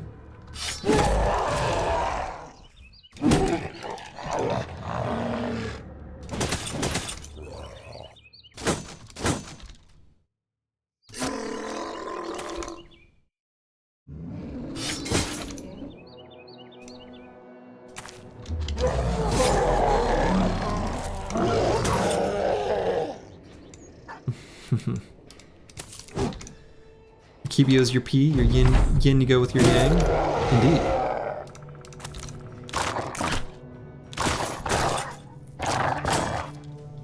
Gun's good in this orc fights. Not many warriors, but tons of young. Yeah, exactly.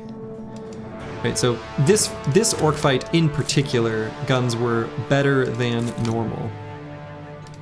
They're still useful against warriors and orc fights in general, just because of the sheer volume of enemies that clump into one spot.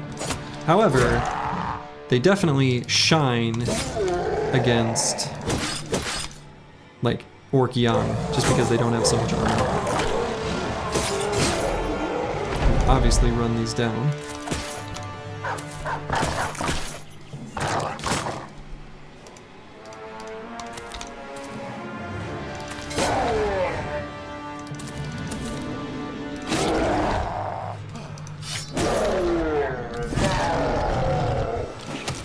I shouldn't waste ammo for no reason. I'm actually low on ammo.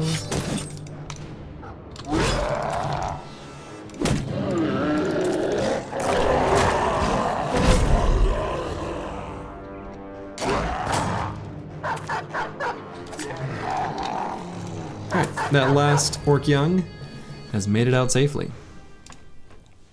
Ooh, I see. Oh, shit. That is an S tier nimble armor. Holy buckets. Eagle Dub says, wait a minute, I just realized I got a new bro. Didn't expect that to happen this run. Hopefully he avoids the nachos in the arena. Yes, well, you made a request for a replacement, and we found a bro that was the perfect, almost exactly like Eagledub. So of course we went with Eagletzvi. That's almost a max roll. Max roll is 200 and -8. Yeah, 9.8 out of 10 armor. This is a absolute S tier nimble armor. That is your perfect armor. I mean, actually, that might be where it goes. We'll see. We'll see where exactly we're gonna put it. Partially, it's gonna be a function of what we've got for attachments and things like that when the time comes. But damn, is that a good armor. That is a wildly good armor. Could it be nimble forged? Yes. The answer to that is yes. It certainly could be.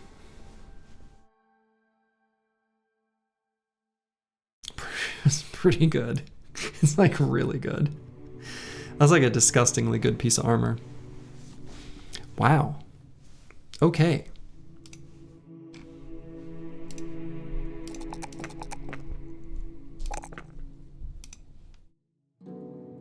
Don't forget your 5:30 a.m. wake up. I won't.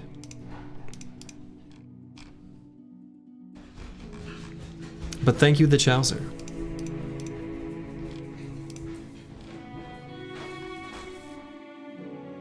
So yeah, this is a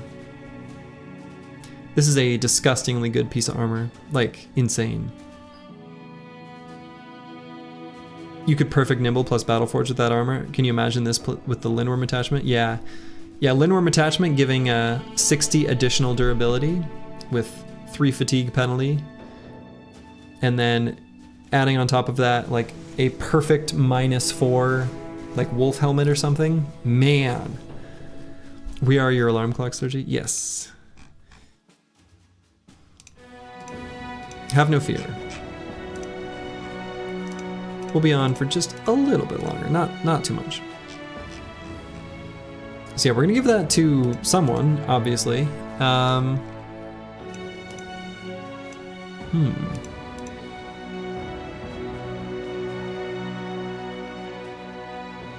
Maybe just a Kibio. We can give him a better helmet now. We can give him a -7. Got one of those right here.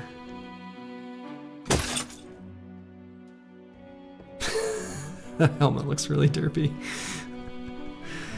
There will be better options. There is, of course, one of my very favorite -7 fatigue helmets that we can get from some Zweihanders if we find any. So yeah, so Brawny is out of the question. Brawny is never something you should bother pairing with any nimble setup ever. It probably doesn't work like you think it does, and it's not going to be worth the value anyway. But yeah, Zweihander helmet is indeed OP. Well. Pretty nice.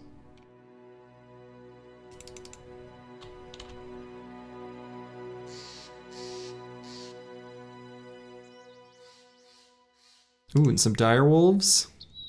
We want to fight direwolves because we want to make some additional fur padding for some of our gear.